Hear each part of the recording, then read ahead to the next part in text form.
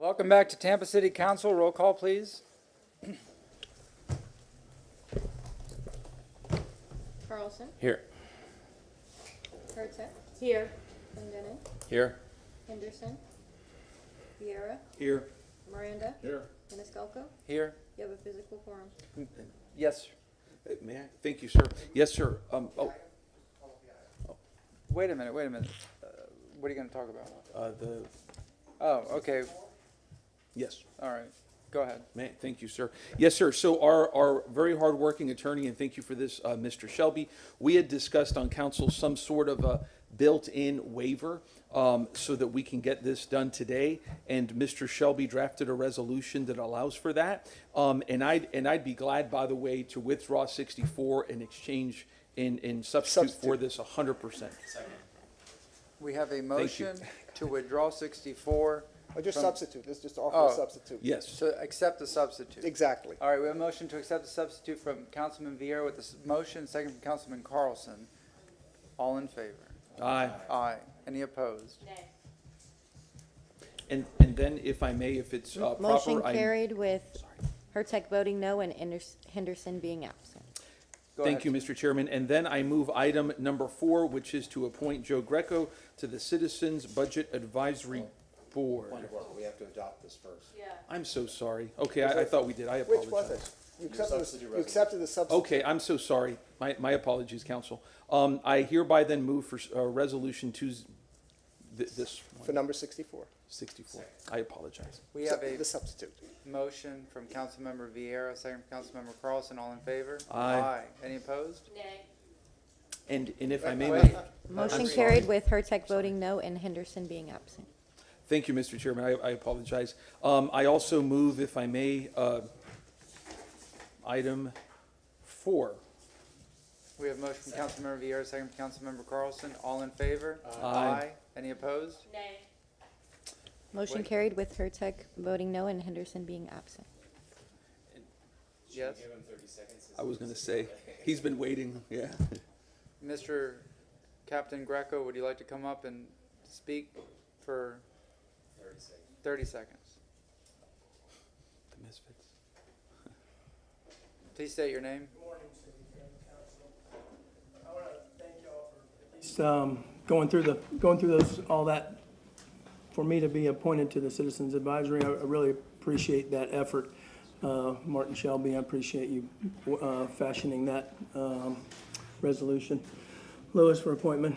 For the people that don't know me, my name is Joe Greco, and I'm a lifelong citizen of the city of Tampa, born and raised here. My mother was one of the first female officers. I served 27 years for the city of Tampa Fire Department. Through those years, I've held many different positions with outside companies, businesses, COOs, CEOs. Currently, I operate 4 warehouses across the country and run a budget for Icon Golf Carts, which is the 3rd largest producer of golf carts in the country. So I do have some experience in this field, and I appreciate y'all giving me the opportunity to serve. After retiring 3 years ago, kind of lost touch with serving the citizens of Tampa, and it'll be nice to get back involved with that, and I really appreciate it. So thank you. Thank Did you y'all. give up the boat? Ma'am, sir? You said you were going to go live on a boat. I did you live give on a it- boat. I bought a big 70-foot boat, and I lived on it for a year. I did sell it because it was a giant pain in my butt. And I don't live in Pasco. I live in Hillsborough County. I just bought a home. I did live in Hyde Park here for the last year and a half, and actually in Nicholas Stocco's house. My home burned down, and he actually moved out so I could move into his house right here on Melville, 410 South Melville. So I just recently bought a house outside the city. So thank y'all. Thank you very much. Thank you, Joe. And Mr. Any Chairman, questions for me? I'm sorry. Oh, sorry. Go ahead, sir. Yes, sir. No, I have none, Joe. Thank you, ma'am. Thank you. Thank you. Yes, sir. Thank you. May I go ahead for Mr. Scaglione and do a waiver as well? Would that be? We have motion from Councilmember Vieira, second from Councilmember Carlson. Mr. Shelby? And just for the purposes of the record, it would be a waiver to the eligibility requirement of residency for appointment to the City Council Citizens Advisory Budget and Finance Committee. We have That's- motion that's from, that- That's the full motion if you can, sir. Thank you. Yes, sir.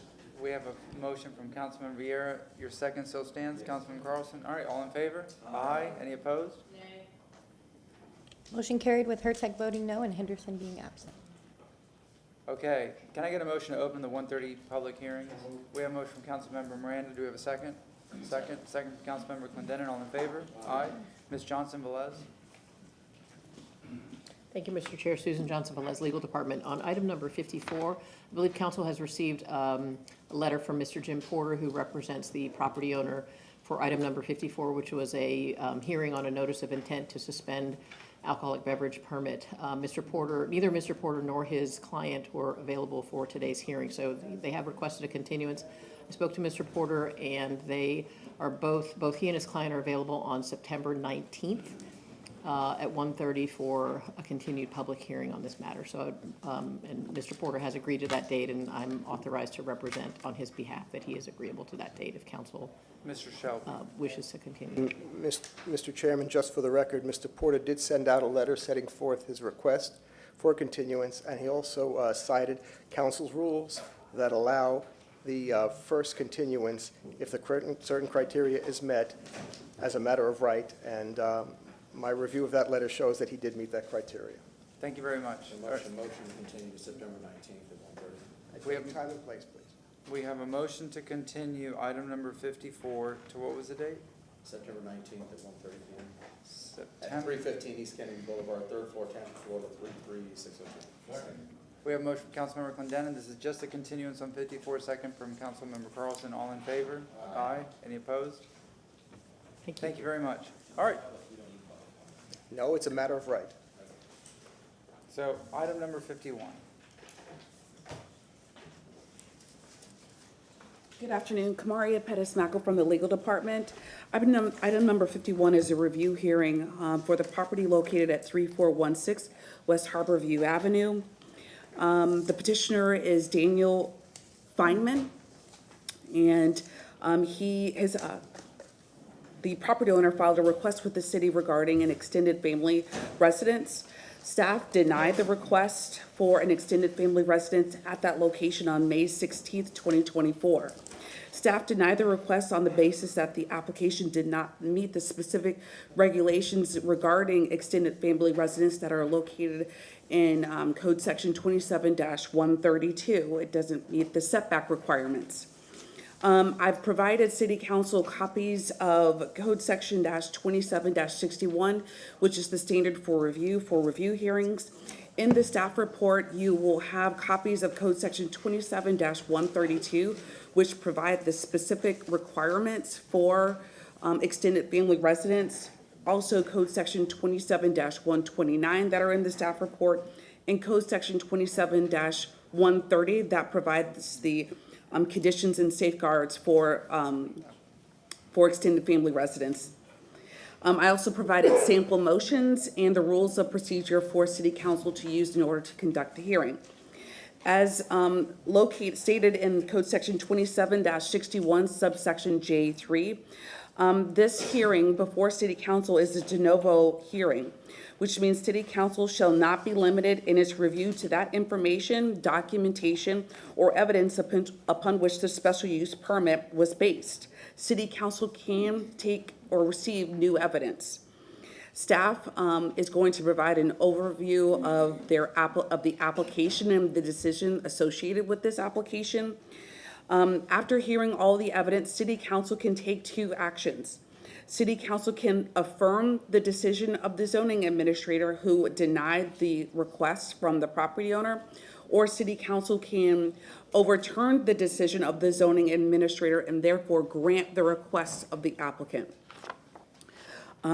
With that, I will turn it over to Laura Marley, who can give the introduction of what the application is and the staff report. All right, we need to swear everybody in. Yes. So if we can have the clerk swear everybody. If you're going to speak on any of the items, 51, 2, 3, or 5, please stand, raise your right hand. We'll swear you in. Do you swear or affirm that the testimony you're about to give is the truth, nothing but the truth? Oh, sorry, I thought it was a public hearing. It has public comment. Good afternoon, Laura Marley, zoning coordinator. Can I please share my screen?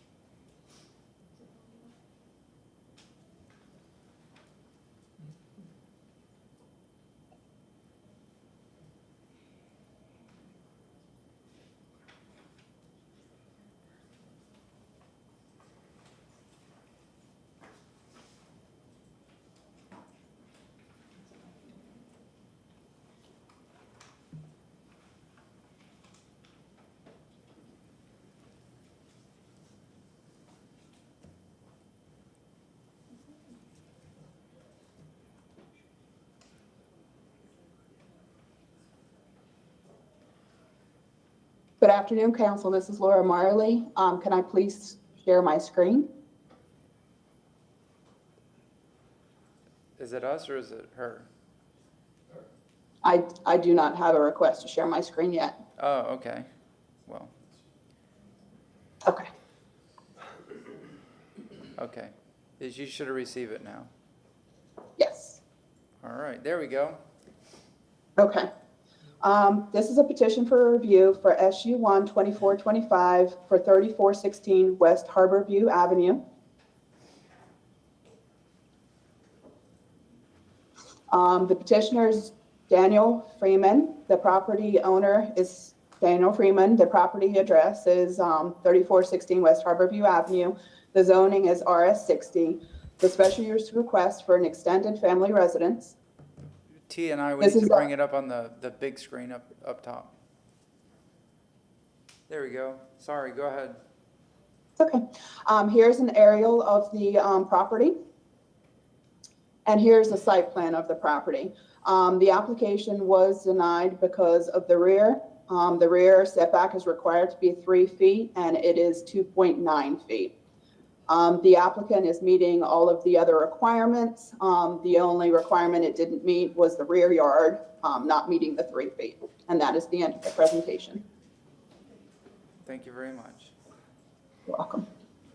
All right, next up we'll have the applicant, sir. Actually, I have a question. Wait, do you have a question? Councilmember Hurtak has a question. I think this might be for, Ms. Pettismichael might be able to answer this.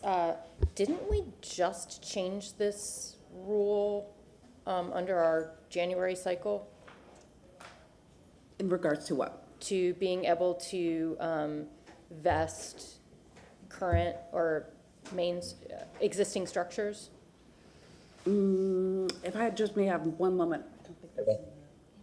Hey, Council, Eric Cotton, Development Coordination. If I may, respond to that question. Okay, thank you. The changes were to accessory dwelling units. In the next cycle going forward, which is going to be the July cycle, we're going to include extended family residences Okay. for that same kind of language. Thank you. Appreciate it. You're welcome.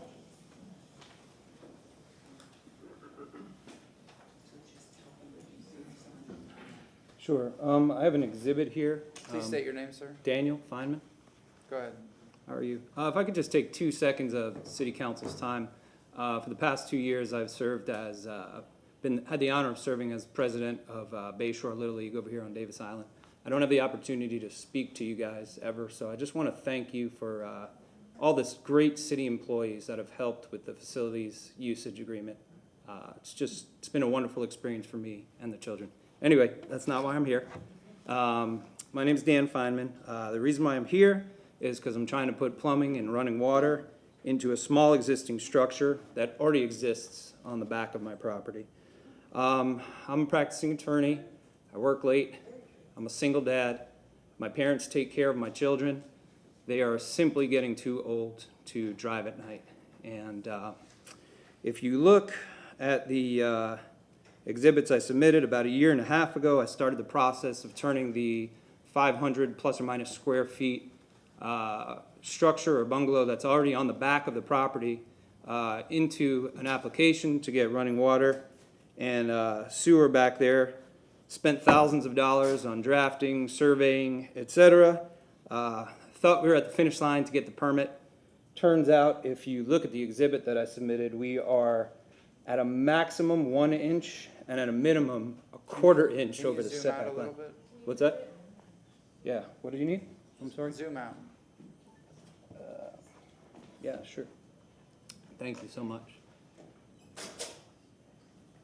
So if you see it, the 1-story extended family residence is in the back. It's already there. I have a small house, it's 1,500 square feet, and there's not enough space for my folks back there.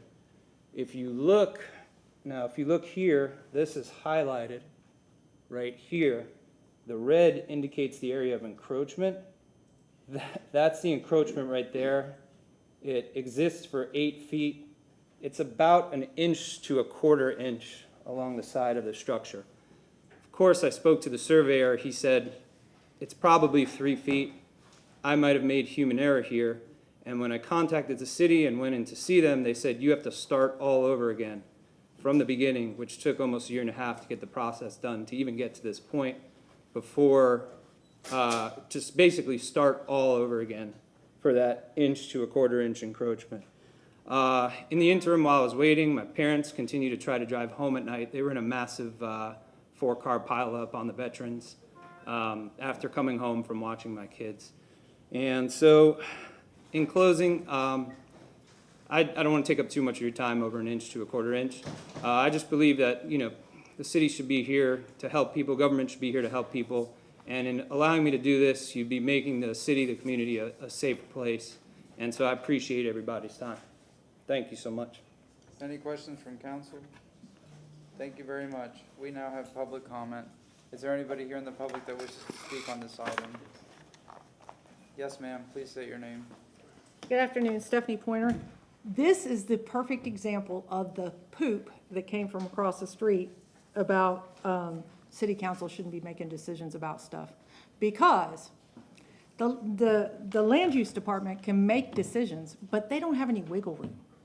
They cannot use common sense. And in this particular situation, it's funny because I bet most of you know exactly where this house is because somebody, the last owner, all of you know. But I mean, this is one of those common sense situations. The garage is there. It's probably been there for 30, 40 years. And the bottom line is that we have to use common sense. And that judge didn't use common sense when she said, oh, you guys can't make decisions. Well, you know what? We have staff to make decisions. This case is one of those exceptions where we have to make a logical thought process as human beings. It makes sense to have this gentleman do what he needs to do with the property. He's not asking for something crazy. He's talking about an inch. He's not even going to take a mile. We deal with people who want to take a mile all the time. Is there anybody else that wishes to speak? That would conclude public comment. Would you like rebuttal, sir? You have 5 minutes. Please come up to the podium or lectern. I don't have rebuttal. I don't know who you are, but thank you so much. The microphone needs to pick up your voice. So you got to face like a nose. Oh, okay. I don't know who that woman is, but I'm in agreement. Thank you. Thank y'all. I appreciate you. Thank you very much. Councilmember Hurtak. Oh, I thought you were going to turn the mic on. Oh, okay. May I get a motion to close the public hearing? We have a motion from Councilman Vieira, second from Councilmember Miranda. All in favor? Aye. Councilmember Hurtak. I move to overturn the zoning administrator's denial of SU 124-25 for the property located at 3416 West Harborview Avenue because the petitioner provided competent and substantial evidence to waive the specific requirement in the City of Tampa Code Section 27-132 and grant the request to allow an extended family residence to be in a non-conforming accessory structure for the following reasons.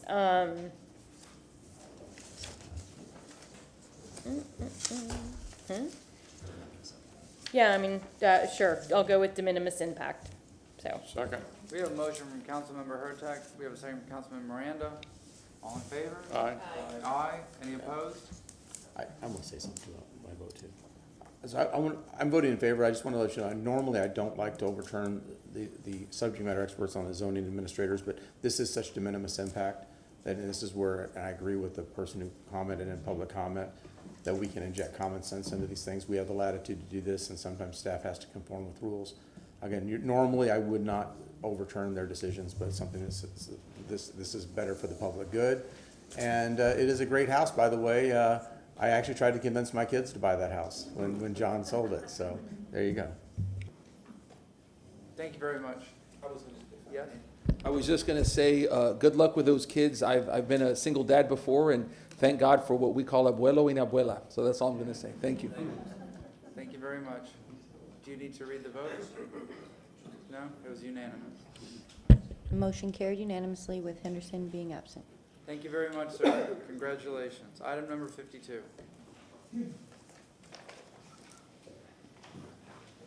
Thank you, Mr. Chair. Susan Johnson Velez, Legal Department. Item number 52 is a review hearing of a decision of the Variance Review Board In case number VRB 24-15, the property addresses are 2510 Guy and Verger Boulevard and 1597 Latham Street. The petitioner in this case is Tampa Port Authority. The request was for removal of 2 grand trees to construct a heavy industrial port facility. After a hearing on May 14th of 2024, the VRB determined that the request did not meet the criteria for a variance according to City of Tampa Code Section 27-80, which describes the variance power, and Section 27-284.2.5, which is the code section related to grand tree removal. Specifically, the VRB found that the site can be reasonably reconfigured to preserve the 2 trees, and therefore there is no hardship that would justify the granting of a variance in that case. And Mr. Eister will go through in a little bit more detail about those criteria. I believe Mr. Shelby has just passed out a packet that I prepared for council that contains the rules of procedure for the hearing, code sections 27-80, which again is the application of the variance power, code section 27-61, which is the petition for review, criteria or standards, and then also code section 27-284.2.5, which is the tree removal. And I would call your attention to pages 3 through 5 of that code section, which specifically calls out the standards for grand tree removal. I also included in the packet sample motions for council. And as Ms. Pettis-Mackle noted in the past hearing, the standard of review for these cases is de novo. Therefore, council may accept new evidence, take public testimony, and determine whether the petitioner meets the variance criteria according to Code Section 27-80 and Section 27-284.2.5. And so I just wanted to say a couple of things about kind of how those 2 code sections work together. So, because I know there's been some confusion in the past. So Code Section 27-80 regarding the application of the variance power speaks to the fact that the Variance Review Board cannot take action unless there is a hardship that's established. 27-284.2.5 describes kind of the criteria for grand tree removal. It includes if a tree will be rendered hazardous as a result of construction activity based on structures that are proposed for the property, utilities that are proposed for the property, and whether or not the property can be reasonably reconfigured or not. So in the context of the hardship, if a property can be reasonably reconfigured, then it could be argued that there is no hardship. If the property cannot be reasonably reconfigured, then there could be a hardship. Again, Mr. Eister is here to present an overview of the application and the VRB decision. At the conclusion of the hearing, council's potential actions are to affirm the decision of the VRB and thereby deny the request for the removal of the 2 grand trees. The council could remand to the VRB for further proceedings with direction and indicating the basis for the remand. And then third and finally, council could overturn the decision by the VRB and therefore grant the request for removal of the 2 grand trees. I'll now turn it over to Mr. Eister, or unless council has any questions. Any questions? Councilmember Quick Verger. question. I don't know if Mr. Eiser is going to cover this or not. If I remember correctly from reading through these documents, it was a unanimous decision. Well, there are 2 trees in question. One of the requests was unanimously denied by the VRB, and the other request was denied on a 3-2 vote. Thank you. You're welcome. Yes, Mr. Shelby. Yes, and just for, if you can, Mr. Chairman, a motion to accept any ex parte communications, if any. We have a motion from Councilmember Verger. Do we have a second? Second from Councilmember Clendenin. All in favor? Aye. Any opposed? Thank you so much. Yes, sir. Please state your name.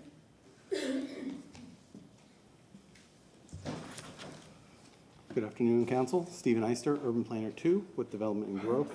I sent over the digital copy, but we can use the doc camera and go through the paper copy. So today we are here for the petition for review for VRB 24-15. As legal stated, the 2 addresses in question are 2510 Guy North Verger Boulevard and 1597 Leham Street. The property is owned by the Tampa Port Authority. The applicant was Ricky Pederica of Dark Moss. The property address again was 2510 Guy North Verger Boulevard. The zoning is IH, and the request is to remove 2 grand trees to construct a heavy industrial port facility. This was the VRB determination. There was so the first tree 13, was denied 5-0. The motion to deny both grand tree removals passed with the 3-2. There was a second motion in between those, but it failed to have a second, and that was for the removal of tree number 21. So this is a map of the site. It's located within the Port of Tampa. So the two grand tree in question, grand tree 1, which is tree 13, and then grand tree 2, which is tree 21 on the arborist information. Both trees are live oaks. One's 35-inch DBH, the other is 34-inch DBH, with canopy measurements of 57 feet by 55 feet and 64 by 64 feet. The trees rating are B5 for grand tree 1 and C4 for grand tree 2. And then they have similar mitigation of 13 type 1 trees for grand tree 1 and 14 for grand tree 2. So these are two overall site photos. Grand tree 1 is here. Grand tree 2 is here. Just a quick fact about the canopy square footages. Each tree has approximately a 3,400 square foot canopy, which is beyond the 20-foot radius that's required by the city. If you factor that into the total site area, this site is 457,000 square feet, so almost 10 acres. The preservation of each tree takes about 0.7% of the area on site. So just kind of give you guys a reference point from the map that showed to the trees. So this is the existing site and condition.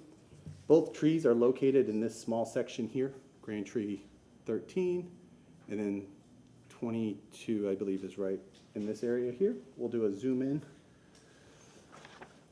showing the approximate locations of both trees.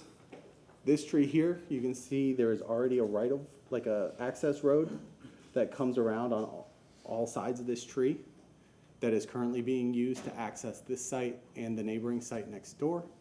And then this tree is in a larger green space with a road still that runs right along here.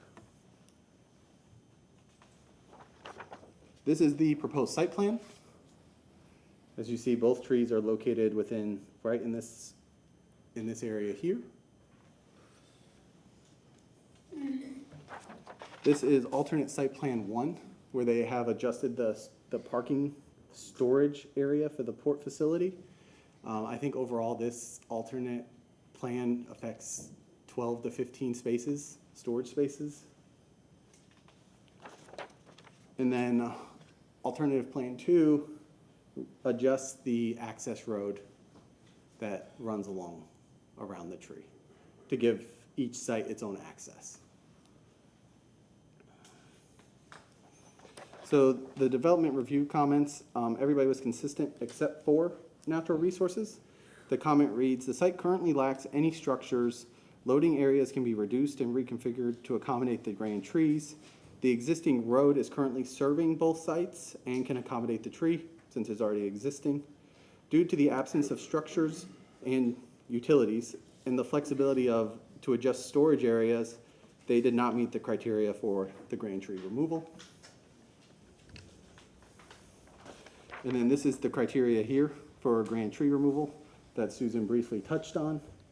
And you can see A is the impact of proposed buildings. This site doesn't have any buildings proposed or utilities. And in the appeal, I know they referenced the access road. The port owns all the right-of-way that surrounds this site. So I feel that could be accommodated as well, maybe at a slightly different location to access the site.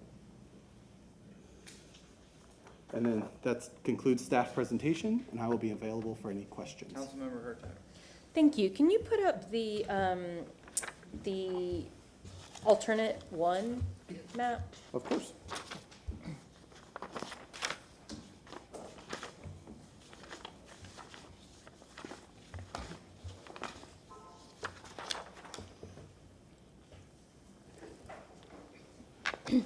You said while you were showing this that this is parking?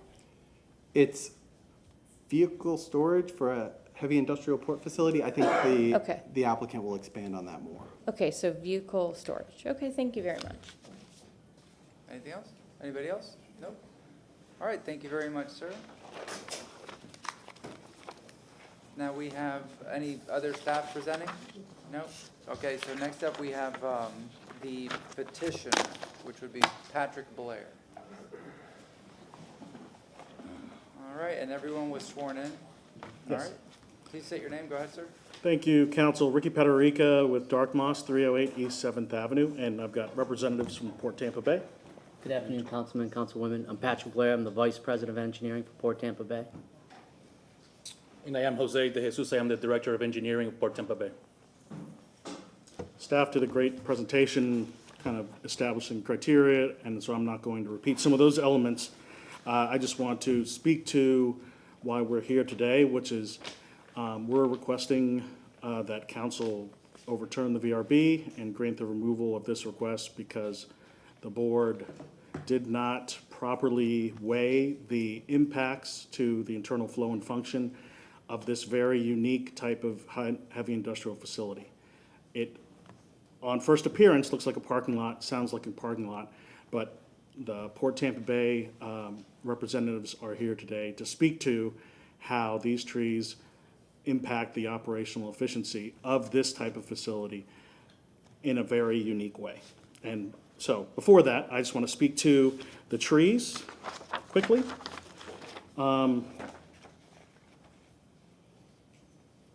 Tree 13, this is the one along the driveway. It's in good condition, and there's no discussion sort of about the condition relative to this request.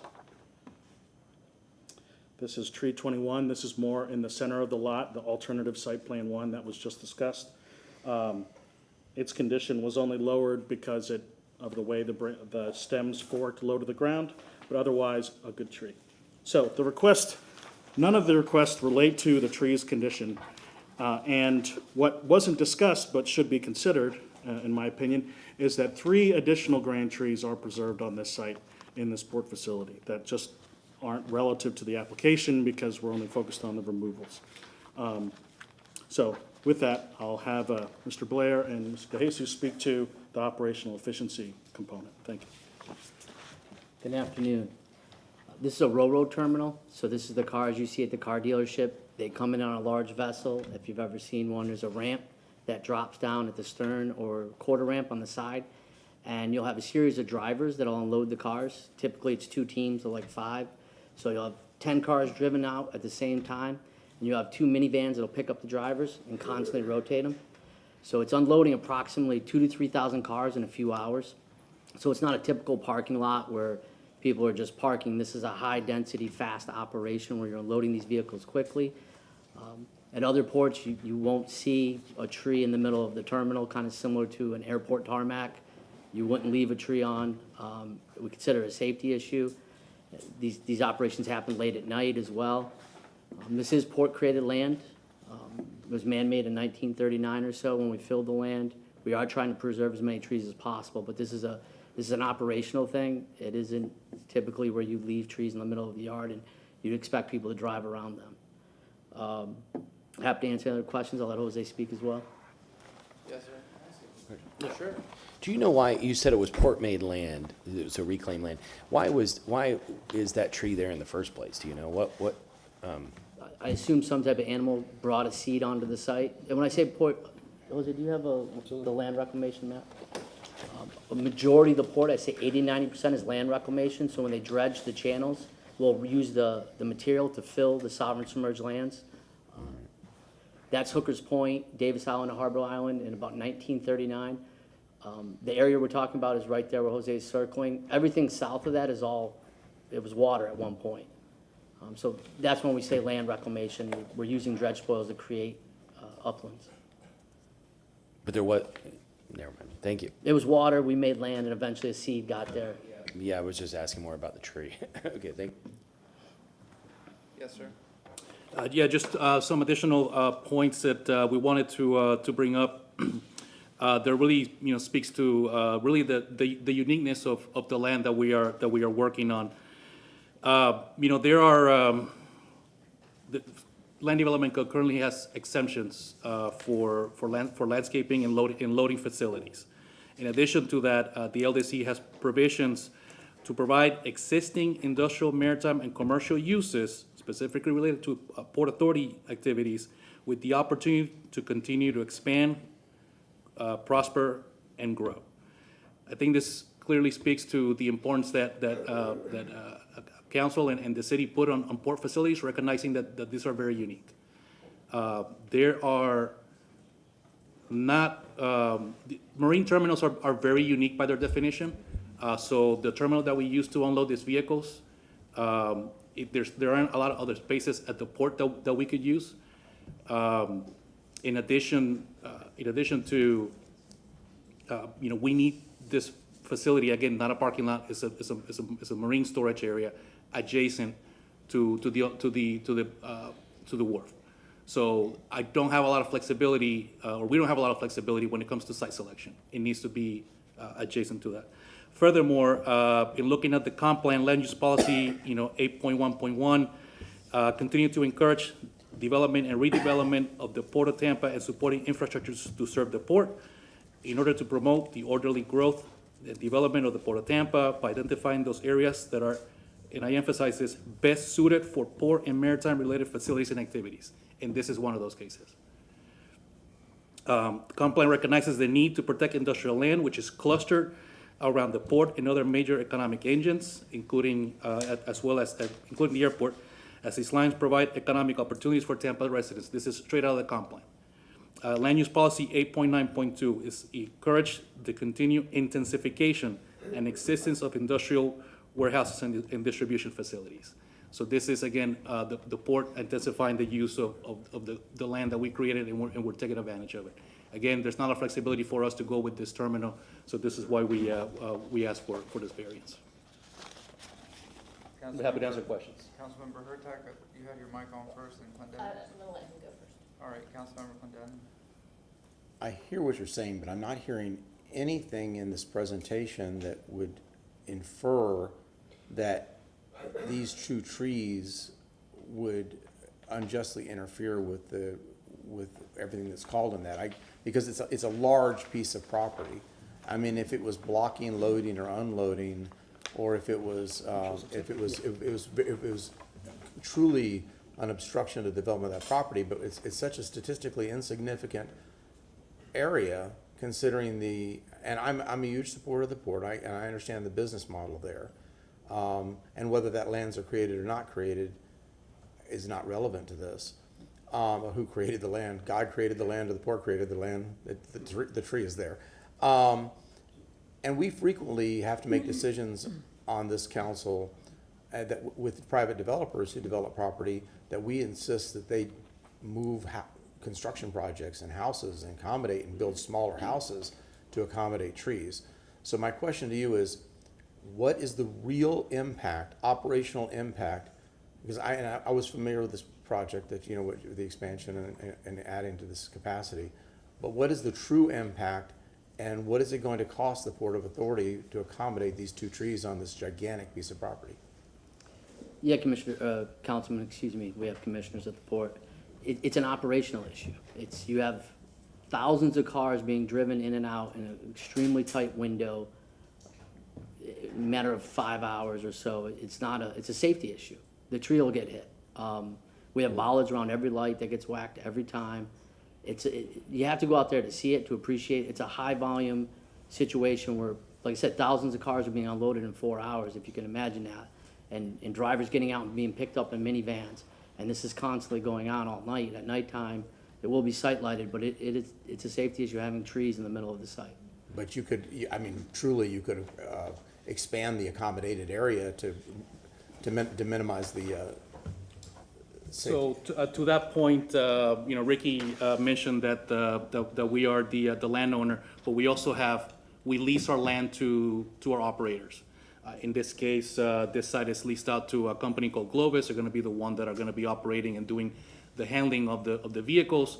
Adjacent to the north is Ports America. That's our general cargo yard. They're bringing steel, lumber, and all kinds of other products that we use. And to the south is Mosaic. So I have a defined footprint. So I cannot, we cannot intermingle those uses. These facilities have their own independent facility security plans that are regulated by the Coast Guard. So I cannot have the Globus operation going into Ports America because it's a violation of the port security plan. So we have very limited flexibility to this. And we work with our consultants on this to make sure we got the best configuration of the site. And Ricky mentioned too, we have some trees that we're preserving on the north side there, adjacent to the water, because we saw that we could keep that area as it was, but in this case, the trees are in the way of the operation, unfortunately. Okay, are there gonna be light poles in this parking lot? Yes, there will be. Well, again, but a light pole's an obstruction. I mean, you just have to deal with the obstructions as they come. Yeah, there'll be bollards around them, vehicle safety bollards, because they'll get hit. Can you put And again, bollards if you, around the you went to any railroad facility in the United States, there's no trees in the middle of the railroad terminal. We could show you Savannah, Jacksonville, LA, Long Beach. No railroad facility in the United States has trees in the middle of the facility. Let's go back to my specific question, though. Can you tell me what, other than your drivers running into trees, what is the operational or the cost or operational impact of losing that space for around that tree? So that, I mean, what I want to be able to do is weigh the benefit of the port versus the benefit of leaving that tree and making this determination. And I'm not hearing that from you yet, so that's my question. What are you losing from the port as far as the operational? Yeah, financially, if we were to take a ship every 2 weeks and you're losing 15 spots, that's 30 spots at, say, $15 a spot, $600 a month times 12, $700 to $1,000 a month. That doesn't include the lease cost of the spaces, or excuse me, a year.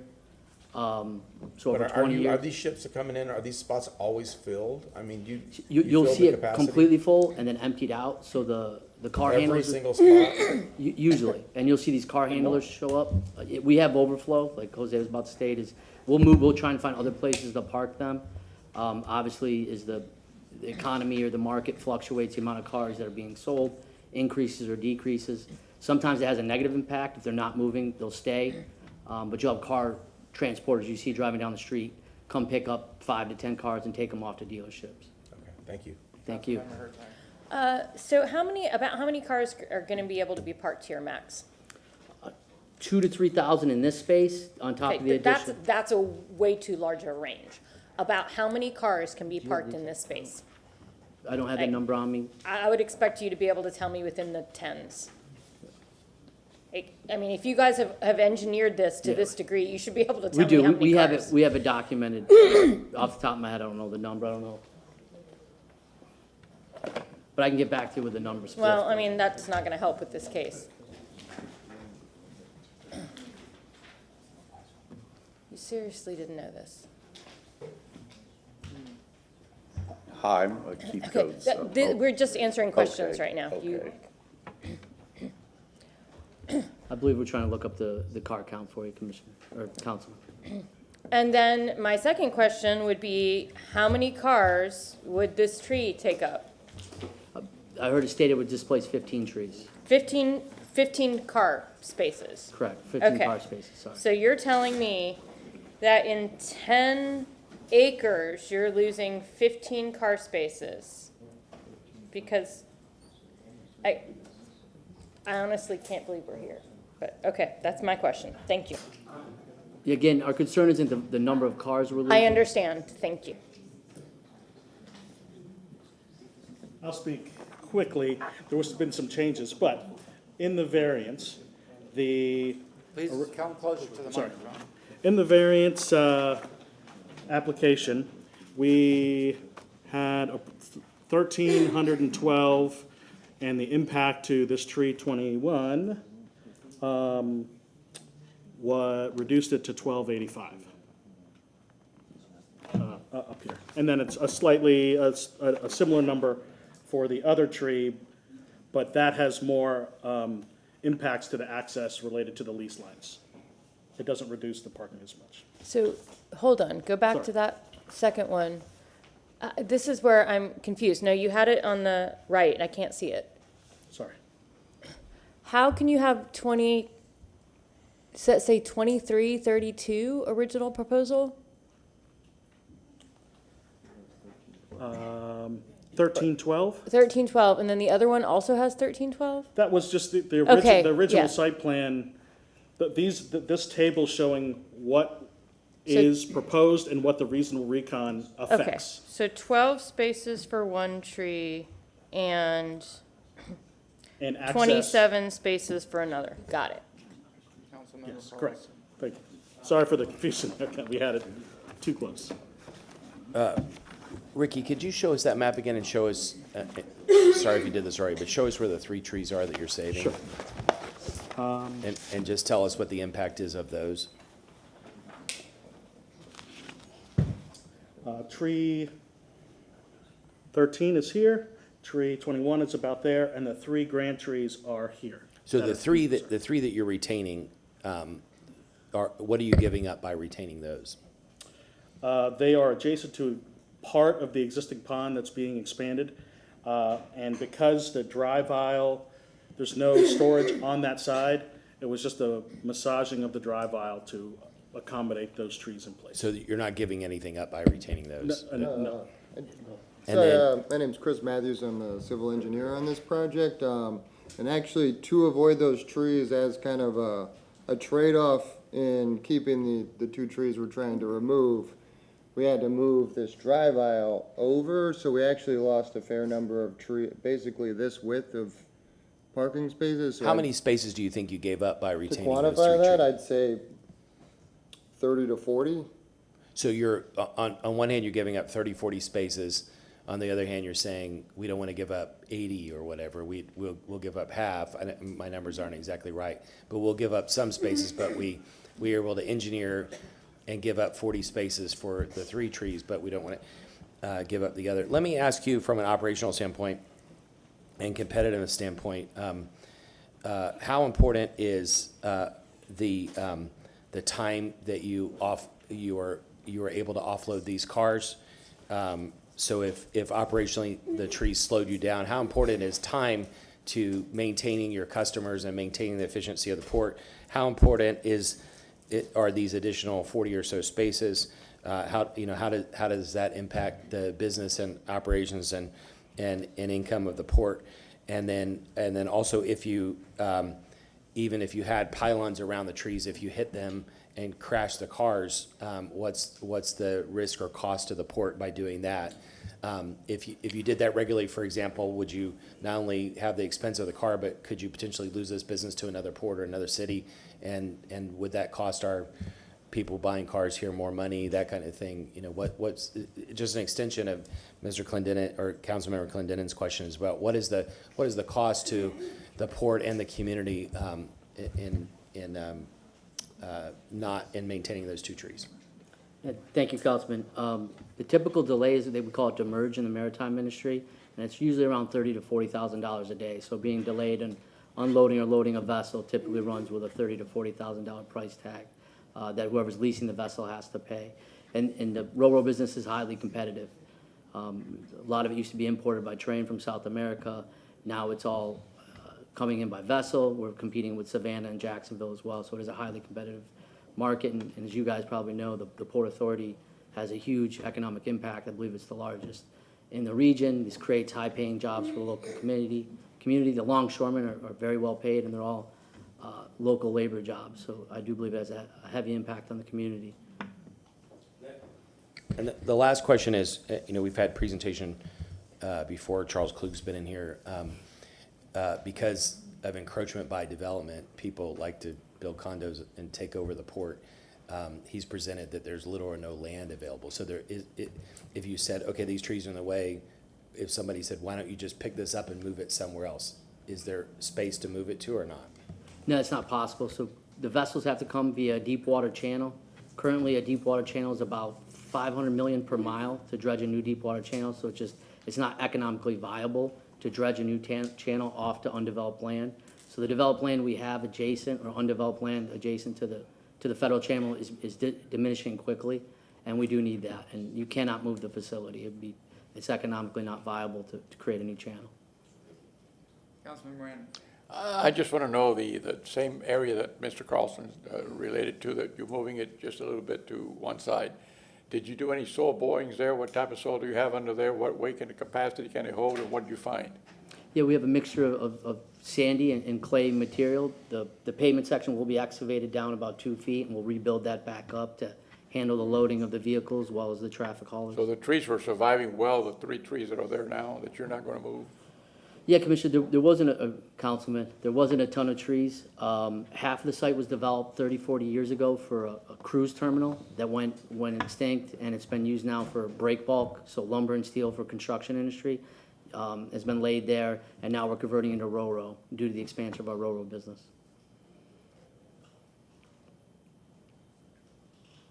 Thank you. Anybody else? Is there anything further in your presentation? No, Councilman. I'm going to open it up to public comment. Is there anybody in the public that wishes to speak on this item? I have Lorraine Perino registered, but I see her in the audience, so we have nobody else registered online. So if you're here to speak, come on up. Please state your name. Are you part of the presentation? Are you with the port? I do, I'm an engineer and contractor, and I been working at a port for about 12 years, and I'm not part of this project, but, Then you would be part of the presentation. Okay. You can speak Okay. at rebuttal time, but now it's Okay. open to general public comment. okay. Oh, I thought I was general public, okay. You just work with the board. Is he representing Are the? you representing, are you part of the? No, group? I'm not representing the Oh, port. okay, They I'm sorry, I didn't even know they were here. I'm here for the City of Tampa project. Oh, well, after the young lady speaks, then we'll go to you. I Young apologize. lady, ooh, okay, thank you. Good afternoon, my name's Allison Date. I'm a member of the Tampa Sierra Club and Tampa Tree Advocacy Group. Despite all our efforts we continue to lose trees in Tampa, as you know. And I want to share some new findings in a recent study. So this is sort of an informational blurb for trees because we need them more than they need us. And so anyway, there was a recent study published in Nature that explains how tree bark surfaces play an important role in removing methane gas from the atmosphere. Here are some excerpts from the article. Carol Ann sent you this article this week. While trees have been known to benefit climate by removing carbon dioxide from the atmosphere, unlike cars or petrol cars, an international team of researchers has shown for the first time that microbes living in the bark or in the wood itself are removing atmospheric methane on a scale equal to or above that of soil.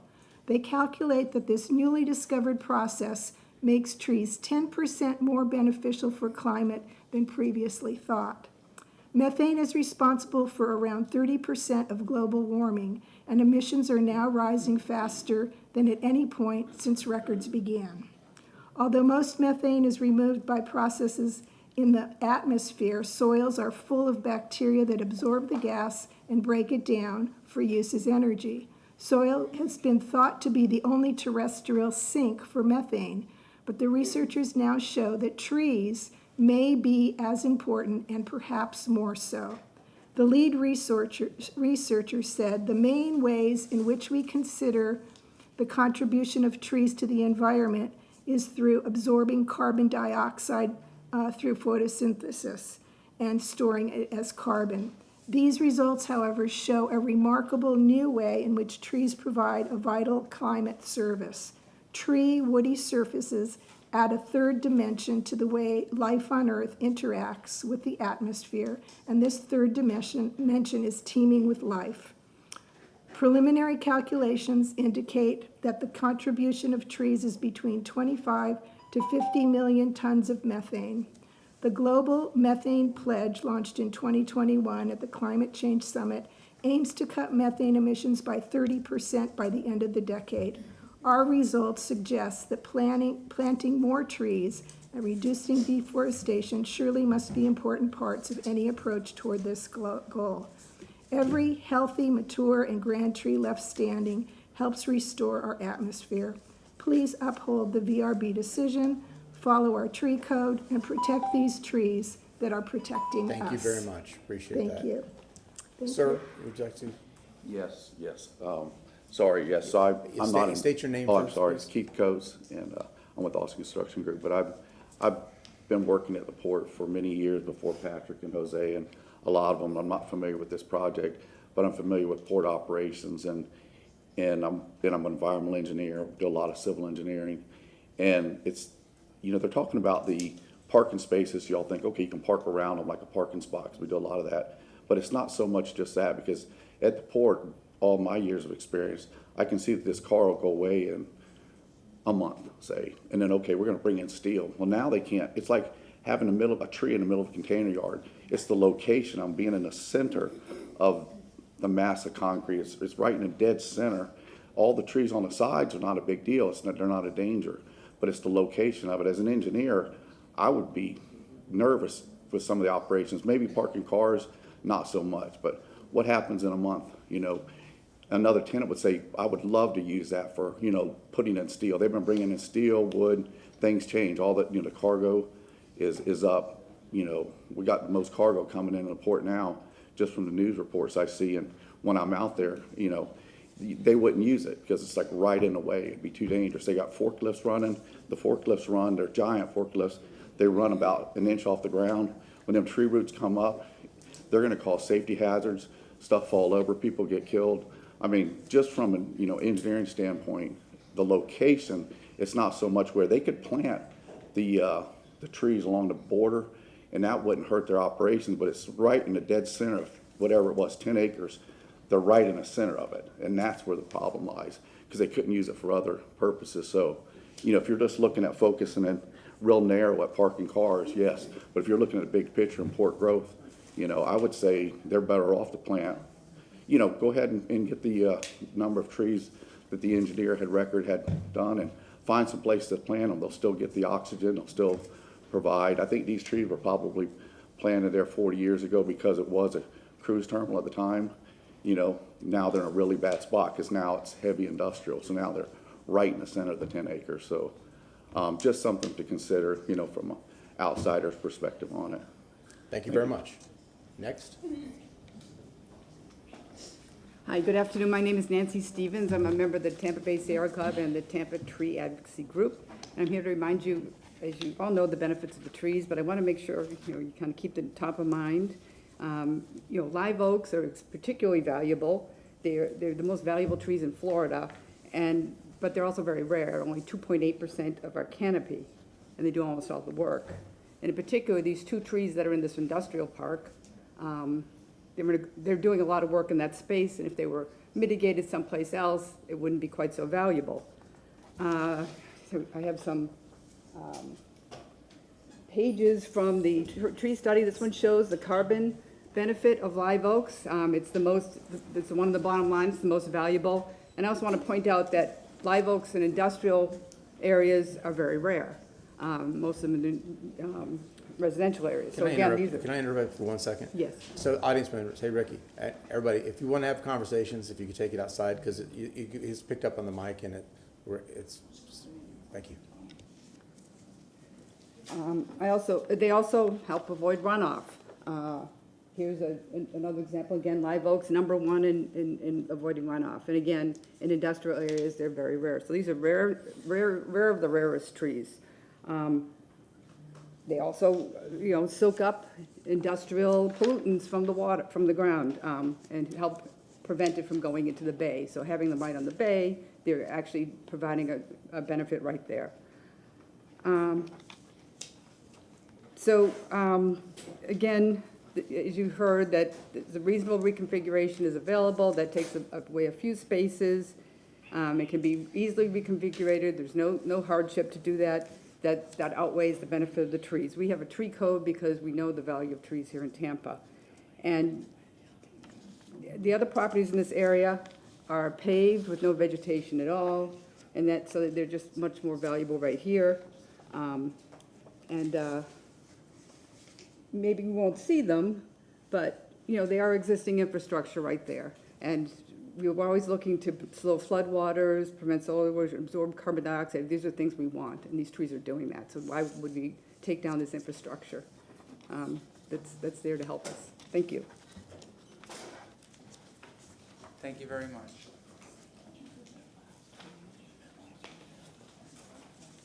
Can we keep the conversations in the back down, sir?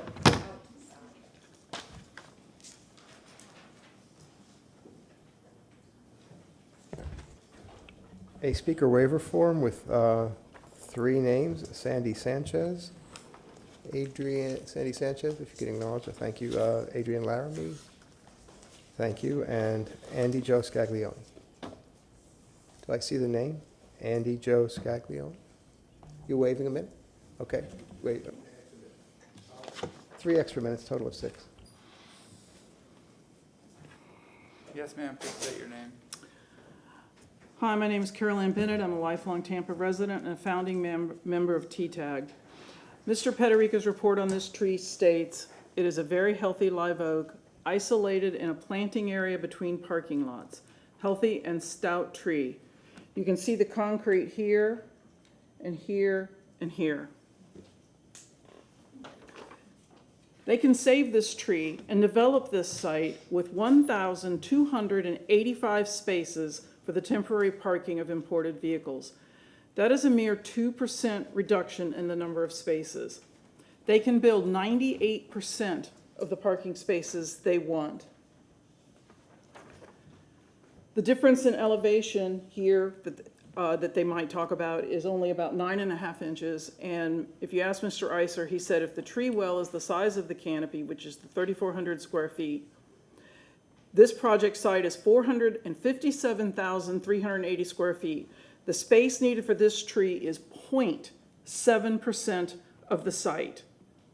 They can keep the tree and retain 99.3% of their square footage, yet they want you to believe that the drivers they hire are so bad, so inept, that they can't efficiently park the cars because, oh my God, there's some grass. And it's going to cost $30,000 or $40,000. The second tree is surrounded by concrete on a little green space island, and it is a thriving B5. You can see right here, this is the aerial view, it's completely surrounded by concrete. And this tree isn't on the property. Here's the property line. This is tree number 13. This property is owned by the same owner, and as you saw in the aerial, this tree is surrounded by concrete. They can use the concrete that's already there on the other side of the tree. They are straightening this access road right here that curves slightly onto this property. They're straightening it for this property. And you know what? They can just drive right around it because as you can see, there's concrete right there on the other side of that tree. The access road that they're talking about straightening is right here. This little part right here, they can go right through here. The access road that they're going to use for the property you're considering is not that one, it's here. This is the access road for the property they're considering. This is a fence. This is the gate. This legal citation is from Gina Grimes. It has never been the law that a landowner is entitled to the highest and best use of their land. They can pave 98% of the spaces they want and 99.3% of the square footage they want. Wanting every last inch is not a legal basis for a hardship or a variance, and that's what you guys are here to determine. Susan Johnson-Velez held a workshop that explained variances are not supposed to be granted just because a property owner wants more than the code allows. Well-established variance law dictates the variances should be rare and they should not be granted just because someone wants a pool or wants a garage or wants 2% more. Preserving these trees does not stop the development of this property or its reasonable use. The staff report is inconsistent because it does not meet the requirements of a variance or our code. I quote, inconsistent. The site currently lacks any structures. Loading areas can be reduced to accommodate the 2 grand trees. The existing road is currently serving the purpose of accommodating the site. Due to the absence of structures and utilities and the flexibility to adjust storage areas, the criteria outlined in 27-284 is not being met. The burden to prove the existence last year, a variance was denied, and the applicant chose the option of appealing to a special hearing officer. Here is the final report by the duly appointed hearing officer. They said no hardship existed and gave these legal citations for supporting the denial. This is the law. The burden to prove the existence of the required hardship and unique conditions is on the applicant seeking a variance. Under Florida law, a mere economic disadvantage or the owner's mere preference as to what he would like to do with the property is not sufficient to constitute a hardship entitling the owner to a variance. Florida courts find a hardship required for a variance is only where the property is virtually unusable or incapable of yielding reasonable return, and hardship must be unrelated to the self-originated expectations of its owners.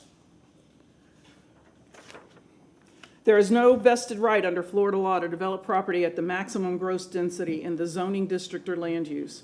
To hold otherwise would negate the ability of the city to require set-asides for wetlands, stormwater retention, right-of-way, reservation, etc.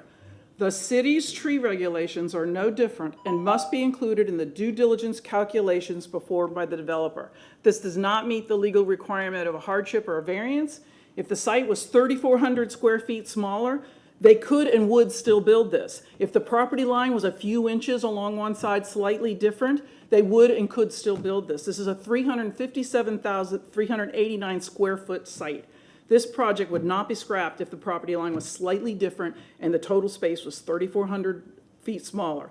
If these drivers can avoid hitting cars parked on pavement, I trust them to avoid a 65-foot unpaved tree well. Please uphold the staff finding and the VRB denial. Thank you.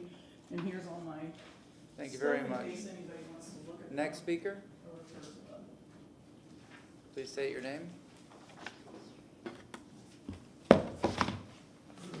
Good afternoon. My name's Lorraine Perino. I'm the president of the Tampa Tree Advocacy Group.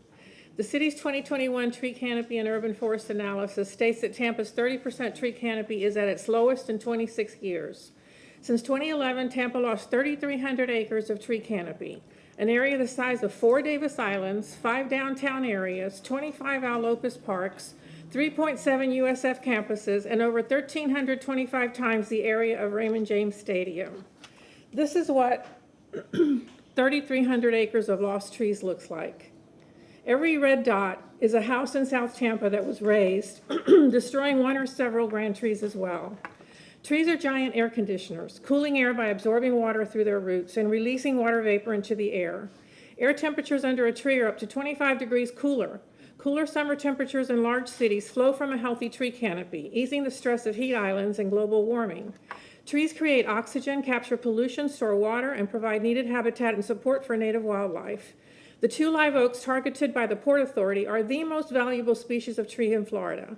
Comprising less than 5% of all trees in Tampa, live oaks nonetheless contain more leaf area and canopy spread than any other tree. Tampa's urban trees sequestered 1.4 million tons of carbon at a value of $238 million to the city. At 27%, live oaks stored more carbon than any other city tree. Urban trees mitigate the negative effects of excessive pollutants and stormwater runoff by catching rainfall before it hits the ground, preventing its flow into the nearest body of water. At 51%, live oaks capture more runoff than any other tree. The Port Authority is a heavy industrial complex surrounded by water. This type of pollution mitigation is particularly important to Tampa. Grand trees are precious and must be preserved. Tampans need them for their own health and for the health of future generations. Yet, despite the unequaled monetary and ecological value of live oaks, Tampa continues to destroy them as if they were so much trash, destroying so many grand trees that they are now considered to be rare. Would you throw out a precious treasure that you inherited? Destroying these valuable live oaks is the same as throwing away an ancient gold coin, priceless and valued at millions of dollars. How can we be so foolish? Yes, we can always plant trees to replace the ones we're destroying, but can you wait 75 years to enjoy the benefits provided today by these beautiful 75-year-old trees? The city states that this plan is inconsistent. The tree ordinance mandates that to save a grand oak, plans must be reasonably reconfigured. If the Port Authority aspires to be a good corporate citizen, it must reconfigure to save both of these valuable trees. Easy peasy. Follow the code, save these grands. rephrasing Joni Mitchell's 1970 song, don't pave paradise to put up a parking lot. Thank you. Thank you very much. Yes, ma'am. Please state your name. Good afternoon, Stephanie Pointer. I'm not a tree hugger, but my friends are. This projected parking lot that we're talking about here is at least as big as this one, probably twice the size of this parking lot outside this window. And when we look out this window, I'm not real sure if that's a grand tree or not, but it's a pretty damn big tree. And what they're telling you is these guys who pull cars onto tractor trailers and pull them off of tractor trailers are not smart enough to park around a tree. I mean, it's confusing to me. Maybe I'm too stupid, but I can get in a parking spot. It says parking spots are 10 foot by 20 foot, basically. So look out the window, look at that property, and it's at least one size of that, probably two, for a tree that they can't figure out how to park around. Oh my goodness. And you guys know as much as anybody that I am all about preserving industrial land. But by God, common sense be damned. Here we go again. You guys are not being asked to make a decision on what the policy is. What you're making a decision on is making an exception to the rule. And unlike the one earlier, which I completely agreed with, which was common sense to make the exception, I believe that this particular case, the common sense says that this is a BS exception. These cars are shipped here with protective plastic coatings. You all see them when you drive down the interstate. They're in more danger driving down the interstate than they are parking close to a grand tree or an off-site grand tree. So I just want to remind you guys that the annual benefits from the trees, and this is my tree friends giving it to me, the total annual benefits is $3.6 million. And you know what? We have lost so much of the tree canopy, and Lorraine showed you, we have eaten our tree canopy one tree at a time. So we really have to take a look at this and say, this makes no sense. Why do we need something twice the size of this parking lot for cars to park? I'm sorry, but I just can't, I can't. Thank you for listening. Thank you very much. Is there anybody else here for public comment? Is there any additional staff comments? No? Anything? I'd like to make Stephen Eister with Development and Growth. I'd like to make a few additional staff comments. So this is the site as it stands today. And this is the proposed site. The difference a lot of times are we're restricted by the size of the lot, right-of-way restrictions, things like that. This property all around through here is all right-of-way owned by the port. The access point where the tree sits here is here. Let me use my.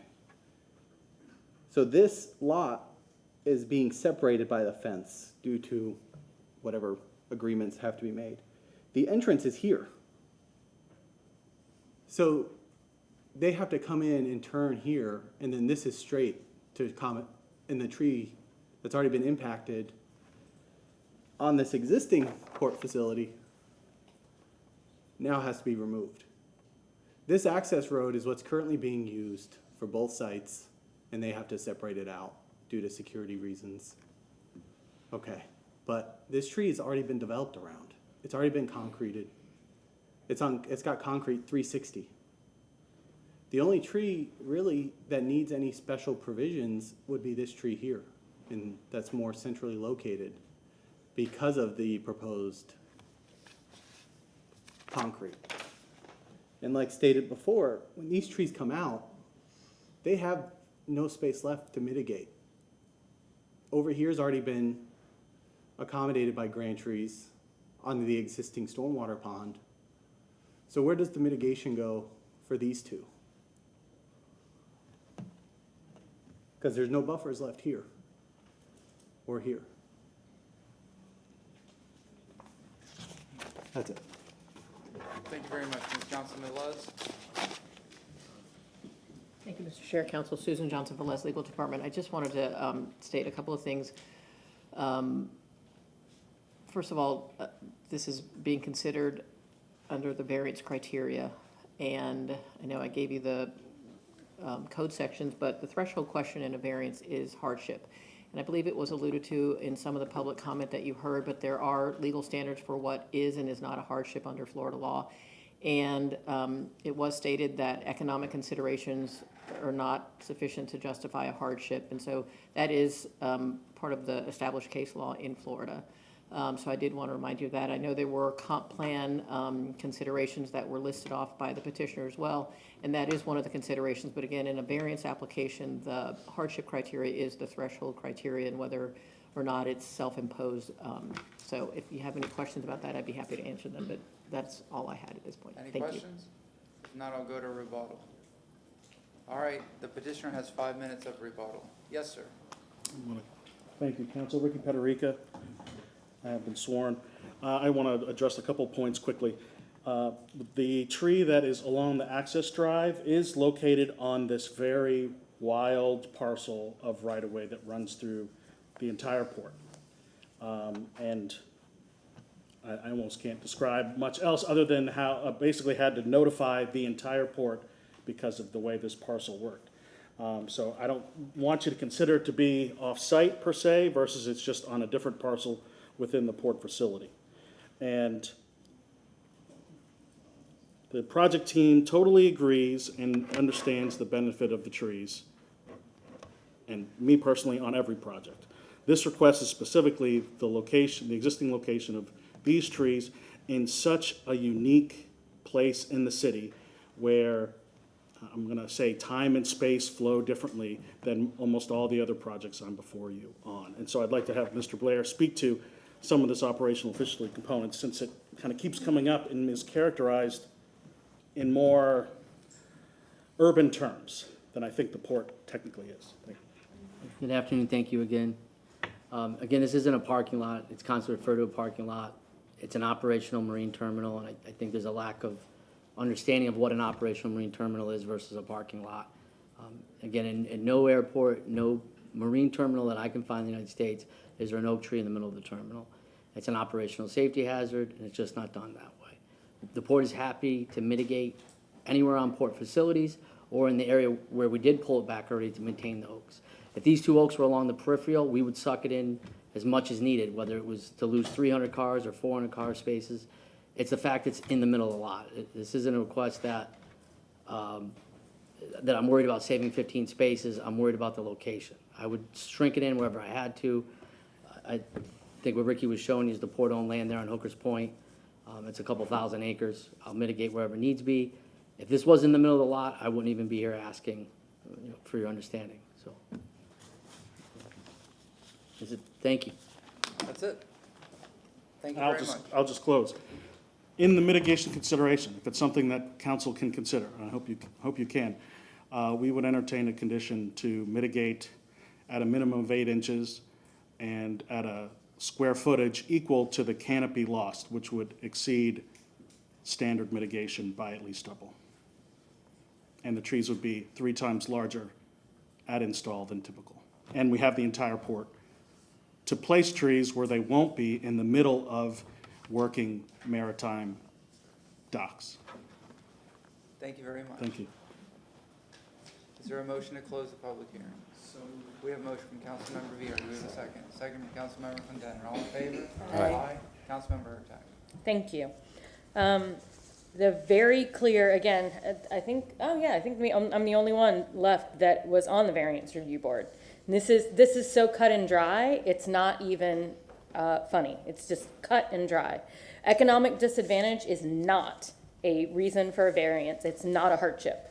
So I will simply move to affirm the VRB's decision to deny the variances requested in application number VRB 24-15 for the property located at 2410 Guy North Verger Boulevard and 1597 Latham Street due to the failure of the petitioner to meet the burden of proof to provide competent and substantial evidence in the record and at this public hearing of an unnecessary hardship or practical difficulty when considering the 5 hardship criteria set forth in section 27-80 of the city code and the standards for grand tree removal set forth in section 24-284.2.5 of the city code, specifically that In section 27-80, subsection A, number 2, the hardship or practical difficulty does not result from the actions of the applicant.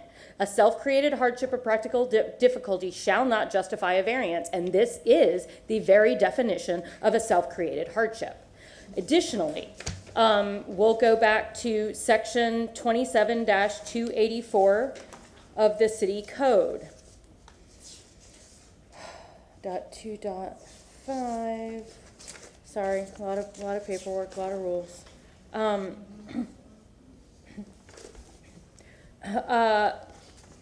Number 1, subsection C. The applicant has demonstrated there is no other reasonable reconfiguration of the applicable proposed development components, and clearly both of the reconfigurations were reasonable. So that's my motion. Is there a second? All second. Councilman Bureau with a second. Carlson, London. Yeah, I completely disagree with all of that, and if this fails, I'll make a motion to pass, to overturn the VRB's decision. My friends, hopefully those will be friends in the audience who are tree advocates, know that I've advocated for trees as much or more than anyone over the last 20 or so years, and I'm always defensive of trees. However, this has been incorrectly positioned as a parking lot, or it's been compared to developers. This is not the same as a developer who can choose a house that has a tree, or a lot that has a tree, or a lot that doesn't have a tree. This is the Port Authority. Maybe they did a bad job presenting it, but there's a Port Authority that has very limited land, and it's a huge strategic asset of the city. And what we, in effect, will be doing is making them not competitive. It's not about economic hardship of losing 15 or 20 spaces. It is that he testified that this is a very competitive industry, and we're competing with lots of other cities, including Savannah, Jacksonville, and others that can easily take this business away. The fact that this land was created by the port, the tree probably should have been cut out years ago because it shouldn't have been in the middle of a land and a working port in the first place. They cite a case law that talks about preference for port. It's not even the same as industrial land. This is very rare land. Developers have encroached on the port. There's no more land to continue to develop the port. And it's going to be a hardship for our community if these cars are not able to come in, because the prices will go up. It will cause an environmental hazard because trucks will be on the road and trains bringing these in from other areas. There's all kinds of reasons not to do this. This is 2 trees that are in the way of a strategic industry of our port, which is the largest economic engine in our region, and we're going to cripple our port if we do this. Councilmember Clinton. I see a lot of reaches. It's difficult to come to, I have to be honest with you, the presentation, I was like, it was pulling teeth, because I really wanted to start off with this really being supportive of the port. But I was trying to pull teeth, trying to get you guys to get where I feel like you needed to, and you're almost there, but I can get it, and I guess I need some legal advice from Susan or Marty or whoever feels like the subject matter to offer this. On this issue, we're dealing with 2 trees in 2 very different circumstances. I can actually stretch and understand the tree that's in the middle and and the hardship of operational impact and things, and because of the uniqueness of the port property, for that tree that's in the middle, it's almost an impossibility for me to get that, to reach to that same on the edge. Can we divide this question? And then would the applicants be willing to reach the same mitigation just for one tree for the tree in the middle? Yes.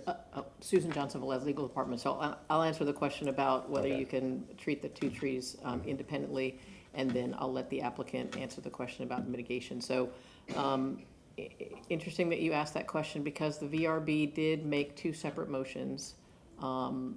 The first one was for the tree that's, we'll call it the off-site tree. I don't remember which number it was, but it was the one that's off to the side, number 13. That was the tree that, or the request that was unanimously denied. There was a separate motion to approve the variance for the tree number 21 that's kind of sort of in between or in the middle of the proposed parking spaces. The motion to approve that variance died for lack of a second at the VRB. So then another motion was made to deny that request for a variance for the removal of that tree, and that is the motion that was approved 3-2. So if council so chooses you would like to treat the trees independently or in two different motions, you're certainly within your discretion to do that. Okay, 'cause and so the second part of that question, I believe I saw an acknowledgement about the. I apologize. Oh, Ms. Johnson, motion to reopen. But yes, we would agree to. Councilmember Clendenin, do we have a second? Second, Councilmember Moran, all in favor? Aye. The hearing is reopened. Please state your name. Sorry, Ricky Pederica, 308 East 7th Avenue, have been sworn. I apologize for interrupting Mrs. Velez, Johnson Velez. And yes, we would agree to maintaining the mitigation condition for one or both trees. You're very generous mitigation. Correct. Yeah, okay. Which is proposed in the intent of the tree code is designed to replace the canopy in 5 years. So I'm trying to offer that we'll replace the canopy instantly. Okay, very good, thank you. So I propose that we divide this question and deal with the trees independently. We have a motion on the floor. What does the motion maker say? Nope. The motion maker says nope. Anybody else wish to speak? No? So we have the motion, let's close the public hearing. Motion to close. We have a motion from Councilmember Vieira, second from Councilmember Clendenin, all in favor? Aye. We have the existing motion by Councilmember Hurtak. And I'm just gonna say no because while it's generous, like it doesn't matter that you can replace you cannot replace that live oak. You can't. You absolutely can't replace that live oak. It takes so much you can replace it with smaller trees, but you are never going to replace what that live oak can do. And so I can't because, it's not a parking lot, it's a port facility, but there's no way with this open area that the port facility cannot handle this. This will not stop cars from coming to the port. It just won't. So it's, none of this is going to, and even if it did, economic impact is not a consideration. It just isn't. In fact, they could sue and win if it is not an allowable consideration when looking at a variant. It just simply isn't. It's very clear. Case law was shown today. We even got clarification from our legal stance that economics have nothing to do with it. That has nothing to do with the variance. The variance runs with the land. So I would like a vote on my motion. And then if you all want to agree to tear out trees, knock yourselves out. But that's not going to be me. Councilmember Clendenin. I hear what you're saying, and I kind of agree, except that I think that they got pretty close enough for me on that one tree, because again, I think maybe it's because of understanding it's not the economic impact of losing those spots, but the operational impact of losing those spots of the port and the hardship of the operation of the. But that is also not an allowable hardship. We have a motion. Okay. So, Yes. Ms. Vela, Susan Johnson Vela. Susan Johnson Vela. I know too many names. Is the operational impact is operational impact and usability of that property could that be considered a hardship? Susan Johnson Velez, Legal Department. I don't know that there's any specific case law that addresses operational factors in this type of operation, but those were all kind of quantified in terms of economic impact, and so for certain, the case law does support the notion that economic hardships, if you will, are not sufficient to justify a variance. Economic impact, but correct. I mean, yeah, I don't know. I think that's different. It's not. Like, what do you get from operational? You get economic benefit. That's the whole point. I don't know. I think we approve these types of things frequently based on the usability of that property and the hardship, because if they're lacking usability of that property. Well, again, I could see that if we're talking about a property the size of our parking lot. Yeah.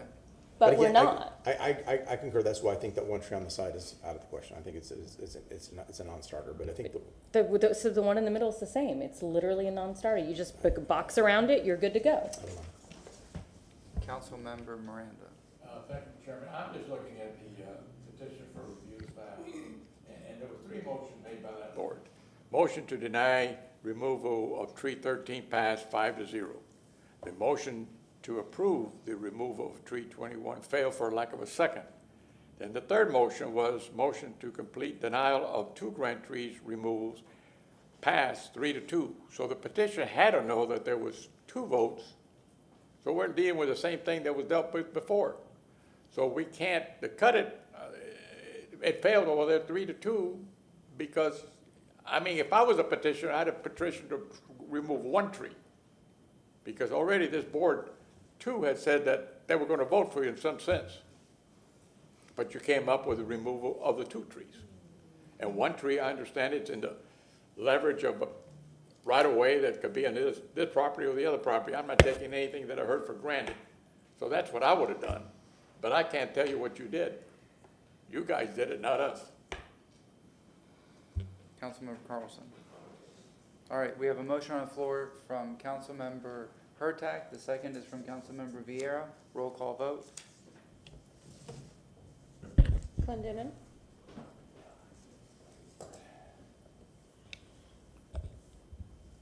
yes. Henderson, Vieira, Yes. Miranda, Yes. Carlson.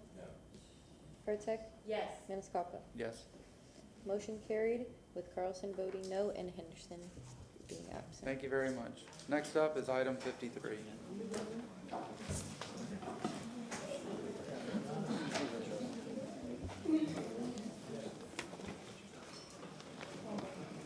Ready? Okay, good afternoon, Chair and members of City Council. My name is Dana Crosby Collier. I'm an Assistant City Attorney for the City of Tampa, and I am also Board Counsel to the Barrio Latino Commission. You have before you for review today Agenda Item Number 53. This was file number BLC 22-185. The matter is for property located at 1715 East 4th Avenue, 1411 North 17th Street, and 1701 East 4th Avenue in Ybor City. The owners are James Hettinger, LLC, and Clendenin Properties, LLC, and the agents are Jim Schimberg and Stephanie Gaines. The petitioner in this case is an aggrieved person, Nick Capitano, Inc., represented by agent Mark Bentley, who spoke at the March 26, 2024 BLC public hearing on this matter. File number BLC 22-185 is a request for a certificate of appropriateness for new construction of a 4-level apartment complex with over a 1-level parking with site improvements. Following the public hearing on March 26, the BLC unanimously approved the certificate of appropriateness with conditions. This matter was set for City Council review on June 20th. However, the aggrieved person / petitioner did not notice the matter, so the matter is now properly noticed and before you today. At the BLC and in its petition for review today, the petitioner primarily expresses issues with an off-site parking agreement that was administratively approved by staff January 19th, 2024. This was 3 months prior to the BLC hearing. The off-site parking arrangement is a DE1 allowed under your code, and it is permitted to be specifically within the purview of the zoning administrator and not the BLC. It was not before the BLC when this petition was brought forward as for a certificate of appropriateness, and it's not before City Council for review today. I've provided council with packets containing procedures for this hearing where the petitioner is someone other than a property owner, sample motions to assist you at the end of the hearing, and the relevant sections of code for this review. Again, we look to 27-61, the process for board review. And we also are looking, in this matter, at 27-98, which is the certificate of appropriateness as granted by your BLC. I specifically call to your attention subsection 2798N, which states that the zoning administrator and not the BLC is the sole administrator relating to parking requirements. The City Council will apply, again, the de novo standard of review. This means you're not limited in your review to information, documentation, or evidence upon which the BLC's decision was based. The council will follow all applicable ordinances and standards in arriving at its decision and may receive new evidence at this hearing. In a moment, Mr. Ron Villa of the Barrio Latino Commission staff will provide an overview of the application and the BLC decision. City staff is also available, zoning staff is also available online if you have any questions. At the end of the hearing, you may affirm the decision of the BLC and affirm the approving the certificate of appropriateness for new construction of the 4-level complex over 1-level parking, overturn the decision of the BLC, thus denying that certificate of appropriateness, or remand the matter back to the BLC for further direction consistent with your direction. City Council may impose conditions on its approval with the concurrence of the property owner. I'm happy to take any questions you have on what information I've provided you, and if you have no questions, I'll turn it over to Mr. Ron Villa. All right, Mr. Shelby? Yes, council, please, motion to receive and file any ex parte communications, if any. We have a motion from Councilmember Vieira, second from Councilmember Rand, all in favor? Aye. All right, Mr. Avila. There you are. Good afternoon, Council. Ron Vila, I'm staff for Historic Preservation, and I have been sworn.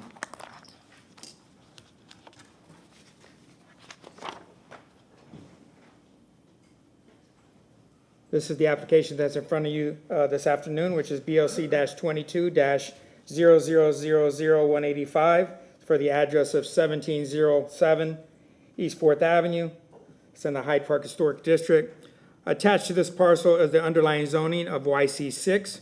The height in this zoning classification can go up to 60 feet. The request also accompanied a square footage of approximately 66,000 square feet. It is one level of parking with 4 levels of living above. There were no variances attached to the request when it came forward. Just to get you familiar with the site, the red indicates the Ybor City Local Historic District. Property in question is indicated by the arrow. It does face 4th Avenue, is the north facade. To the west, you have 17th Avenue. To the 8th, you have Angel Oliva Senior Street, and there is an operational alley to the rear. This is a current overhead. Obviously, the property in question is highlighted in green parcel. As I stated, there is an alley that will be operational as this project comes forward, if approved. I think this is very instrumental, so you can see the density of the roof that covers the parcels of the abutting or the intermediate area. Just to walk you through the street facades, this is part of the parcel that's going to be built upon. This is a non-contributing structure. This will be removed. This was formerly known as Tamburello's Garage. As we work from the east to the west, going down 4th Avenue, we're continuing to the west. There's an empty parcel. This was a structure that was relocated that is not part of the subject site. Terminating at the corner of 17th Street and 4th Avenue. This is on the eastern border. And then jumping the street, this is 4th Avenue here, 17th Street to the east. Then this is new construction that was reviewed and approved by the Barrio Latino Commission. Going across 4th Avenue to the north, you have a series of cottages. I spoke about the alley that is behind the subject site. It is currently open but unimproved. Going to the site plan, the alley in the rear will be a one-way alley from 17th Street to Angel Oliva Senior Street. This is the footprint of the property in question. You see how it undulates, it comes back, then along the street facade. It has a elevation that comes up, then comes in at the main entrance, and then continues. And then there is a smaller section on that eastern portion of the building. I wanted to include some elevations. This is the north elevation, which faces 4th Avenue. This is just a close-up of the area of the entrance. The existing elevations. The south elevation is along the alley. You see the vehicular access on the main floor, and then the 4 levels above. And then the 2 bookends, you have the east elevation and the west elevation. And to conclude is this rendering here to put everything in perspective for you. BLC 22-0000-185 for the address of 1707 East 4th Avenue. Made application to the Bar Latino Commission on July 6, 2022. And then the final approval was March 26, 2024. Final approval with conditions. Staff was in communication with the developers throughout the whole project. You saw it took, close to almost 2 years to complete. Staff's report that it was consistent with the Ybor City Design Guidelines as the plans that we reviewed on March 6th, 2024, and then ultimately what was reviewed at the public hearing. The public hearing on March 26, 2024, the motion is as followed. The applicant did address all the staff's concerns at the public hearing. The motion was to grant a certificate of appropriateness for the drawings and documents presented at the public hearing in BLC 22-185 for the property located at 1715 East 4th Avenue, and there was multiple addresses associated with this project. And then also it talks about 1707 East 4th Avenue with the following conditions. So as they go through the process, if it's approved today, these 4 bullet items would have to be reflected on the drawings that we review, finally sign off on them, and then forwarded to the building department. Is work with the city staff on the encroachment process. There are some encroachments on the facades that come into the city right away. To look to explore a brick material at the entrance to strengthen that center core. To try to distinguish the entrance through the use of landscaping as well. And to work with staff on the final selection for lighting, hardware, signage, and accessories. That motion came forward because based upon the finding of facts, the proposed project is consistent with the Ybor City Design Guidelines of the City of Tampa for the following reasons. That it meets the design criteria for new construction based upon the height, the width, the facade width, the setbacks, the spacing, the alignment, and similarities in details and forms of building materials. And that motion came forward for a 4-0 vote. It was unanimous. That concludes my portion at this time, and I'm here to answer any questions. Yes, ma'am. Can you go back to the site plan?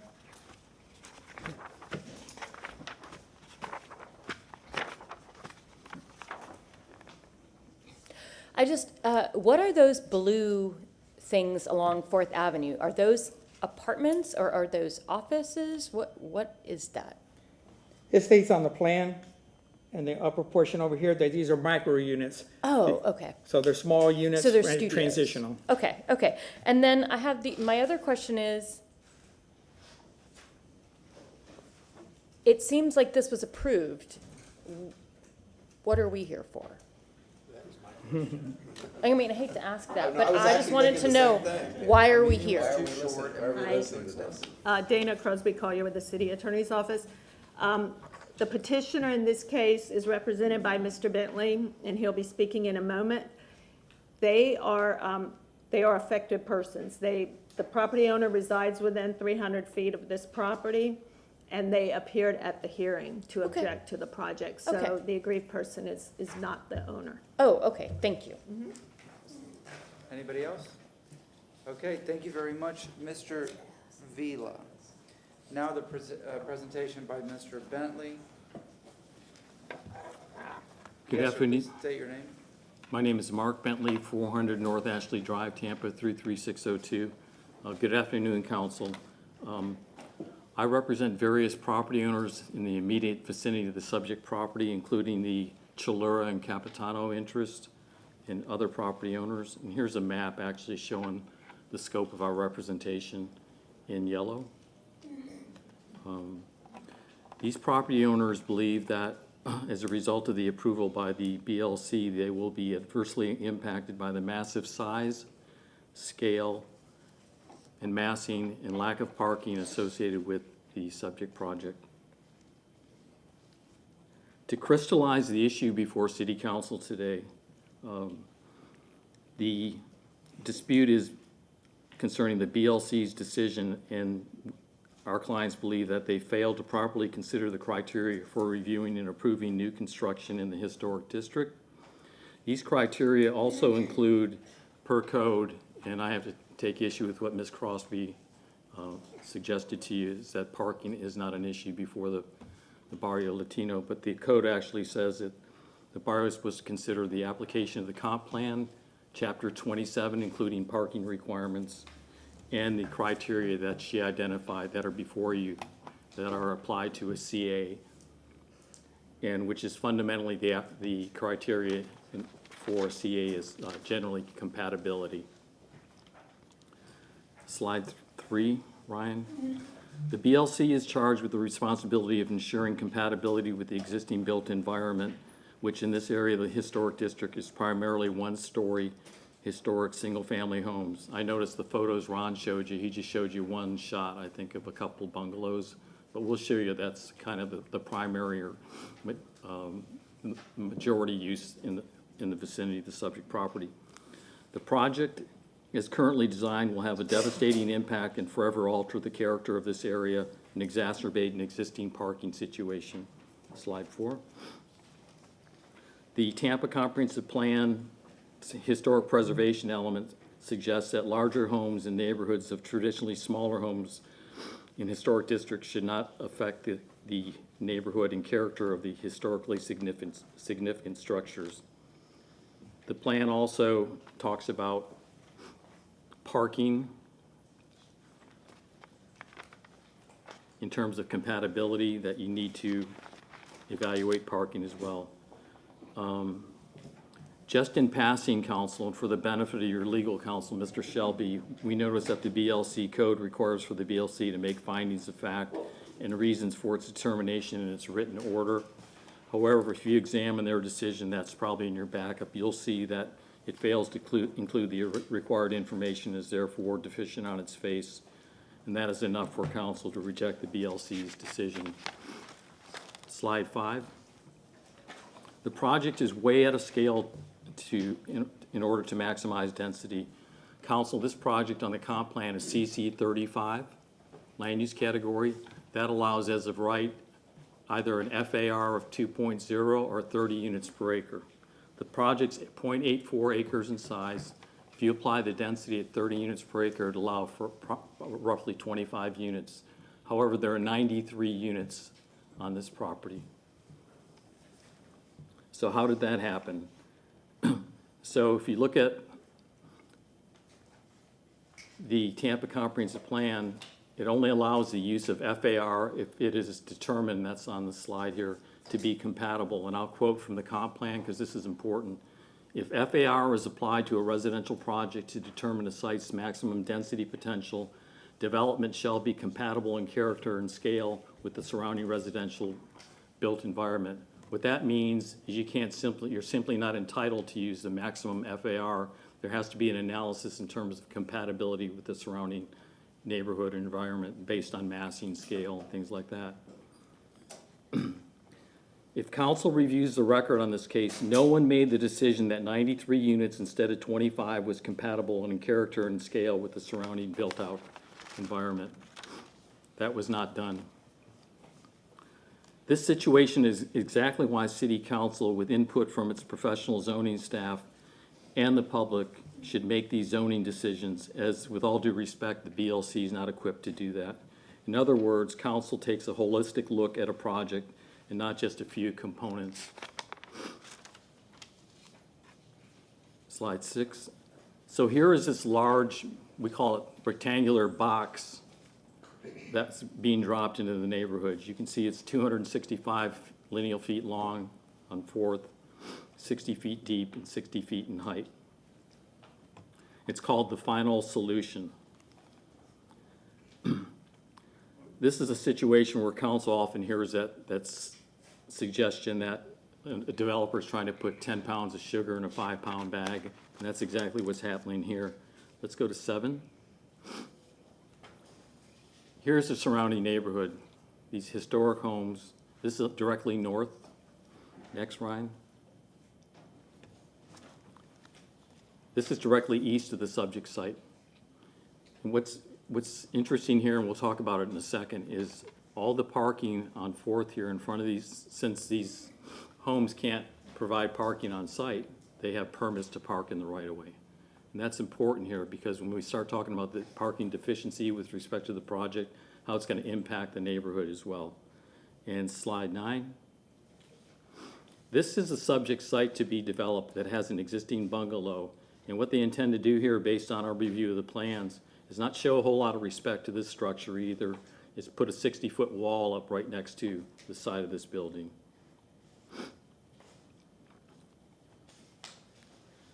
So we'll talk about 2798. Here again, the main charge of the BLC is in the first paragraph. It says it shall consider the compatibility of the new construction with the existing character of the Ybor City District. The existing character, okay? I just showed you what the existing character is of the immediate neighborhood. Then it says, when you're doing that, you should consider scale, height, width, massing, building form, et cetera, et cetera. So just based on compatibility and the traffic impact alone, the BLC never questioned 25 units versus, and the BLC never questioning 25 versus 93 units. And it did not hear any testimony or evidence to support 93 units. The project clearly not compatible. I want to talk about the impacts of the project. What I just mentioned to you, here's a typical sign in front of these units on 4th Avenue. It says residential permit required. Next, Ryan. I want to talk about the parking deficiency. We're not here to challenge the validity of the DE1 that was issued by the city, even though the information provided by the applicant was inaccurate and induced the city kind of on false pretenses to issue the permit, but we'll talk about that in a second.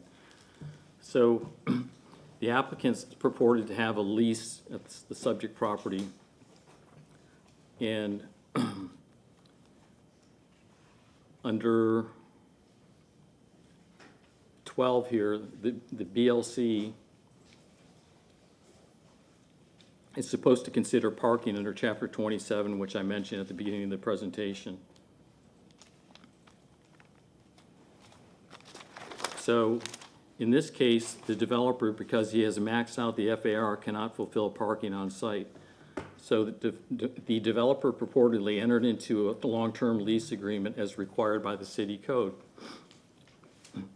But since it has a 90-day termination provision, it's actually a revocable license under Florida law. If you can terminate unilaterally a lease, it's supposed to be 7 years after 90 days. It's not a lease. You can call it a lease, you can call it whatever you want. So they never got a lease.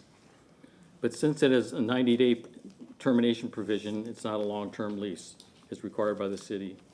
Also, the second requirement by the city is parking has to be within 1,000 lineal feet, which it's not.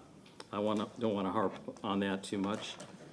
Importantly, the owner of the parking area that is the lessor of the subject or purported lease has already provided anticipatory termination of the lease. And I have here from the CEO of the Lion's Eye Clinic dated March 26. It says, it's addressed to Mr. Andy Scaglione. It says, the parking agreement signed with Lions is only temporary and not long-term.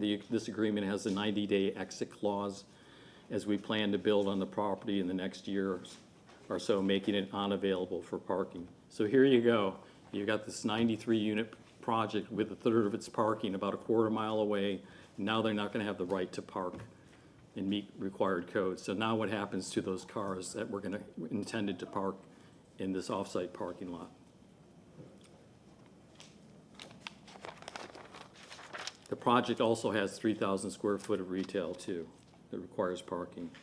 So under Florida law, I think this is black letter law, Mr. Shelby, you might hopefully agree with me for once, is a permit issued in violation of law or mistake of fact is void.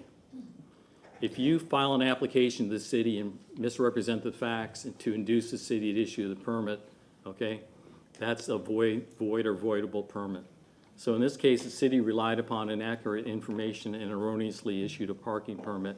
Notwithstanding that, the purported landlord has already told them the party's over, you're not going to have the right to park.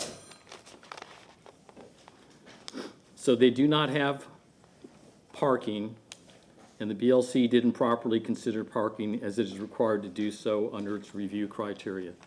Now, we brought up these issues in front of the BLC, but the attorney for the BLC tried to shut us down saying, well, they have a DE1, so you can't talk about parking. But to the contrary, the code that the BLC is operating under says you shall consider parking. And we identified all of these defects, okay? We're not here to appeal the DE1, and the way that process worked, counsel, you know that too, those aren't even published, all right? And you have 10 days to file an appeal, so people don't know about that. The point is this, there's no lease with that property. So in conclusion, we're not opposed to development. We're just seeking a compatible project that's in character in terms of massing and scale with the surrounding area, and also, that also has sufficient parking. We want to offer up a couple solutions. We don't want to see the project killed off. It's just too big of a project, 93 units. And here again, the comp plant without the FAR says it should be 25 units. So one of the options might be, and this relates to the necessity for additional parking, reduce the scale and massing, which will reduce the parking demand. Or in the alternative, the developer applies for a YC9 zoning, which is the EBOR's equivalent of a PD, so the neighbors can weigh in, and city council with its planning commission and zoning staff can address these issues concerning compatibility, including parking deficiencies. So thank you very much for your time. Appreciate it. Questions for staff? Or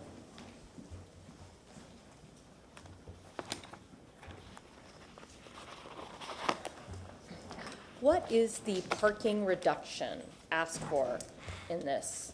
There is no parking reduction.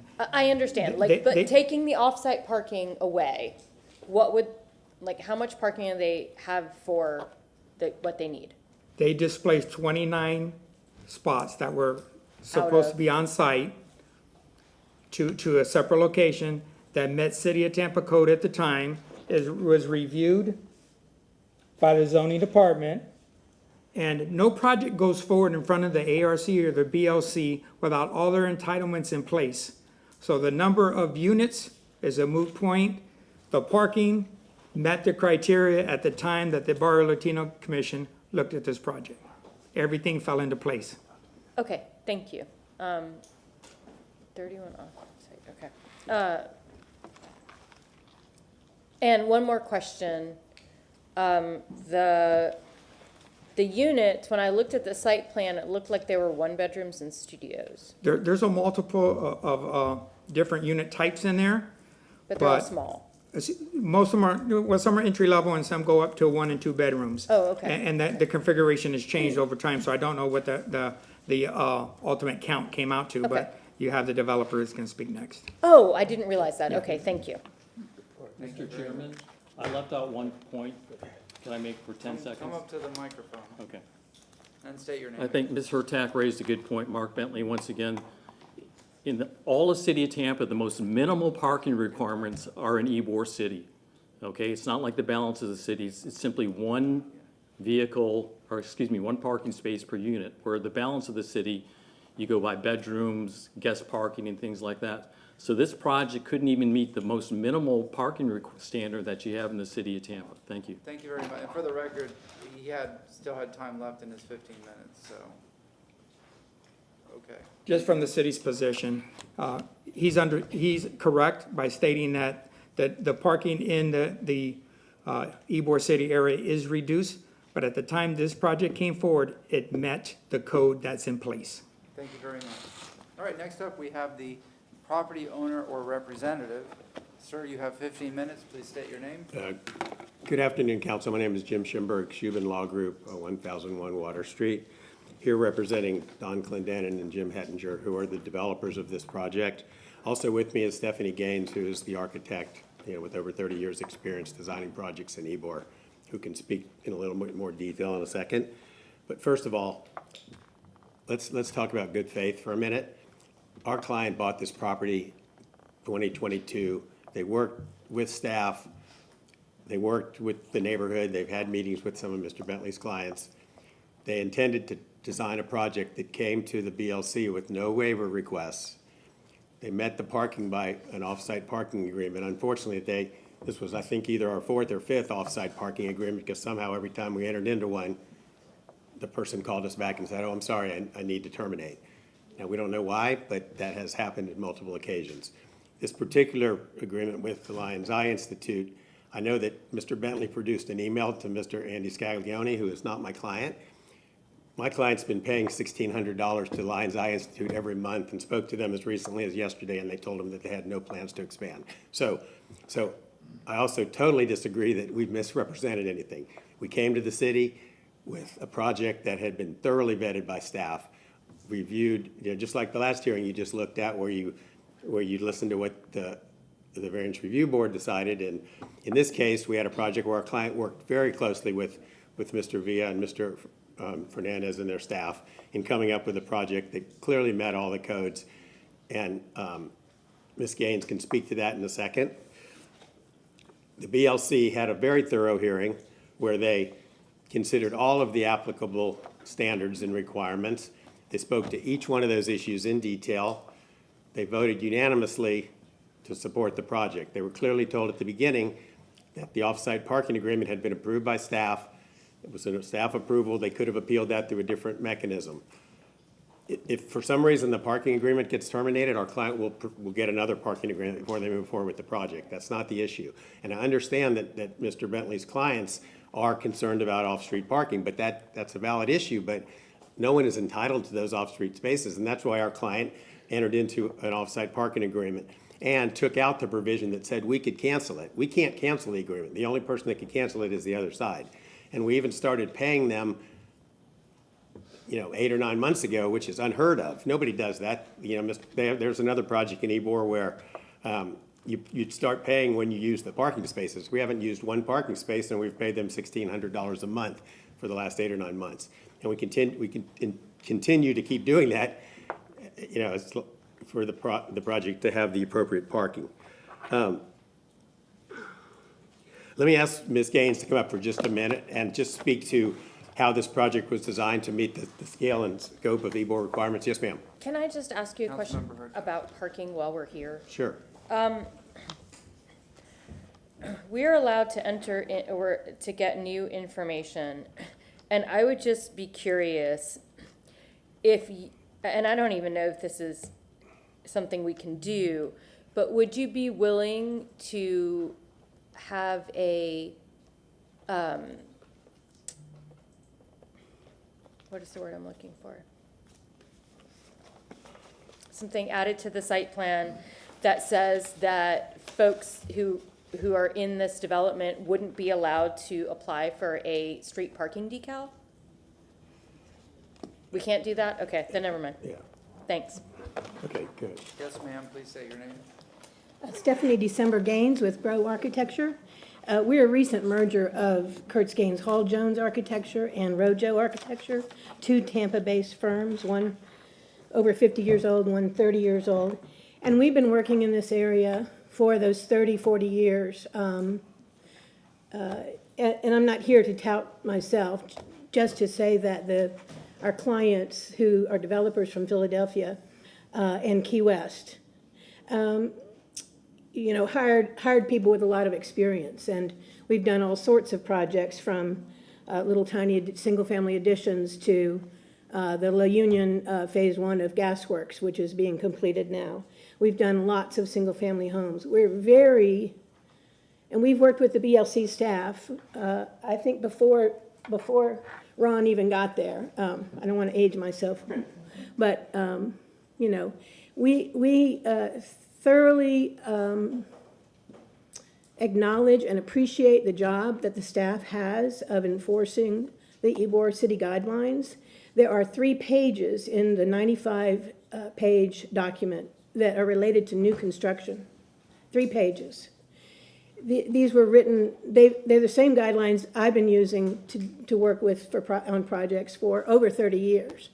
And I'm not blaming staff. I'm sure it's a time issue, but they're outdated. And I think that a lot of people don't understand. I think when you find holes in the guidelines where very little is defined, then you are to go to the National Park Service guidelines. And of course, those are very thorough, very involved, and that is what we use. We worked with staff. We spent 2 hours in the official review process, 2 hours, 2 years from, you know, if I back up from today. But before that, we spent a year working with staff before we made an official application. These clients, I'll have to correct Jim on one thing. These clients actually originally planned on submitting and did actually make application that they withdrew because it was based on a request for a variance of parking. We have 63 spaces on site, and we're dedicating 22 additional non-traditional parking spaces for other types of vehicles.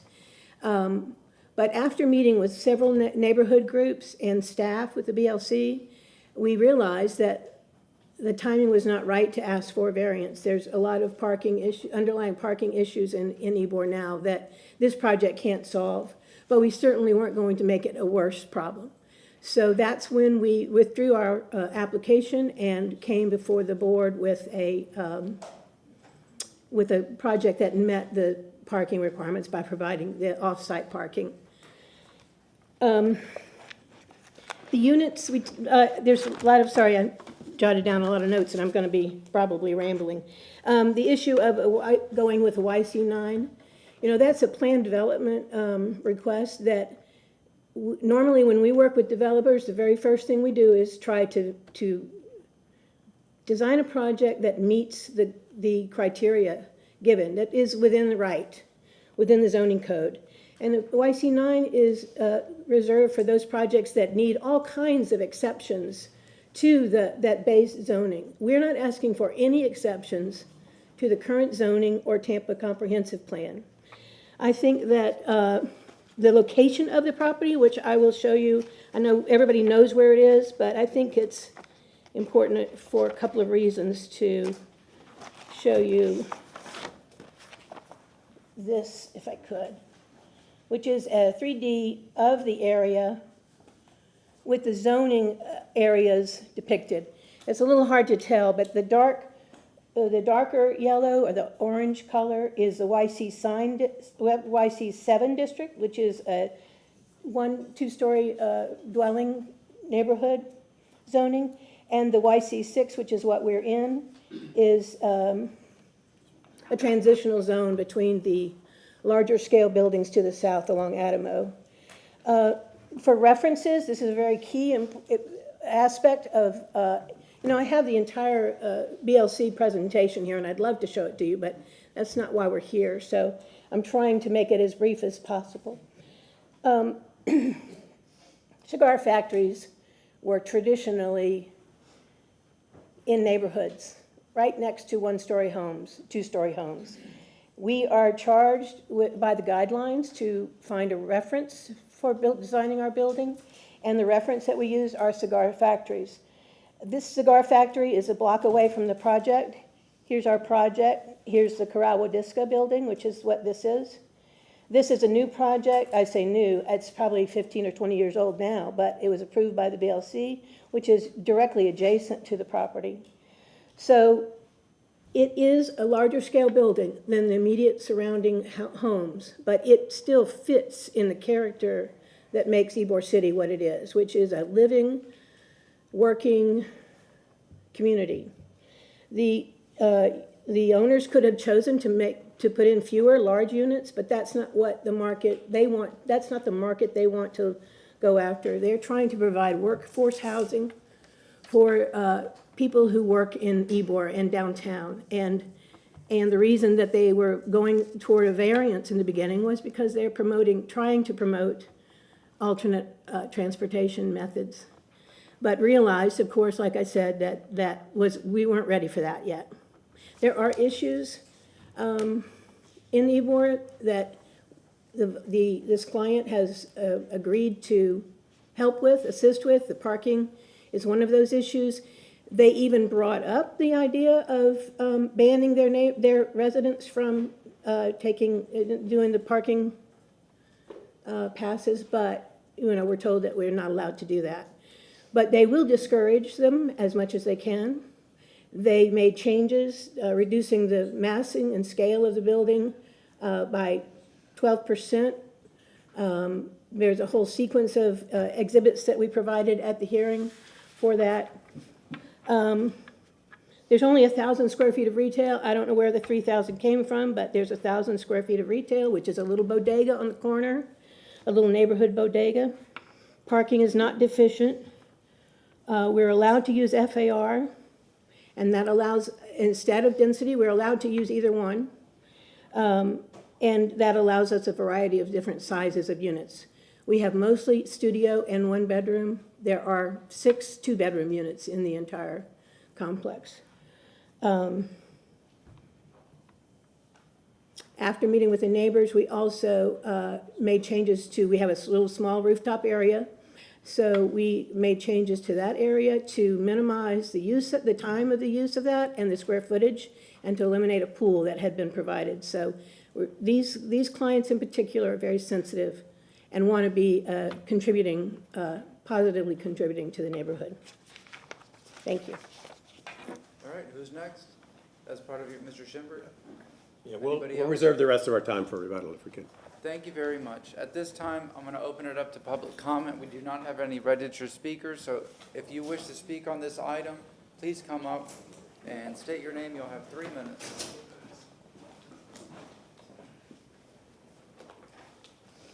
Good afternoon, Matthew Campbell, 1725 East Fifth Avenue. I'm one property north of this particular project. There's been a lot of discussion today, but I want to just cue in on 2 things. One is appropriate. That's the intention of what I understand the barrio's function is to determine whether it's appropriate, not just the structure, but the site and how the site functions with the project. And then the second part I have to focus on is massing. So there's a bit of a judgment call, I guess you could say, on massing.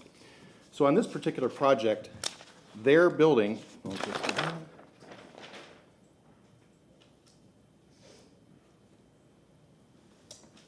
so this is one of the elevations that they provided. This little area over here is an existing structure.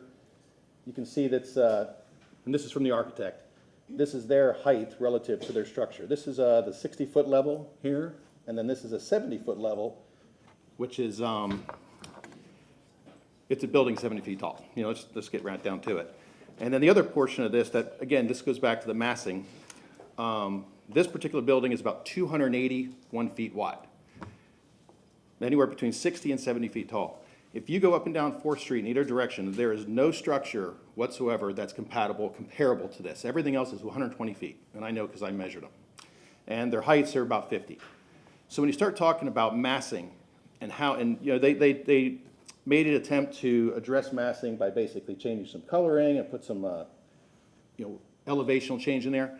But at the end of the day, when you're standing in front of this building, it doesn't look like 2 buildings. It's a building that's 280 feet wide, 70 feet tall, surrounded by smaller single-story structures. So that's my main thing with this project. My objection to it is that the massing was not really accounted for.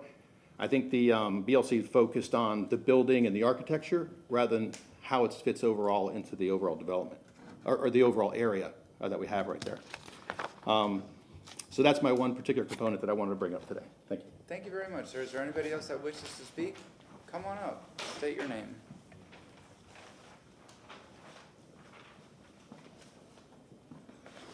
Good afternoon, Andy Joe Scaglione. I'm here on, actually speaking on two behalfs, on the 17,000 members of the Greater Tampa Realtors.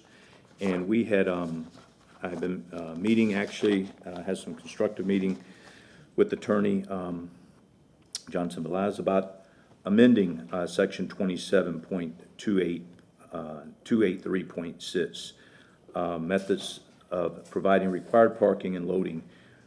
There's a developer loophole here. Okay? And the loophole allows you to go sign a lease that you're required for 5 years, but you can have a cancellation. That's not a 5-year lease. Okay? In this case, there was a 7-year lease with a 90-day cancellation. That is not a 7-year lease. That's a 90-day lease. And then you say, well, we'll go get other parking. There's no other parking in this area. Everything is, you have historic buildings that can't be torn down. There is no options once this lease, and this lease, the CEO of the Lions Institute wrote me an email saying, I'm using this property within a year.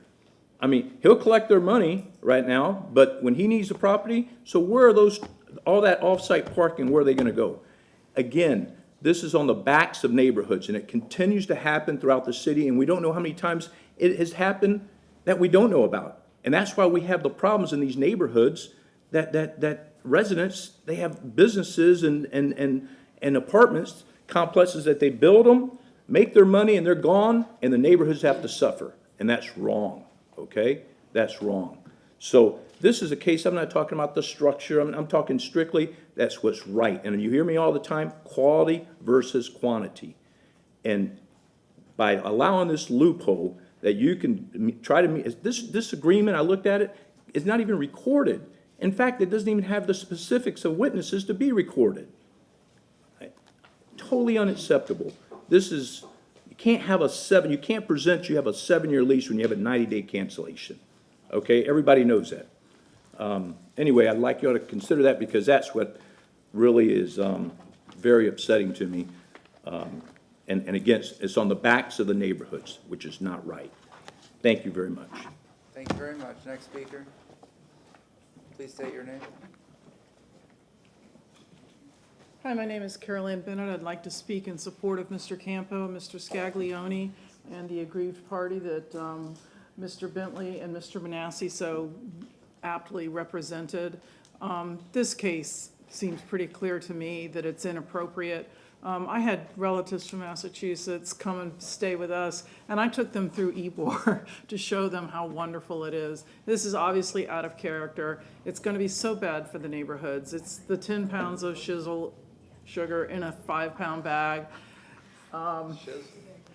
And I just want to remind you what happened in Hyde Park, where you've got these old neighborhoods with narrow driveways and narrow streets and limited parking. People are going to park the closest that they can, so they can lease parking someplace else. They're not going to use it if there's anything closer, which means that the people who already live there, when a home health care worker comes, when a plumber comes, when they have guests and relatives over, they're not going to have a place to park. And that off-street parking is not available to them, where they're going to have to schlep their casseroles. So I want to speak in favor of the applicant and the neighbors who have spoken and ask you to please deny this. And it's obviously a loophole. There's a problem with the parking and a cancellation. They said they've had 4 people cancel. That tells you all you need to know. There is no lease for parking. Thank you. Thank you very much. Next speaker, please state your name. Good afternoon, Stephanie Pointer. Man, that judge over there that ruled for the Liberty Group the other day, she strikes again. A bad idea that meets code but doesn't meet the common sense test. Case number 1 today. Good plan turned down, common sense applied by Tampa City Council. No judge can do that but you. And common sense was applied and we moved forward. Case number 2, crappy plan turned down, common sense applied, you upheld it. here we are with case number 3. Crappy plan approved, common sense applied here, which means that you should be reversing this approval. Why in the world is there a 70-foot building being built on that corner? Let alone with no parking. No parking. What part of that don't people understand? Unless everybody's gonna park in a 717 lot and they'll be broke by the end of the month. So this isn't gonna be affordable because they're paying all their money for parking. So I support the applicant in this particular situation. I support the neighbors because this does not meet the character of the neighborhood. Why are we doing, I'm befuddled. Massing is a huge issue. Debbie Zommerman has been preaching on that for years. We have to give folks places to park because, I'm sorry, we're not New York, we're not Boston, we're not any of those places where you can get on mass transit. Thank you. Thank you very much. Next speaker, please. Please state your name. Good afternoon, Councilman. Frank Capitano, the Rating Group and Alliant Partners Development, 2000 East 11th Avenue, Ybor City. We've been developing in Ybor for 3 generations, moving on to our 4th generation now. I think my son actually took a job in Ybor today working as with a real estate company. What I wanted to share is we're pro-development, as you know. We develop quite a bit in Ybor, and it's, for us, it's just making sure that everything is done what is appropriate. And as Andy Joe Scaglione had mentioned earlier, that the parking that met what believed to have met the design exception to us does not. If you have the ability to cancel it, just answer the question from where are those folks going to park once the lease is canceled? And so they're going to come back and they're going to be parking all over the streets where the residents are today. And so that's been one of our biggest arguments. I'll leave all the design and the scale and the massing to others, but the biggest concern has been how the parking design exception was approved. Thank you. Thank you very much. Is there anybody else? I have a question, considering the size and the massing. Are there any cigar factories, because an image was up there about cigar, are there any cigar factories as large as this design? There's cigar factories out there that are of the period that are larger. They have similar footprints. As part of her presentation moving forward in front of the Bar Latino Commission, she used those as references. And when it's my time to rebut, I'm going to show a little bit of that as well. Okay, thank you very much. So at this time, any additional staff comment before we go to rebuttal? Yes, ma'am. So this is our staff rebuttal period. I'm Dana Crosby Collier with the City Attorney's Office. I have 2 brief things, and then I'll turn it over to Ron. The first item is regarding the agreement. It does have a provision that the termination of the agreement does not relieve the developer of their responsibility to provide this off-site parking. So this is a standard agreement we use in our office on these arrangements that are permissible under 27-283.6. And that is included in the agreement so that they know that they must procure other parking for those 29, 30 spots if this agreement goes away. The second thing I just wanted to add is I did direct your attention at the beginning to the zoning administrator. We did talk a little bit, Ron mentioned a little bit about how we route projects when they come in the door. We have a DRC meeting on them as staff, and we talk about the different zoning and different parking and other things like the FAR and things of that nature. All of this is discussed in staff before it ever goes to the barrio. And just to show you some of the other things that the zoning administrator, in addition to parking, will consider, along with other staff, stormwater, natural resources, the usual group of city staff. So I'll go ahead and turn it over to Ron to finish up our time. Good afternoon, Councilor Ron Vila, staff with Historic Preservation. A couple of things to touch upon that staff and the BLC, the Bar Latino Commission, both supported, said it was consistent with our criteria. As a project comes forward, when it comes into our office, as Dana stated, we route it through the different departments: natural resources, zoning, legal, stormwater, and transportation. All look at every project for the consistency with their codes. If it doesn't meet their code initially, they modify the plan. The project does not move forward until it meets all city departments at that preliminary stage. As it goes through the process, there might be some more jogging as it goes. to the plans examiner, but at that preliminary stage, it meets all the criteria. They talked about the unit count. Once again, the zoning department, the zoning administrator, Eric Cotton, reviewed this. It met the criteria for the parking that was submitted at that time and for the FAR for the unit count.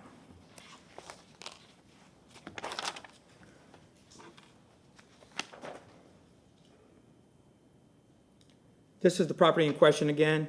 You know, I used this earlier. You see the lot coverage on some of these. Somebody spoke earlier. This is absolutely correct. This is the transition area from the industrial to the more dense residential. Then you get into the commercial core on 7th Avenue. Initially, when staff started to engage in this process, we worked with the design team. They're entitled to go from lot line to lot line to 60 foot in height. This was the original ball of clay, if you will. First alteration, they took out some massing on the top. Second alteration, which took many months to get to this level, took off some of the side pieces to lower the scale at the pedestrian level and some height as well.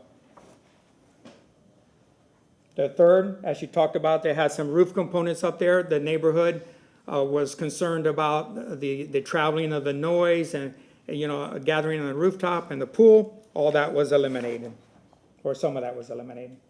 And then the final solution, which the board reviewed, and this was staff's, what we generated our staff report on.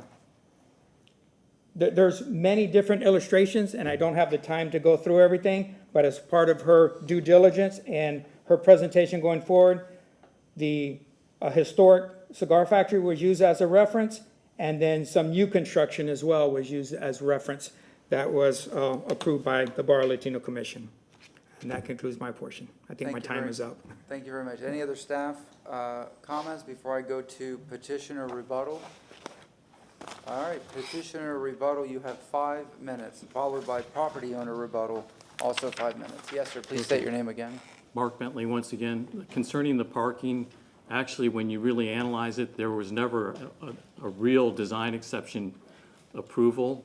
Number one, the information submitted was inaccurate, wasn't a long-term lease, okay, had 90-day termination. So in that respect, it didn't meet the DE1. Number two, even as we speak here at the time of the BLC hearing, in order to have a DE1, to actually approve DE1, you have to record it, okay?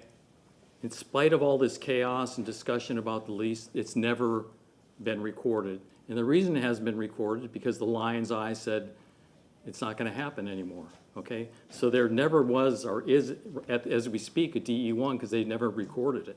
And that's one of the 4 elements or 4 requirements to have a DE1.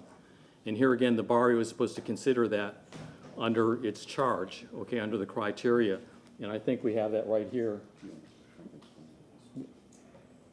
These are the review criteria for the barrio, and you can see I'm pointing to parking compliance, okay? Ms. Crosby mentioned that, oh, by the way, in the lease, there's a little paragraph at the end that the city puts in there. Hey, by the way, if you terminate this lease and you don't have parking in the future, you need to get parking, okay? That's all that says. It's not enforceable. It's totally meaningless, okay? It's just some feel-good language to tell a developer and put them on notice. If the Lion's Eye terminates the lease on you, you're done. Now let's talk about, get back to the comp plan, Ryan. Okay. Here again, if FAR is applied to a residential project to determine a site's maximum density, it shall be compatible in character and scale with the surrounding residential built environment. And based on the evidence and testimony I showed you, which is the primary use in the immediate vicinity is shotguns or single-family homes, it's not compatible in character and scale. Therefore, it shouldn't have been entitled to use the FAR. It should have been required to use just the straight density, which would be 30 units per acre under CC 35, which would result in this project having a maximum of 25 units, okay? And then back to the DE1, here again, if it's not legitimate, and the information supplied was inaccurate or determined to be inaccurate later on under Florida law, it's a nullity, it's void. That doesn't exist now. Even as we speak right now, just based on the fact that it hasn't been recorded, there is no official DE1. Okay, so we just can't push that off the table. Hey, at the time of the hearing, Eric Cotton said this, okay? It really didn't even exist at that point in time. There was a letter out there from Eric Cotton, all right, but these guys never fulfilled the conditions to qualify for the DE1.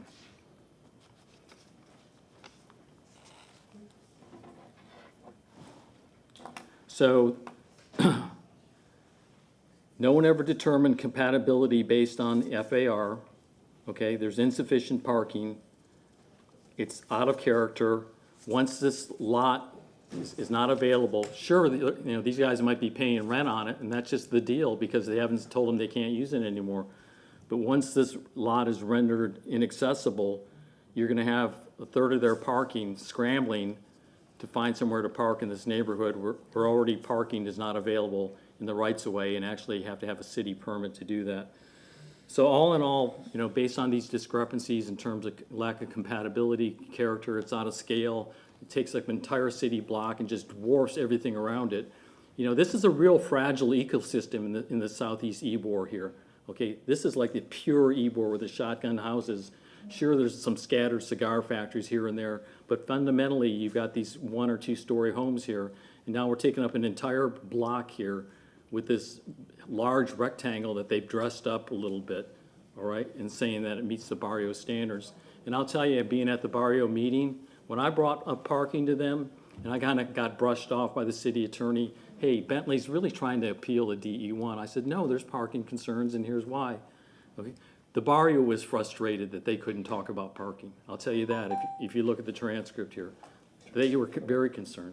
Pardon me? And just turn in the presentation. Okay. Hey, thanks for your time. Appreciate it. Thank you very much, sir. Next up, Mr. Schimberg, go ahead, please state your name. Again, Jim Schimberg, Cuban Law Group, on behalf of the developers. My clients are very reputable developers from out of town. They came to Tampa. They bought a very expensive piece of property in Ybor. They hired one of the most experienced architects in Ybor. They followed every standard in your code. They went through a 2-year process. For some reason, a lot of the landowners around there who are also big developers don't want their project to happen, and I'm not really sure why. But our guys have done everything by the book. They came in here with no variances. Mr. Bentley's throwing out things that he has not proven, and I really have a problem with that. But I'm just saying, we did everything by the book. We went to the barrio, which is the group that you guys designated to look at these kind of issues and consider mass and scale and all these different issues. We had a very extensive hearing with a long, extensive architectural presentation. We listened to all these same neighbors and all this. Mr. Capitano was not there, but everybody else was there and spoke. They heard all these same issues. They voted 4-0 to approve this project. My clients just want to be able to move forward with the project. And so I would ask that you would deny this appeal and allow them to move forward with the project. Thank you for your time. Thank you very much. Anything else before I ask for a motion to close? Any questions or comments? Okay, Councilmember Clendenin. Ms. Crosby. Crosby Collier. I'm really messing up names today, aren't I? Question on there was an allegation by the, I guess it's an applicant that's appealing this today about the provision in that contract for parking, saying that it was non-enforceable, that it was fluff. Can you give your legal opinion on that clause? I can do better. I can ask Ms. Susan Johnson-Velez to respond because she drafts the agreements and she's here to offer you the information that backs up our. Even better. Even better. The actual. But wait, there's more. Always. Susan Johnson-Velez, Legal Department. I'm sorry, could you repeat the question, please? Yes, there was a claim made by the applicant in this that the parking provision in this agreement was not enforceable. The one that talks about termination of. Correct, that they would still have to find parking. So if the agreement with the Lions Club was to go away in 5 years, and that they would still be required to provide parking, There is an acknowledgement of that. I mean, we have not had an experience yet where somebody did not have sufficient parking, or it was alleged that there was insufficient parking. So this is a form that I helped create several years ago in order to try to address some of the concerns that you've heard today about off-site parking. And so we obviously can't control all the provisions in a lease between private parties. And I don't know, I mean, I think as Ms. Crosby Collier has told you, I mean, this is one of the criteria that the BLC considered, whether or not there was sufficient parking, and it was based on a determination from the zoning administrator that in this case, there was sufficient parking. So I don't know. It's common that we do use these agreements for like liquor license or anything else, an establishment that has off-site parking. So we approve uses of property based on off-site parking, based on these types of agreements all the time, don't we? I mean, that's correct. That's okay, correct. that's what I thought. That's what it was. The assumption or the way it was presented was like this was out of bounds, and I say this is a very common. So typically, if somebody is, as I think the property owner and developers council has told you, if you can either request a waiver from the parking, which council also considers, or if you don't want to request a waiver, you can try to get off-site parking through one of these types of agreements, and that is allowable under our code. Okay, very good. Thank you so much. Anybody else before I ask for a motion to close? Is there a motion to close? Motion to close from Councilmember Clendenin, second from Councilmember Vieira. All in favor? Aye. What is the pleasure of council? I want to talk about it. Go ahead, sir.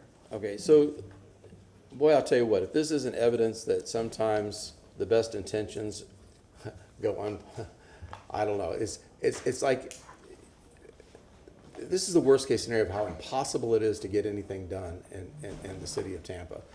Sometimes, that we put up so many obstacles that we can't get, this is why we can't have good things. And I've heard this time and time again, running for office, of how complicated it is to get through this process. And I'll tell you, somebody who's gone through the ARC process, and Ron remembers going through, I mean, it was a horrible experience of trying to jump through these hoops.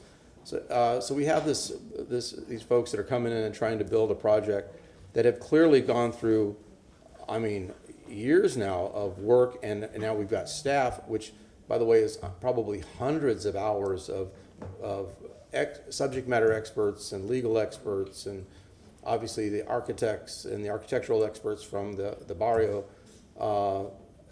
and everything under the sun. You know, we get this for an hour and a half, but there's people that are much smarter and much more experienced than us that are looking at this, and I just don't get it. I mean, I looked at the scope and the scale. I mean, we're famous for our cigar factories and these buildings, and this is a transition. You've got, I mean, really just, you know, we're replacing some of these buildings that are just, you know, terrible between the Crosstown or Adamo Drive and 10 roof old warehouses that don't really contribute. We're really begging people to move into this area because, you know, we want less bars and more people, right? So we want housing. So we want to create. You got to create housing. You got to do it somewhere. And if we keep putting up obstacles, nobody's going to come here and build houses. Nobody's going to come here and build buildings if we make this difficult to do. So I applaud the applicant to. I'm sorry, the folks that are building this, that they've gone through this and jumped through all these hoops, because other people probably would have already walked away and said this burden is just too much to try to meet. So I think that it is. I think obviously what they presented is within scale. It's in a transitional area. The accommodations that were made and the adjustments were made are great. Hopefully one day we're going to be able to provide transportation that people won't need that parking, but until that time they've accommodated that. We need workforce housing, especially, so that's why I'm actually okay with the maybe smaller houses, smaller units down there, because it provides housing for people that are working maybe in Ybor City and some of these young professionals that are working down there. It's a good looking project, and I think it's going to contribute to the character of Ybor City. Thank you. Councilmember Hertek, were you up, and then Miranda? Yes, and I actually agree with everything you said. When really looking at it, the scale is, it's a little taller than the buildings across the street, but it fits into the cigar factory ethos. But honestly, this is completely different than what we see in other areas of the city, where in this area, we want to see studios and one bedrooms and smaller units, because these are the types of people, that young professionals that are moving into this area. I mean, eventually maybe there might be families, but that is not what Ybor is right now. So I think this is a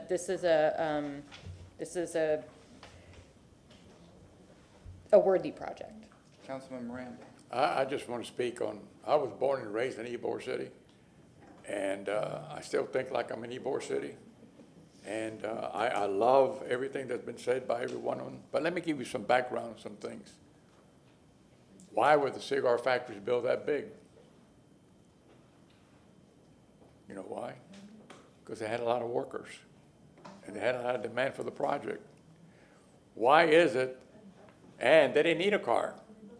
You had a streetcar where everybody lived in West Tampa, Ybor City, or in the Heights, right around the Bay Shore. There was a streetcar everywhere, all the way to Limebaugh and Florida Avenue.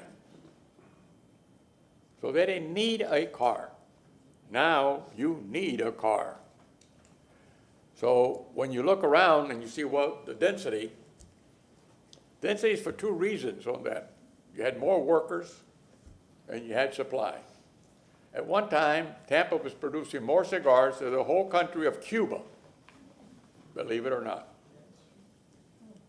So when you go back and you look at not only that cigar, Corral Wadisca, that's the one that was shown, and you had Santa Ella and West Tampa and Chestnut in Armenia.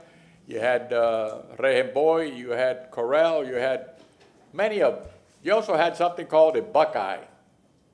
I don't know if how many of you heard of a Buckeye. A Buckeye is any more than what? A little garage that you had next to your house, and you made your own cigars, maybe 1 or 2 employees, and you sold them. So all that I remember. I can also say that when you look at what's happening here, I've had the pleasure of serving for a little bit of time, and I remember something just like this on an area just southeast of us that we did that. And it bit me all over you know where. Because what was said here about those contracts is a fact. Yeah, we have a lease, we could put a bar and a restaurant here. The problem is they had a lease for 5 years, and in 3 months, the guy wanted to sell it, and you had to break the lease. So I've done that, and I've been there, and I'm not disputing what my good people in the Barrio Latino said, Mr. Villa, Mr. Fernandez, they're very honorable, and at that time, they were right. But I'm not at that time. There is no parking to be had within reason of Tampa, in the city, in downtown. People that work downtown sometimes park 5 and 6 and 7 blocks away because they can't afford the parking structure that we have here. You go to Ybor City on a Saturday night, Friday night, and you're trying to find a parking. In fact, the city has planned to put another parking garage somewhere in the eastern part around 22nd Street. That was back when Greco was mayor, after we built the Noriega parking garage next to the Cuban Club. All that was planned. We didn't have the money to build the other one, even though for a while it would have been more than likely half empty or half full, the way you look at it, depends on who you are. So these things I've lived. It's a wonderful project. It has everything you need. However, there's one thing that bothers me, and that's parking. And you heard me say about downtown itself, I voted against the one on North Boulevard and Cleveland because the FAR wanted 0.02 and it came with 0.04 and the University of Tampa total. Don't come to my parking spot because I'm going to haul the cars off. That was done in this chamber about 2 years ago. So it's not that I'm anti or for anything, but what I've learned here is be careful what you ask for because you're liable to get it. So it's a situation that it's a good thing, it's a bad thing, it's a wonderful thing, but the parking is what got me right in the heart. You have to have parking when you have a structure that big. You don't have any other forms of me. The streetcar goes there, all right, but it goes just from downtown to there, it doesn't spread out and bring people in. So, and that costs $11 million to build way back under the Greco administration. Now it costs $11 million to go 2 inches. Let's face it, that's a fact. So I'm a little hesitant about saying what my colleagues said, that they're for it. I can't support it because what I just said. I've lived it. I understand what it is. People walk to work, and they live right close to this factory. In fact, they will walk home, have lunch, and go back to the factory. I can name you many prominent people, not myself, of course, others that live there, that did that, their parents did that for a living. So I know what it is, and it was a wonderful place, it still is, but times have changed. Thank you, Mr. Chairman. Councilman Carlson. Yeah, I'm sorry. I your got time is dinged up. already. Your time is up. They called your name, they beat you up, brother. I support this message. As the testimony said, Ybor is a sensitive place in its development, and it's developing differently in different parts. And the reason why there are several different owners coming forward is because they see that in that particular area, this is not, the size of this is not consistent with the development that's there. If there were still 200 cigar factories and they were lined up and this was right next to it, it would be consistent. But the development pattern in that area has been different, as they showed in the photos. I'm also concerned about the parking situation. Councilman Clendenin, more? Well, one about I'd caution, because we heard testimony that the parking was, when the application was put in, because we got laws here to deal with and making sure we can defend our position, that the parking was in accordance with, it's my understanding that the parking was in accordance with the rules. So they were in compliance. That's my understanding. No more testimony. But unless people want to reopen the hearing. No. Yeah, so, and then, so the other thing is, and Councilman Carlson, is that I think if you go back and you look at those pictures, you see that it was in scope and scale, because those cigar factories are scattered all the way around, and especially on that section of the southern part of Ybor City, and then that other development that was approved by previous councils was also in the scope and scale. So with the majority of the building were in the south parts of Ybor City are commercial and warehousey and not necessarily the single family neighborhood. So and plus again, I think we have to come to a terms that hundreds of hours of subject matter experts looked at this, and unless you have a legal reason to overturn their decision, I just can't see another reason. So I move to affirm the BLC, because it's not opinion, it's legal. I have moved to affirm the BLC's decision to approve the certificate of appropriateness requested in the application number BLC 22-185 for the property located at 1715 East 4th Avenue, 1411 North 17th Street, and 1701 East 4th Avenue for the construction of a new four-level apartment complex over one-level parking and site improvements, because the new construction and the site improvements are consistent with the city code, the Ybor City Design Guidelines, and the Secretary of Interior standards. Do we have a second? Second. We have a motion. This is to affirm and approve, and a second from Councilmember Hurtak. Councilmember Vieira. Thank you very much. You know, it's funny, there's a lot of hearings where you come in and you think you're gonna go vote one way, and there's something small that gets you that kind of goes the other way. This is one that I really, really want to vote for as a project. Councilwoman Hurtak and Councilman Clendenin, I think, have very wisely stated a lot of the benefits of it. I continue to go back to the parking issue. That's what bothers me on this.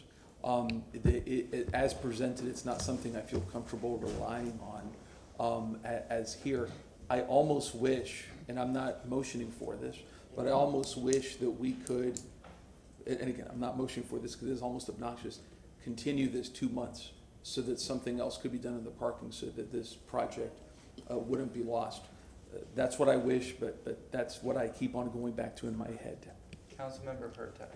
Thank you. Well, the thing is, the way this sits right now, they do have the parking. Like legally, they do. So what could happen is if we deny this based on parking, they're going to come back and sue because they do have the parking. That's the issue. The issue is, according to this, and our lawyers have testified.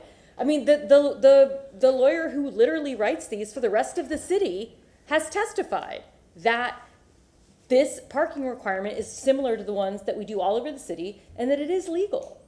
So, I mean, unless we come up with a different way to approve parking, I don't think there's any other way. I mean, unless you're saying that the only parking available must be on site, and that's really hard in a city where you have less than 4% of available land. Councilmember Miranda. Thank you very much, Mr. Chairman. I think a little different, and I believe everybody's right here, but see, a parking lease to me is nothing more than a marriage. And even in a marriage, you have a divorce. So if you have a lease that has a termination clause, I think you're going to get divorced. Thank you. We have a motion, and Mr. Shelby, yes, sir. Yes, thank you, Martin Shelby, City Council Attorney. I just want to remind council again, this is a de novo hearing, and you have the opportunity to hear all the testimony and weigh all the testimony. I do have that particular code with regard to parking that's been raised, but I don't want to have that hearing reopened unless council wants to hear what that section actually says. But other than that, Actually, I'd make a motion to reopen the hearing because I'd like to hear what it actually says. Is there a So second? at least we're dealing with legal facts. you were not provided with that section in what you were provided by the city attorney's office, so I just thought.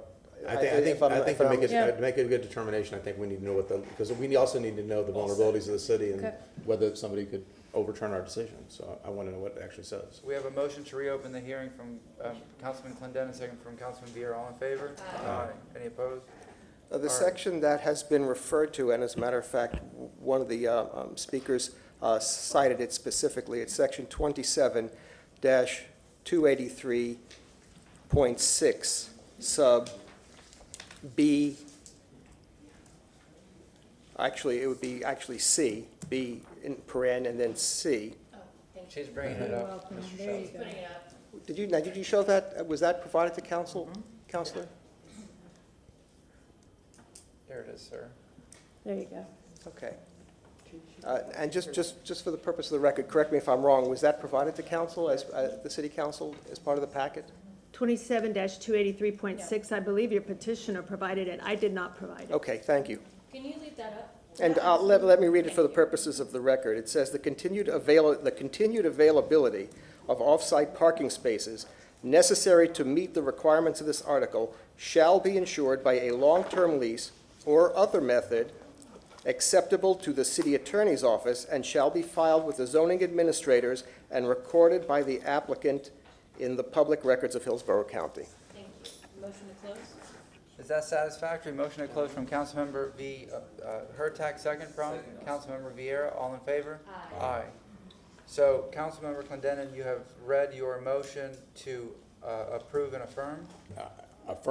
Yeah, it still stands because again, I think as far as the legal defense of you, that's the legal document. So you can have an opinion about parking, but this is what the legal standard is. Okay, and then is the second still there, Councilmember Hurtak? Absolutely. So we have a motion and a second. Let's do a roll call vote. This is to approve and affirm. Carlson?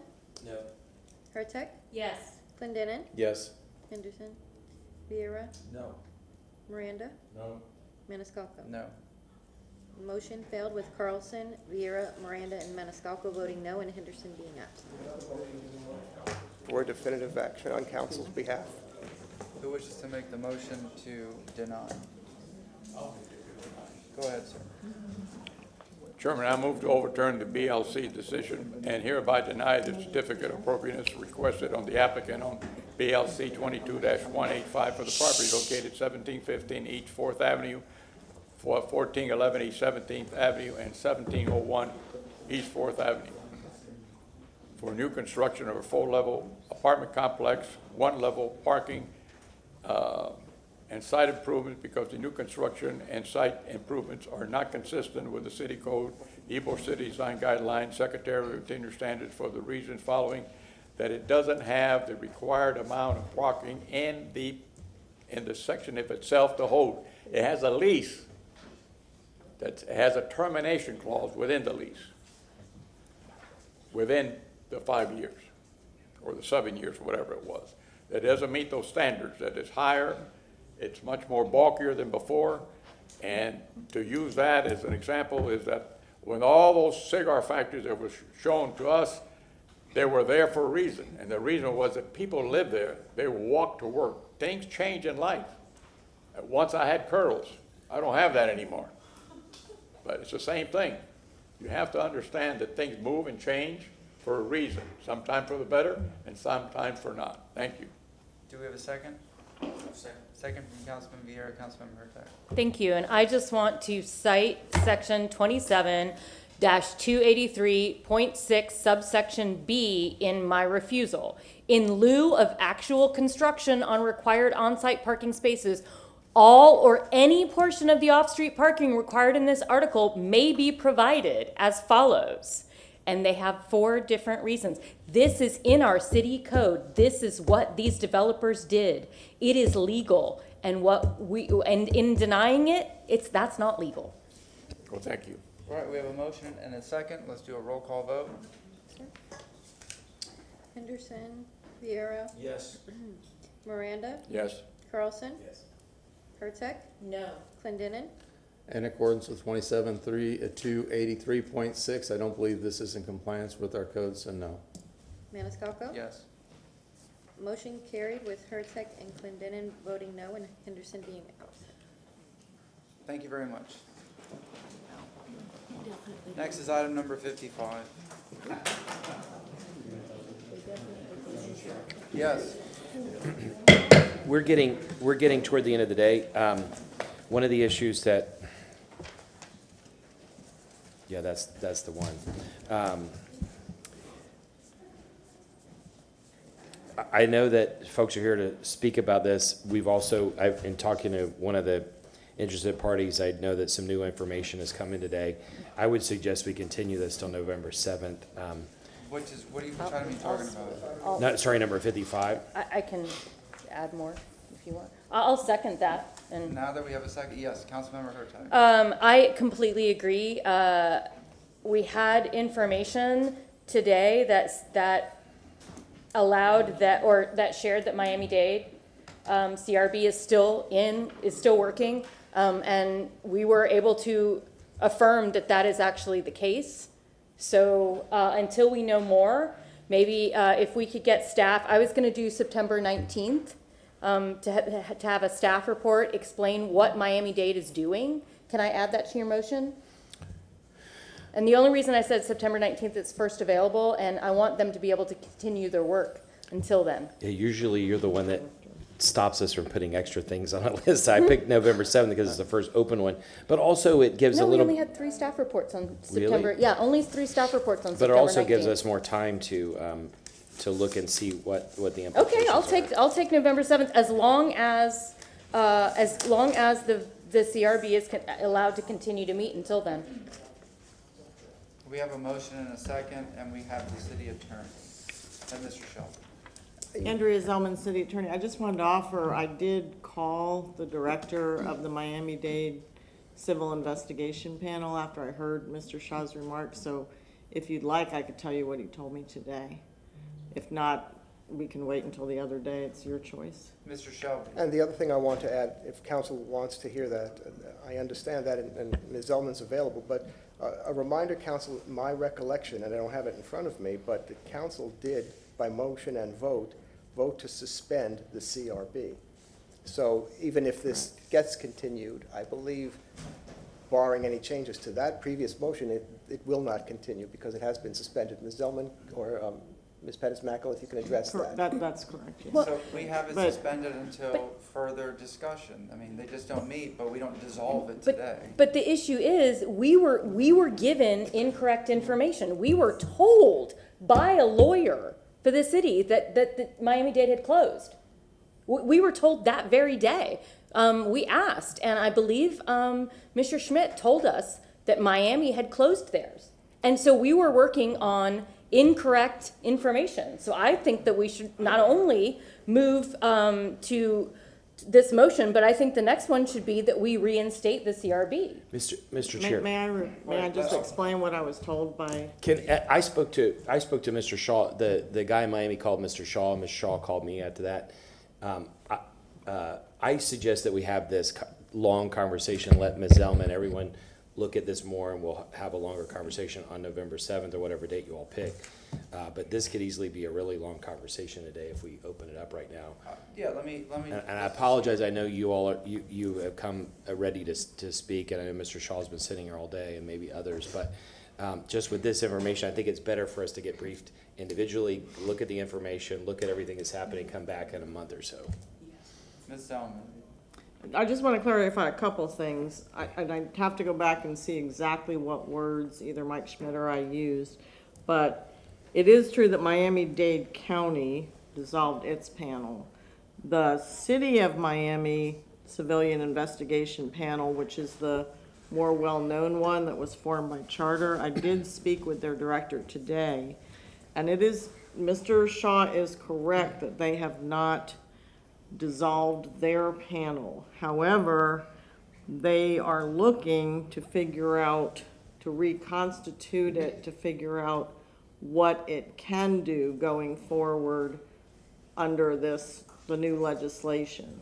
And that's really They agree that it can't do the oversight that our board was doing, but they're trying to figure out what their board can continue to do. So it's, you know, we're kind of playing with words here, but it's accurate that they did not dissolve that board in Miami. The other board in Miami dissolved this board in Miami because there's a Miami-Dade one and a City of Miami one. The City of Miami one was not dissolved. It's not currently acting though because they're going to reconstitute, or I forget the word he used, figure out what it is they can do and revise their by ordinance or resolution. I'm not sure because theirs was actually created by charter, so I'm not sure how they're gonna. So this is the fix conversation, that. because there's a third way. This motion was to shut it down, and this information that's been confirmed, it opens up a third way, and we need more time to look at it, study it, and talk to folks. And can we just vote on the motion and Well, see? may I just add one more thing? Nothing about the fact that Miami is going forward changes our determination that under the new law, our CRB cannot continue to do civilian oversight of law enforcement investigations. The only thing that it was doing that it could continue to do is, I believe, participate in the hiring decisions, which, as we discussed, it turned out to be burdensome for the majority of the board since those hiring panels meet all day. And what was the other? There was one other, that was it. So the fact that Miami may be trying to find a way to keep their board alive should not be dispositive or determinative here.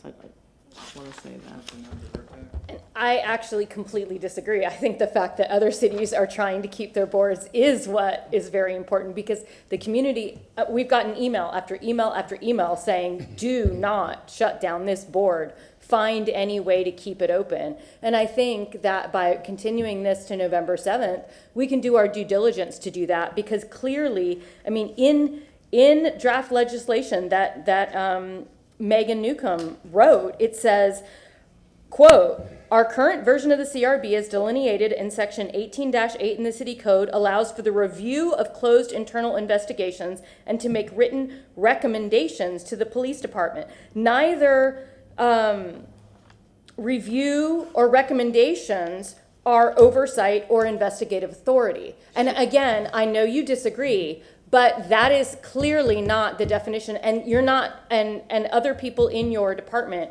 don't agree with that. Megan so said that I understand prior that. to Yes. being advised that. Yeah, but it's very clear that the words review and recommendation, I mean, I can review closed cases and make a recommendation. Anyone can. And that's the issue. Excuse me. Can I please finish? Yes. Thank you. And so I'm not actually here to have a conversation. I'm just to share that, no, I completely disagree, and I believe we bring it up on November 7th and find the way to keep it, because that is 100% what the community is saying. We have gotten nothing that says we want to close this down. We have gotten dozens of emails asking for us to find a way to keep this open, and I think that's what we need to do. I have no objection if you want to continue this, but we can't reconstitute the board in the meantime. We have Okay. suspended them, so I That's just want to fine. make sure that's clear. Councilmember Vieira. Thank you very much. Yeah, I mean, if people need more time to look at issues, I have no problem with a reasonable continuance on this issue. That was my understanding, which is that all that this board under the statute is allowed to do is the interviews. And I don't know who would want to stay on such a board. So again, as a courtesy to council members, I think if people want more time to look at this issue, that would be fine. My question is to Ms. Zellman, is there any sort of mandate for us to act by a certain date pursuant to the statute? Okay. No. So we're just acting under operation of the statute, okay. Correct. Yeah, I mean, again, I want to be very clear, my intent is to comply with Florida statutes. As I've made very clear, if I was in the legislature, I would have voted against this law. I don't think it's a good law, but I want to comply with Florida statutes. But again, if people need a couple of weeks more to look at this issue, I think that's fine. But I just want to make sure that when we speak to folks in the community who are emailing us on this, who go, don't shut down the CRB, what we're looking at doing is pursuant to a legal mandate that we have from Tallahassee that I oppose, but that we have to be acting consistent with. So I don't want to, how shall I say, make promises to folks that I don't think we can fulfill on the CRB.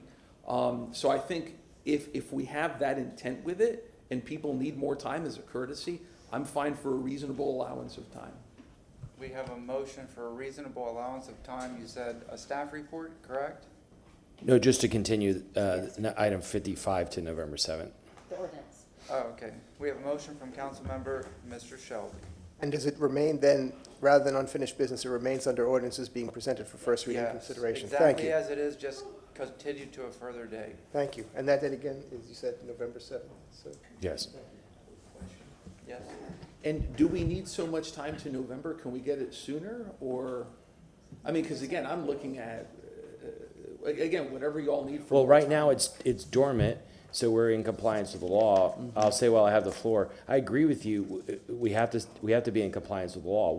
I don't agree with the law either, and I was very involved in helping to create this in the first place.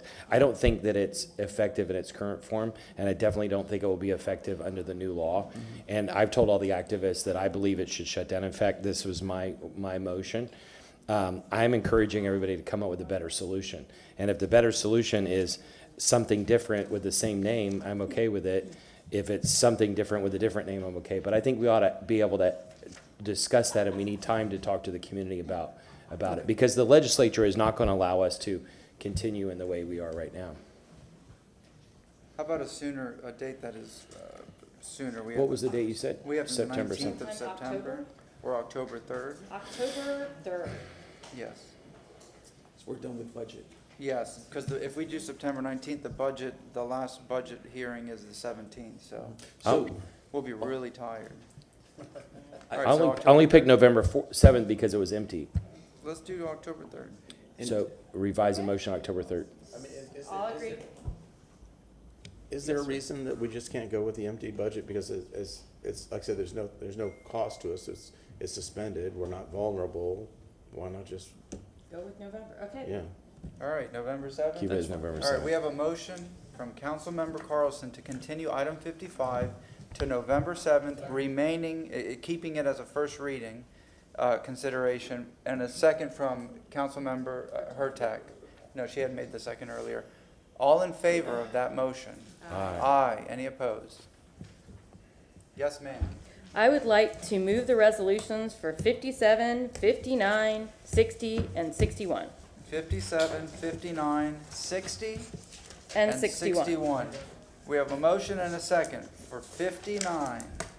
I'm 57. Sorry, 57, 59, 60, and 61. Moving And we all have of a those. second. All in favor? Aye. Any opposed? All right. Thank you very much. Chief Bennett, you're here. Is there anything for administration update, or you're leaving that empty?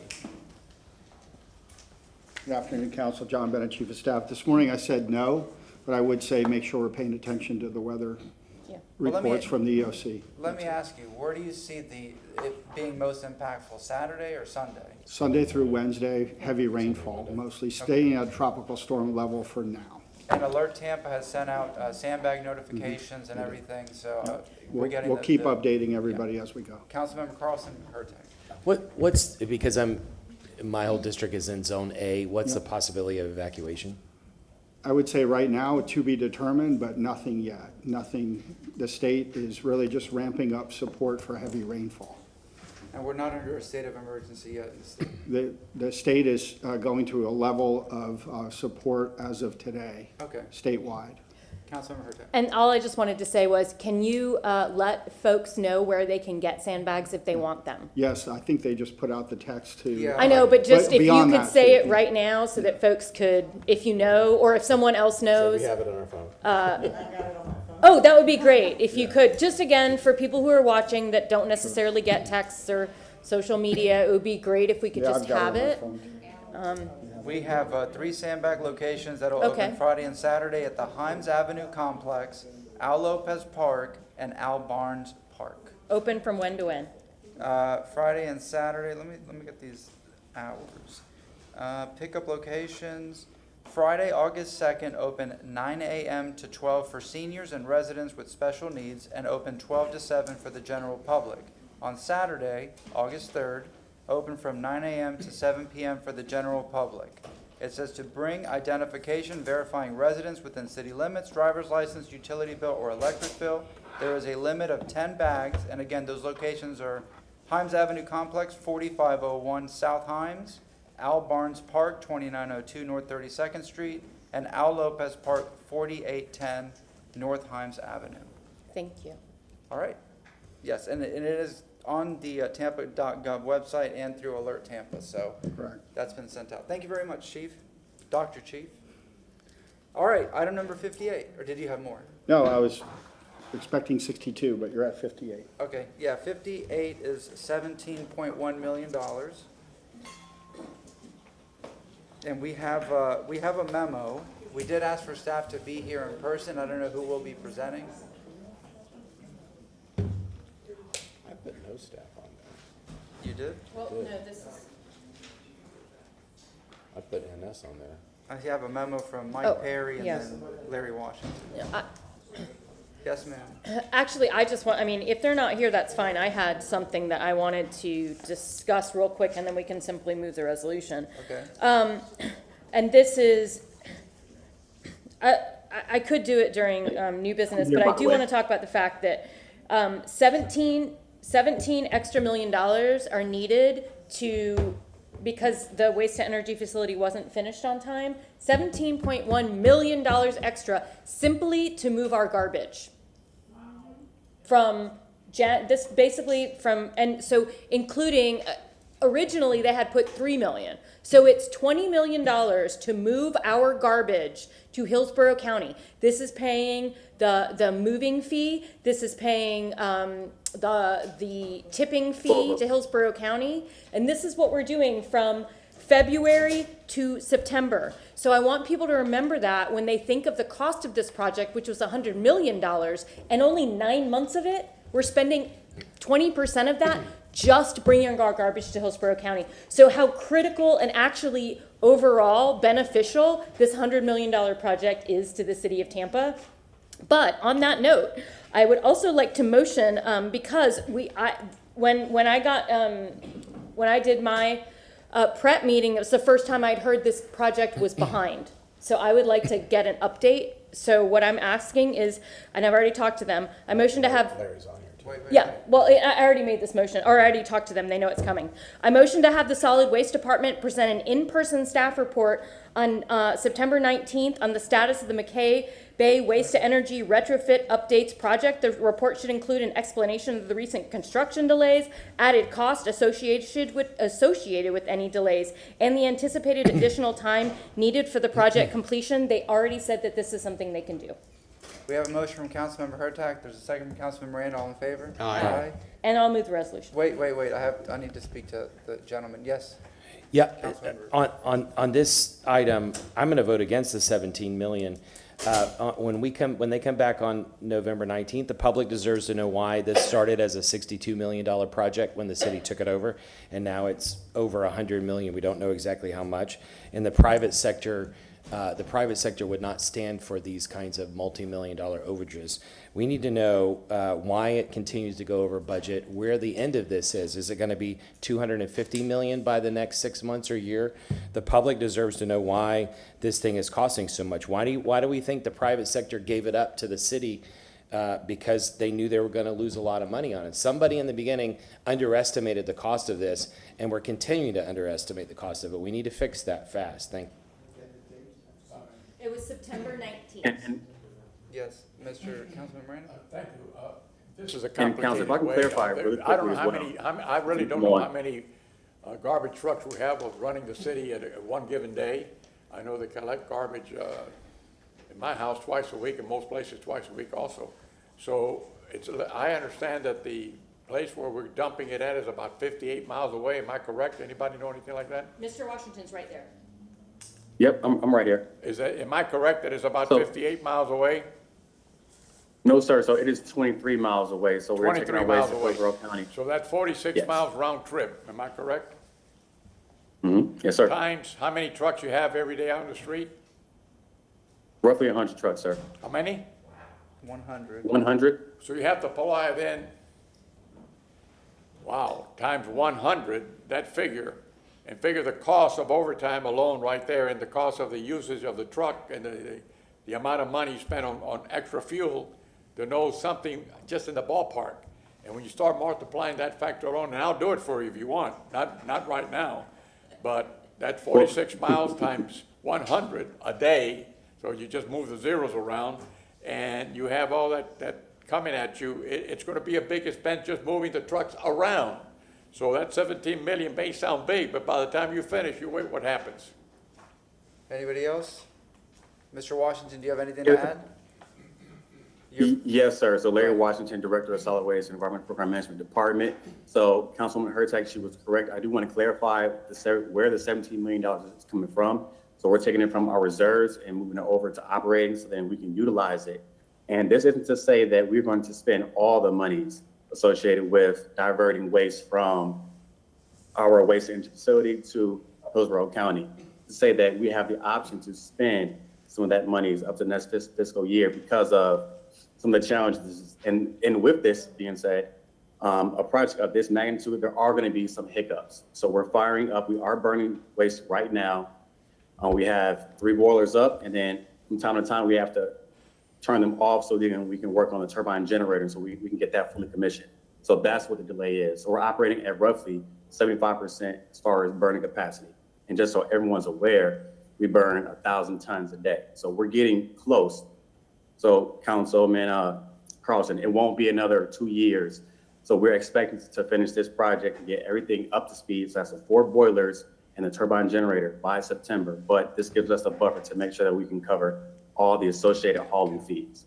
My understanding, Mr. Washington, my understanding from prior presentations was that you all went through about half the reserves last year because of the loss, and that just from the loss this year, you were going to go through the other half of the reserves. And so so now you're saying that this is coming from the reserves. So yes. Is there an additional loss that we're going to be taking out of somewhere else, the general fund or somewhere else? Or, because I think the reserves were not, they were right around 17 or 20 million after we took out last year, right? I'm just going from memory. So I would have, and the CFO is here to discuss that as well. You have summoned Mr. O'Hara. Good afternoon. Say your name 3 times. Good afternoon, Council. Dennis Verger, Chief Financial Officer. Further to Councilman Carlson's question, and Chairman Maniscalco had also asked this information in our briefings. I have some information, if I can have the Elmo, which may guide us through this. And Councilman Carlson is quite right. We have used a significant amount of solid waste reserves. You see here, pardon me, our projected ending fund balance for solid waste was almost $50 million, $48.8 million. And you see it subdivided along, council may recall, the 3 different reserve requirements: a 90-day operating reserve, a repair and refurbishment reserve, and then a separate repair and refurbishment reserve just for the waste-to-energy facility. Well, we need $17.1 million now, so you can see our revised projection is just over $32 million. So we've gone from approximately 50 to just over 30.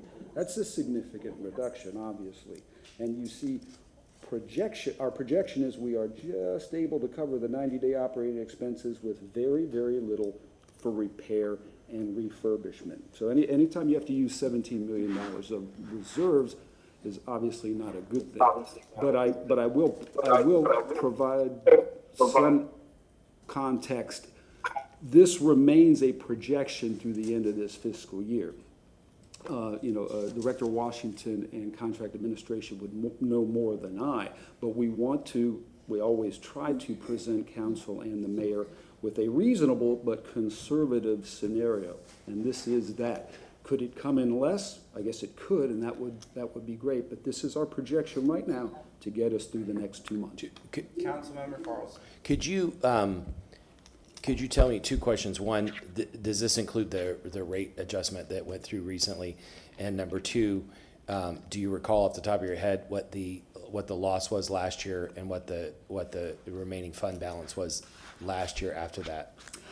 My answer to the second question, I do not, but I can provide council with those figures for last fiscal year. You just make a note.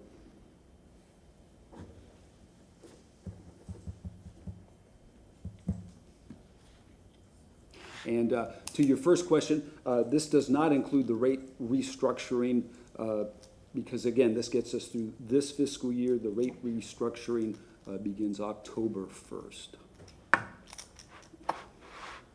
You must. What did you anticipate this 17? What's now 17 million? Did you anticipate it at some point? Because I'm going from memory, but it seems like the numbers were a lot lower a few months ago. Maybe you all presented us numbers that already anticipated a number similar to this, or no? I don't believe so. I can go back and look. I want to make sure whatever information we're giving you is consistent. It may have been in a different context, but I'm going to go back and look at that, because if there's any discrepancies, we want to clear those up. Thank you. Anything else? Okay. Mr. Washington, are you still on? Yes, sir. Totally unrelated, I wanted to say thank you for your help yesterday with the constituent. I had a senior citizen in the community that needed assistance regarding solid waste. I contacted Mr. Washington's department. I think within 20 minutes you called him personally and took care of everything. So I want to thank you. And that's not the first time. One time I had an issue with somebody in West Tampa. This gentleman left his office and went to that person's house within the hour and took care of it. So great service. Great job, Mr. Washington and your department. So who would like to move the resolution? Thanks, sir. Was that senior citizen Charlie Miranda? No. He got you. I will move the resolution. All right, we have a motion to move item number 58, second from Councilmember Vieira. All in favor? Aye. Any opposed? No. That is, All right, thank you. thank you, sir. Motion carried with Carlson voting no and Henderson being absent. Can I say one quick thing? Sure. I also want to thank Mr. Washington. He always is very responsive on constituent issues. There's something going on with this project, and we need to get the people in charge of this project, and we need to really ask a lot of questions when they come back. So we need help with full transparency, and we need to set expectations for the next. I had asked for 30 years, but at least the next 5 to 10 years, and we need reliable predictions and expectations. Thank you. Councilmember Hurtak, Clendenin. Did you want to add anything about monetary to this motion then? Because this motion is asking for a report to include the explanation of the recent construction delay, added cost associated with any delays, and the anticipated additional time needed for project completion. That will cover it? I think that pretty Okay. much covers it, because Okay. to show the additional cost, you have to show what the costs were before. Okay.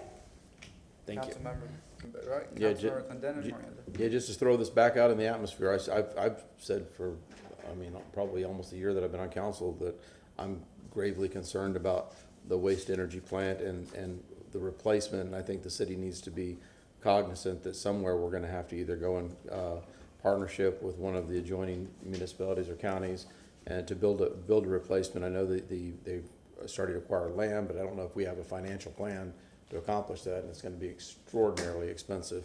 But we see with this outage, the impact that it has on the city of Tampa. And I don't think anybody, maybe Charlie Miranda will still be here when we get to that point, but the rest of us will probably all be dead and gone, but somebody's gotta be thinking down, long term. Councilmember Miranda Hurtak. I've accepted all your darts. I did too, right in my big fat belly. All right. And Councilmember I'm Hurtak. just going to continue to whisper, stop throwing so much stuff away. We can do I this. support that. We can do this. We don't need.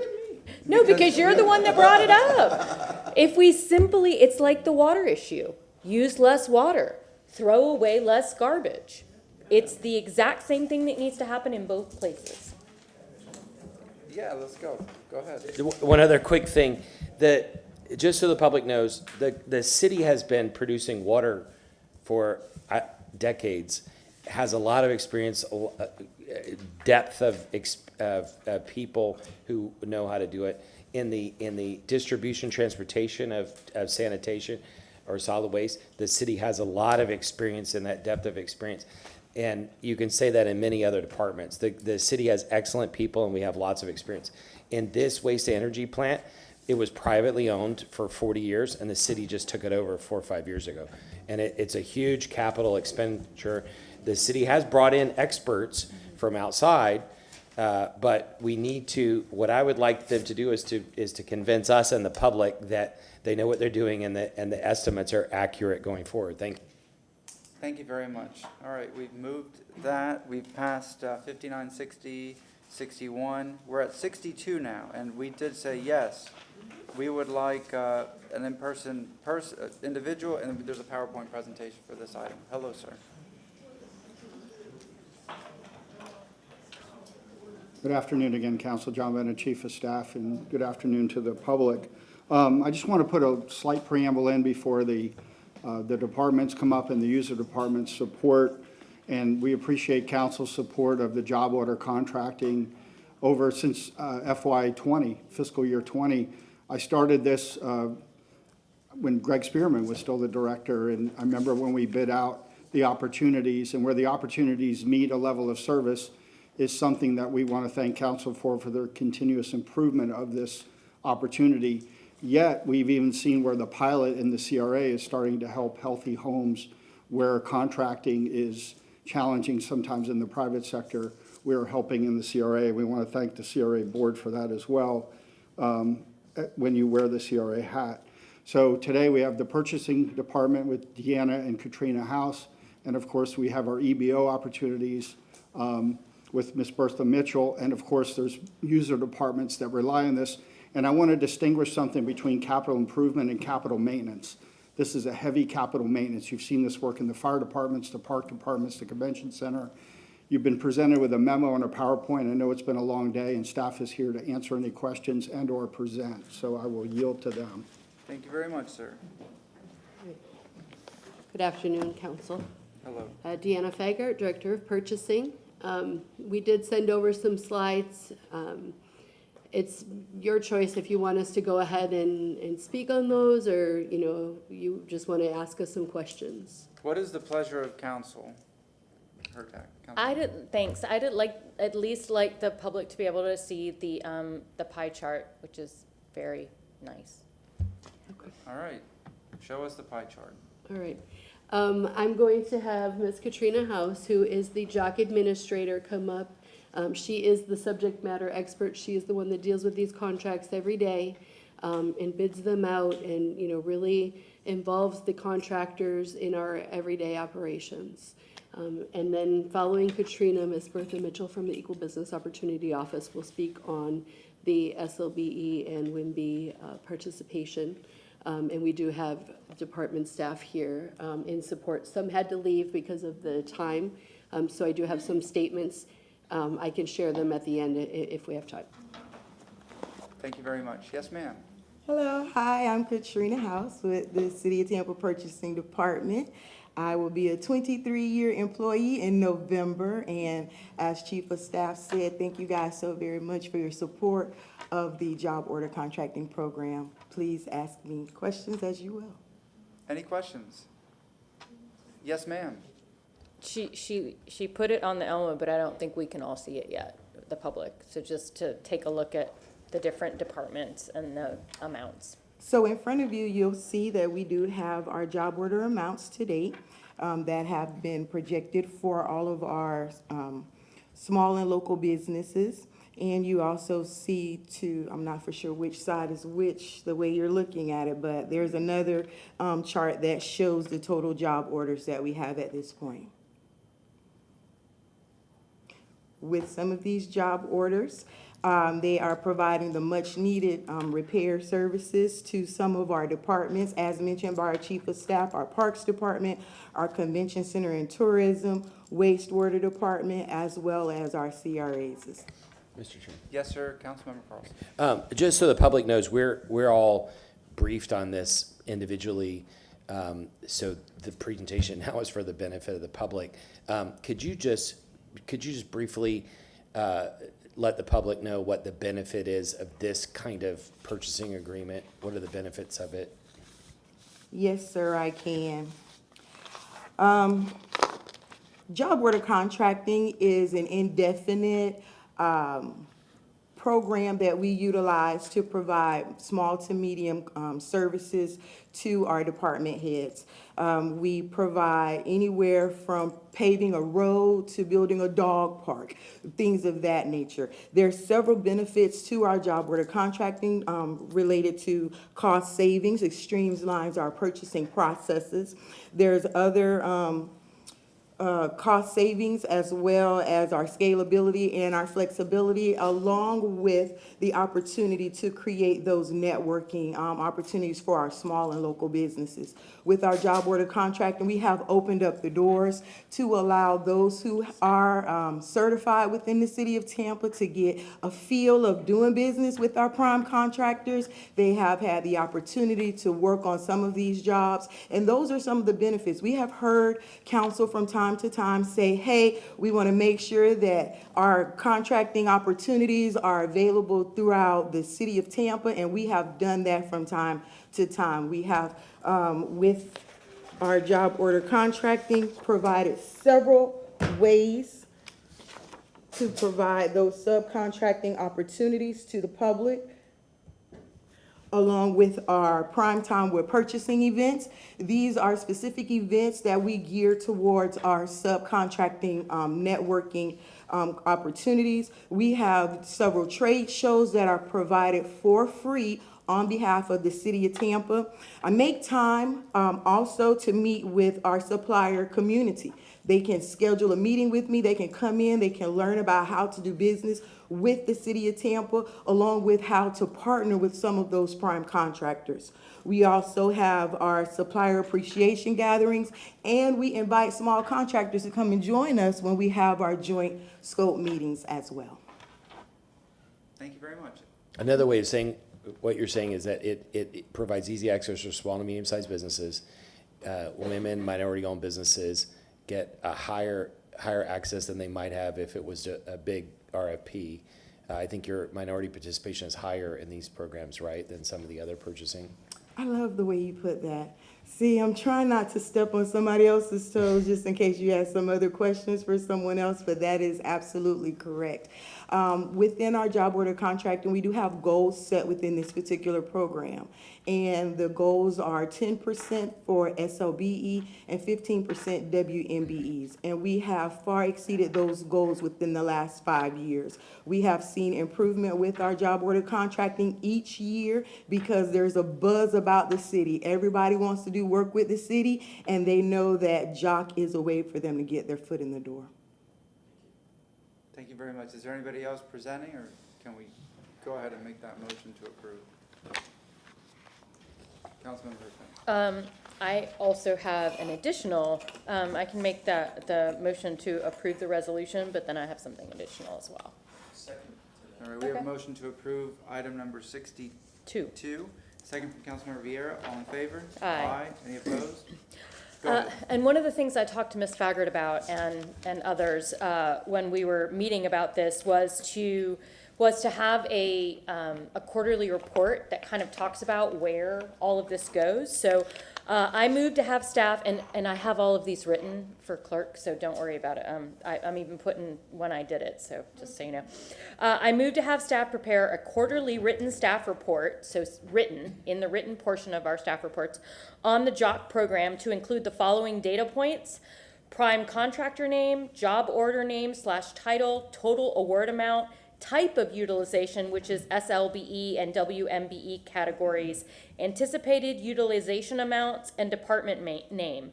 The first written staff report will be on the February 6th, 2025 agenda because it gives us a chance to kind of get the first quarter done. So that was what we agreed on, and we'll try on that and see how it goes. We have a motion from Councilmember Hurtak, second from Councilmember Carlson. All in favor? Aye. Any opposed? What, Is that your complete motion, ma'am? Yes, it is, and those categories I worked with Ms. Faggard on to make sure that that's the stuff she can do. Councilmember Carlson. One last thing, this kind of program potentially has a downside also. I had a long conversation with Chief of Staff. This department reports to him, and he assured me that he's going to personally be involved to make sure that we don't get into those areas, to make sure that there's rotation and a diversity of suppliers. This kind of program, when it works well, can be really beneficial to small businesses and help drive innovation and employment in our community. Thank you. And that's what I thought the quarterly report could help us do, kind of bring us a reminder and then let us know what kinds of, the number of businesses that are getting these contracts. We missed it. We passed the new budget. All good. Yeah. All right, item number 6, that takes care of everything? All right, item number 63 we already discussed. Item 64 we took care of, correct? Nothing else to add on that? 64, no?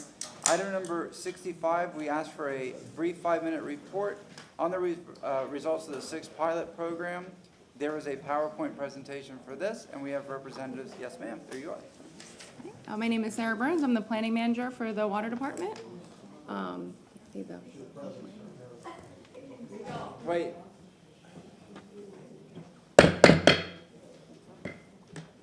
Yes, ma'am.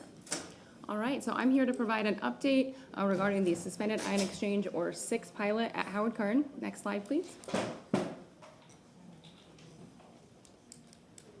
Do I do that here or? You might have the controller right there. Sorry? Yeah, it's right here. There we go. Okay. So before I dive into the results, I want to remind everybody and provide some context that we sort of have this tale of 2 pilots. We started piloting up at the David L. Tippin Water Treatment Facility. That is a water pilot, very different from what we did down at Howard Kern. Again, some more context. So that first pilot was a potable water treatment pilot. It was concluded in 2021. We had very positive results with regard to water treatment. We were looking for organics removal, and that is what we got. We were able to improve our organics removal by 40% with 6, and that's why we're moving forward to full-scale implementation. We'll have plenty of opportunities to talk about water in the future. We're actually going to have a third-party review in front of council at the end of August. We're going to have another consulting firm look at all the work that was done for 6 and make sure that it makes sense, the methodology makes sense before we move forward to full scale. So those results were so promising on the water side, and you also want to get organics removal on the wastewater side if you're talking about advanced treatment, but the soup is so different, you still have to pilot on the wastewater side, which is why we move forward with that pilot. And when I say soup, that would be the river water, which is our water source, and then the reclaimed water on the wastewater side. So this is the first time that 6 has ever been piloted in wastewater, so it's all brand new information. It was piloted from July 2023 through December 2023. It was fully funded, and to get to the end very quickly, the results suggest it's not actually a good fit for us for advanced treatment unless we have some source water improvement, and I'll explain why. At a glance, it was a 30 gallons per minute pilot, which is 0.04 MGD. And we did have 3 different phases. In the interest of time, I won't go into those phases, and we're not going to differentiate the results based on phases. We're just going to talk about kind of the overarching conclusions. This table summarizes some of the major results. The contaminants are on the left, and on the right is performance. A check mark means we got some removals. I don't have the actual removals here. If you want them, I'll forward the report along. and an X means we did not get removals. I'm going to focus in on some of the major ones here. Nitrate, if you remember back when we gave our original update, we were at 35% removal. That was one sample, and we thought that that was going to actually get better. It didn't, it actually got worse, and in the end, we can't say we're getting nitrate removals from the effluent. We also did not see removals of total dissolved solids. You can think of that as salinity. It has a number of different components, chloride, sodium, sulfate is another component. Sulfate is one of the major components at Howard Kern, which is why it's listed here. And while we did see some sulfate removals, overall TDS was not removed. And now I'm going to spend some time explaining why we didn't see nitrate removal, and also why some other results were inconsistent. It's a musical chairs analogy. I didn't come up with it. If you toured the pilot and met Melanie Pickett, this is her brainchild. But a chair represents a media site, so that's how we remove the contaminants from the water on those resin beads.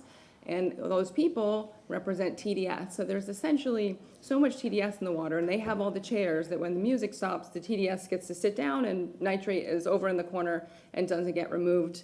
If this were a little more accurate, it would actually be a room full of hundreds of TDS and just a couple of nitrate. So why is TDS such an issue at Howard Kern? And this again is why the soup is so important. On this graph, on the y-axis is the amount of TDS in milligrams per liter. On the x-axis is the date all the way back in 2006 up through January of 2024.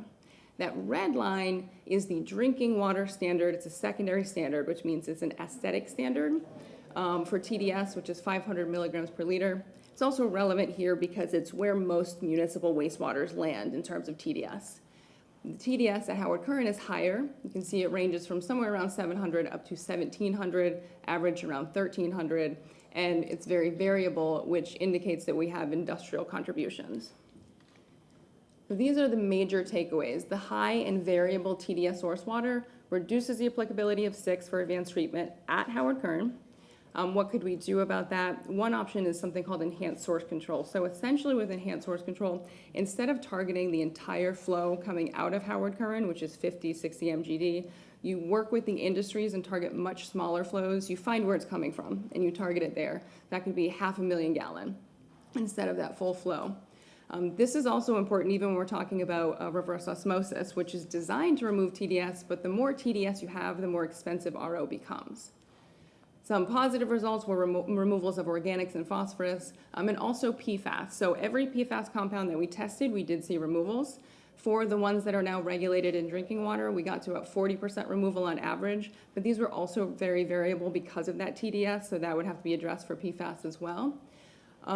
We didn't get down to drinking water standards for one of them we did, but much closer. So in the end, this is why we pilot. The soup is so different, and the results aren't always what you expect, but you need the information to make the best decisions. So now we have another tool in our toolbox and a better understanding of where we are. So with that, I'll take any questions. Does council have any questions? Not a question, but on your PFAS and PFOS, they say that you can find 1 drop of water in a 6 Olympic pools. You drop 1 drop of water, 1 drop of that, and you can find it.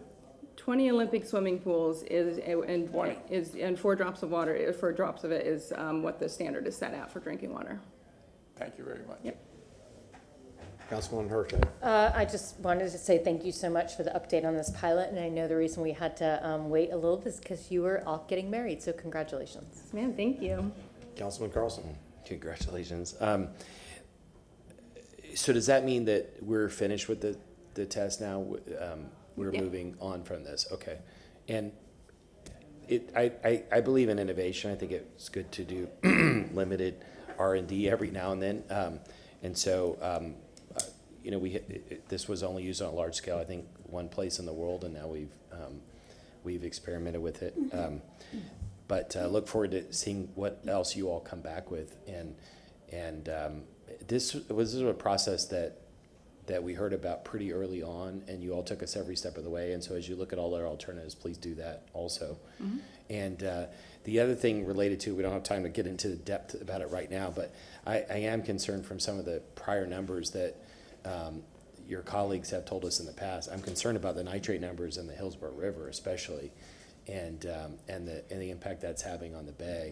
And so maybe at some point we could get some experts to talk to us about if there's some upstream things that we can try to impact to prevent that. Not for a long conversation now, but Okay. Thank you. So I'm curious, the data that you guys have extrapolated from this pilot project, I'm assuming there'll be think tanks and universities around the world are looking at the data that we've produced? Yep, and also probably presenting this at numerous conferences. So it is very interesting data for the community as a whole. Okay, and I'm assuming this data doesn't go to waste. This is data that will be used as a baseline for further improvements in other studies. So Absolutely. beautiful. That's wonderful. And if I remember correctly, this was funded not by us. Right, it was fully funded, 2 separate grants. So, yeah, so No, wonderful. I'm a geek, so I thoroughly enjoyed this and this process, and I think it's incredible that it happened here, and I think it's very interesting. Whether as part of the project we didn't maybe get the exact results we were hoping for, but it's the baseline for something that will be utilized in the future. So I appreciate it. Thank you for the report. Councilman Miranda? Well, thank you very much. I appreciate everything you've done in the past and continue to do it in the future. Thank you very much. Thank you. This is why we pilot. Item number 66, Abby Feely, and we did ask for an in-person. Is that correct? Or we have Rebecca Johns, are you in place? No, she's online. I've Oh, just okay. got something. I would never try to take her place. That's right. Go ahead, Ms. Feely. Good afternoon, council. If I can share my screen for just a minute, please.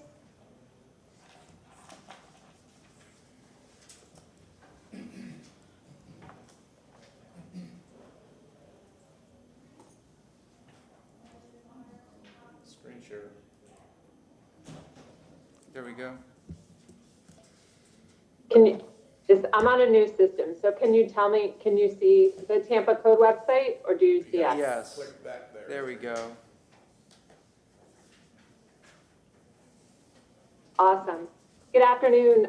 Rebecca just handed out for you some flyers here on the monthly code update. I just want to share with you that we officially launched the website, Tampa Forward, Building Tomorrow Together, this past Monday. And so this is now live for the public, and it does contain a short survey that we're asking people to fill out, as well as information on our public kickoff meeting, which will be September 16th at 7 p.m. at Hannah. That will be both an in-person and a virtual opportunity for the public to engage in the kickoff for the code update. I did present to you our official flyers. Those are also out and being shared. I provided one in English and one in Spanish. I can also provide additional copies if any of you would like to have additional copies. Given the late hour, I'm going to keep it short. We're excited at the progress we're making, and also if there's anything I can answer for you, I'm happy to do so. That's it? That's all. Oh, any questions for Ms. Feely? Councilmember Hurtak? I just want to say thank you for this. Congratulations. I know that the team was working very hard on getting this this going. Do you have the website, the other website, or is this the full-on Tampa? Okay, this is the website. Then I just wanted to also congratulate you because this logo is absolutely amazing. Like, this logo is phenomenal. It speaks to Tampa in such a wonderful way. I just really love it. I do Logo, too. you Thanks. say? Yeah, right here. That is a great logo. Yeah, Councilmember Carlson, do you approve? I jokingly said that, this could be a new city logo. I mean, this is really good. This is really good. Mr. Chairman? Yeah. Oh, yeah. No. Should we put it, I can put it on the helmet. Take No. these back. These are the extra copies, unless you want to leave them for council. There you go.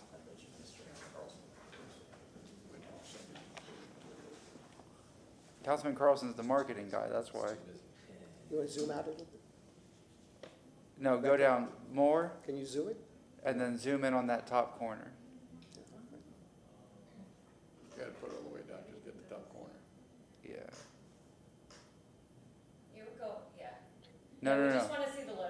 Yeah, where it says Tampa Might as Forward. well show them The everything. one over on top, you gotta do it down, I want the one Up on in, the top yep, left. up in the top left corner. Yeah, that one, yeah. where it says Tampa forward. And zoom in on that. There we go.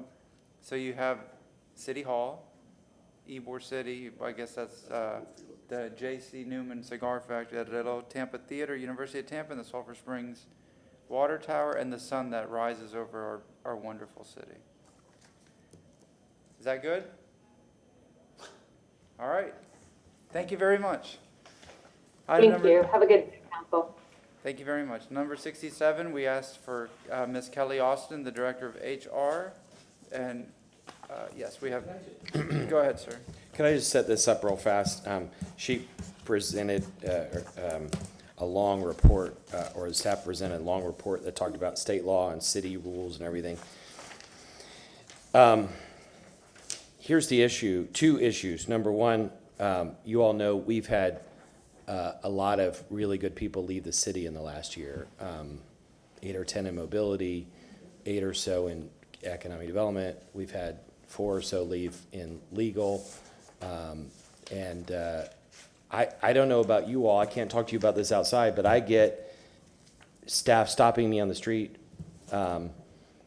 telling me about things that are going on in their departments. Police, fire, almost every department in the city.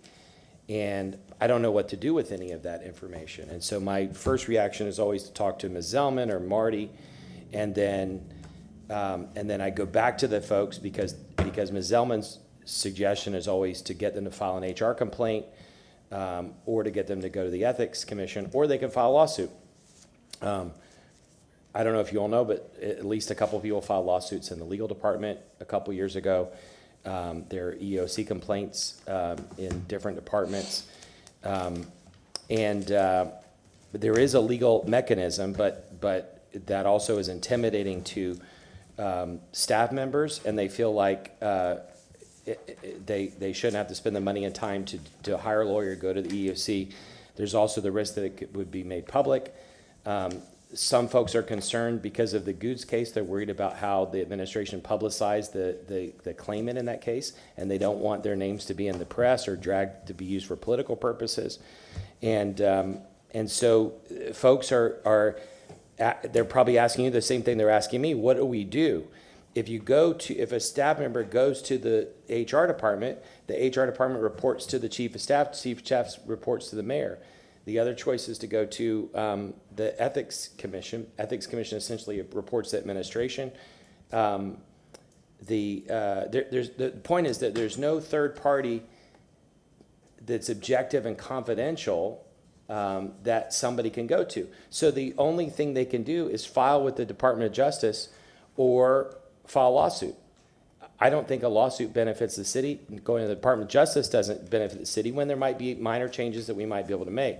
So the question is, and Councilmember Vieira dealt, and I think Councilmember Henderson dealt with this at heart, but what is our obligation? What should we do? I think Ms. Zellman thinks that I don't have any liability as long as I've recommended that people contact the official channels. As a citizen in the community, as a city council member, I feel a responsibility, also the human responsibility to try to help people to better their situation. It seems to me that there should be easier ways to solve some of the conflicts that people have. And there are different conflicts throughout in different departments. And so the question is, what should we do? Should we try to encourage the administration to set up a separate consulting firm that would have a third-party hotline that would keep things confidential? Should we hire, like Hart did, hire a consultant to come in and do an analysis top to bottom and recommend what we do? We have investigative powers, we can go in. And this is not to be punitive in any way. Every organization has complaints, but I've heard so many complaints from so many different departments, and we've lost a lot of good people. It seems to me that we need something to let off the pressure valve so that people know where to go because they're not happy with the existing channels. So I just want to throw that on the table and see if you all want to do something or you don't want to do anything. I don't know. I mean, go ahead. I can only say this. No one's come to me, none. I can tell you that the 4 that left, I talked to 3 of them, one-on-one, and they never told me why they left. They just said it was time to go.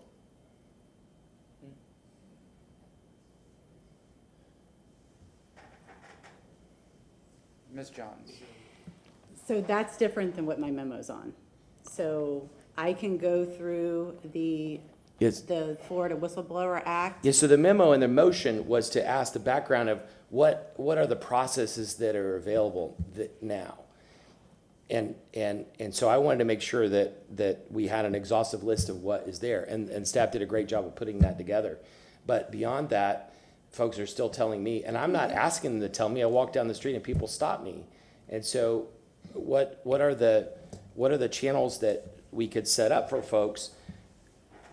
And by the way, I've talked to Chief Staff about this as well. I don't know and Ms. Zellman, I don't know what the solution is. Do you all have any ideas? Go ahead, Councilman. For Ms. Johns, so if you could go through with us, what are the present methods by which people have? I mean, I'm thinking maybe not in management, but a lot of folks are in unions, for example, and our unions are certainly very vocal for one thing. We hear about that a great deal. But what are some of the things that employees already have as a means to the extent that there's any sorts of challenges, which obviously there have been. They're in a lot of different places, but I just want to know that. Well, so the motion that was presented to us was regarding procedures for whistleblowers. Whistleblowers are a very defined group, and so my memo focused on the whistleblowers. There is a Florida Whistleblowers Act, and that act defines what would be a whistleblower, and then it directs a whistleblower to the city's ordinance. The city's ordinance states that if there's a whistleblower that has a complaint, they would go to the ethics officer, and it sends them through the ethics commission. And I can go through that whole process if you'd like. What you're talking about also encompasses just general grievances from an HR point of view. So our personnel manual and the collective bargaining agreements have processes for grievances for non-union employees and union employees. So especially the collective bargaining agreements will send you through a grievance process step by step. And so I don't have that in front of me. That wasn't what I was focused on, but I can obviously come back with that information. And if I could just say real fast, some of the things that folks are concerned about are individual grievances, and some of them are concerned about systemic issues, and some of them would fall under whistleblower, and some of them would be under HR. But the question is, what do we do about it? And I wonder, I can't ask you this privately, but from your experience with HART, and I was hoping Ms. Henderson would be here, but do you have any advice or recommendation? Yeah, that's a good question, Councilman Carlson. You know, with HART, I mean, we have a couple of issues right now we're dealing with. I'm the chairman of HART. I don't deal with the day-to-day employee relations issues with HART. A lot of people in the public think I do, but I don't. And we actually have an issue with that right now. And it's the same thing with us, by the way. I mean, we're being asked these questions, but we don't have any authority by charter. We don't have any. Sorry. So I when it comes day-to-day to HART, I mean, I think the most important thing is to have a process of openness. Like, for example, we have a new CEO, Scott Drainville, who I think epitomizes transparency and openness, and I think that's something that's very important. You know, but for Ms. Johns, I have another question. You know, in a statement, I mean, I'd like to see something like this also come from, if this is an ongoing challenge, and again, some of these workers may not be an ATU, PBA, or 754, also from the unions, if this is a big ongoing challenge. Number two is, how about concerted activity? I don't know if you can opine on that, the National Labor Relations Act. My recollection is I clerked with the National Labor Relations Board in law school, and I remember concerted activity was very liberally defined under the act.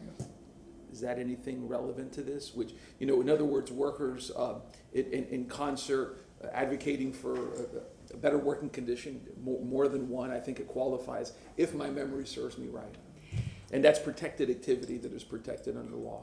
And I'm not sure if I'm understanding what you're asking, but if you have workers that are joining together for better working conditions, that would fall under the collective bargaining, which is protected. So that is something that would occur during the collective bargaining negotiations. Yeah.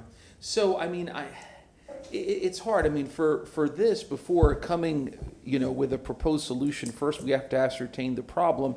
And or the challenge that there is an ongoing problem or challenge that would require an ordinance or some sort of council action, I'm certainly open to it, but I'd have to, engage more on that issue. I know you take a look at the economic development folks who left, for example, and I'm not going to comment on it because I don't want to comment on why people leave or this or that, but everybody leaves for different reasons. I know you've had a lot of people leave mobility. There's things there, a lot of different issues that I don't want to get into because I don't want to speak on behalf of other people. But for something like this, I would want to do more inquiry before acting formally on anything. That's me. Councilmember Clendenin, then Councilmember Carlson. Yeah, I think these issues are getting crossed over and confused, and I'm sure you probably experienced the same frustration from the legal side of this. I do hear things. I have heard people come. I think a lot of us have. So there's definitely something floating out there. I suspect it's more of a morale issue, and that's something that is outside of our purview because we're not the employers. I think that's something, but I believe that's something maybe that individually we can discuss with the chief of staff of maybe and maybe some folks that are personnel specialists. I'm staring across the room. Can maybe make suggestions to the chief of staff and personnel to, because I've worked in environments like that before, that they can do surveys, find out what the temperature is, what's happening, where people's frustrations are, and and maybe this is just the natural fatigue of a second administration too. You've got some of those dynamics and the frustrations of issues with city, dealing with us. Who knows where the issues will come to light in maybe a survey, but I think that it's probably warranted. Very different from Whistleblower Act's legal definitions that are confined, very different than the formal procedures that are in place with collective bargaining and the right to representation and the union standing and all of that. But I think that there's definitely something there. I think it's definitely worth pursuing. I don't necessarily know what's within the purview of this council to get involved in personnel decisions though, and personnel issues, but maybe something of a strong recommendation that maybe somebody look at something like that, to look internal to find out if there's something happening that we're not, that needs to be addressed. Thank you. Councilmember Carlson. Yeah, and it's obvious from the charter and talking to legal, we cannot get involved in any individual cases. That's not our responsibility. All we can do is redirect people. But with the cadence that I keep hearing from different people with different kinds of issues, they would like an objective third-party solution in some way. So let me try this and see what you all think.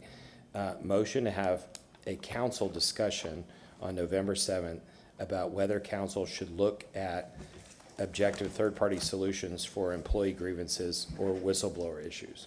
Some of them are whistleblower issues, but people want like an intermediate step. Second, but I recommend we have a conversation during a workshop, because that's kind of when that's. And if you all don't want to do this, I won't be offended, but No, I just feel think like I've had so many we staff owe it. ask for it that. I think I need to do more research on what to do, because I hear the exact same things. It's, You want to do January 30th workshop? There's no other workshop within October and December. January 30th? Yeah, that's a workshop. Wow, that's the next workshop. Wow. Yeah. Yes. In support of that is that gives us time to think about this, and because then we can always take it up. But I mean, maybe this should be more ripe at that point, because honestly, if you were asking me to meet next week on this, I don't necessarily think I'd approve it. But to give that amount of time, maybe let's see what it looks like. Okay, so change it to January 30th. Councilmember Hurtak Vieira. And then, I don't know if this is something Mr. Shelby might be able to help us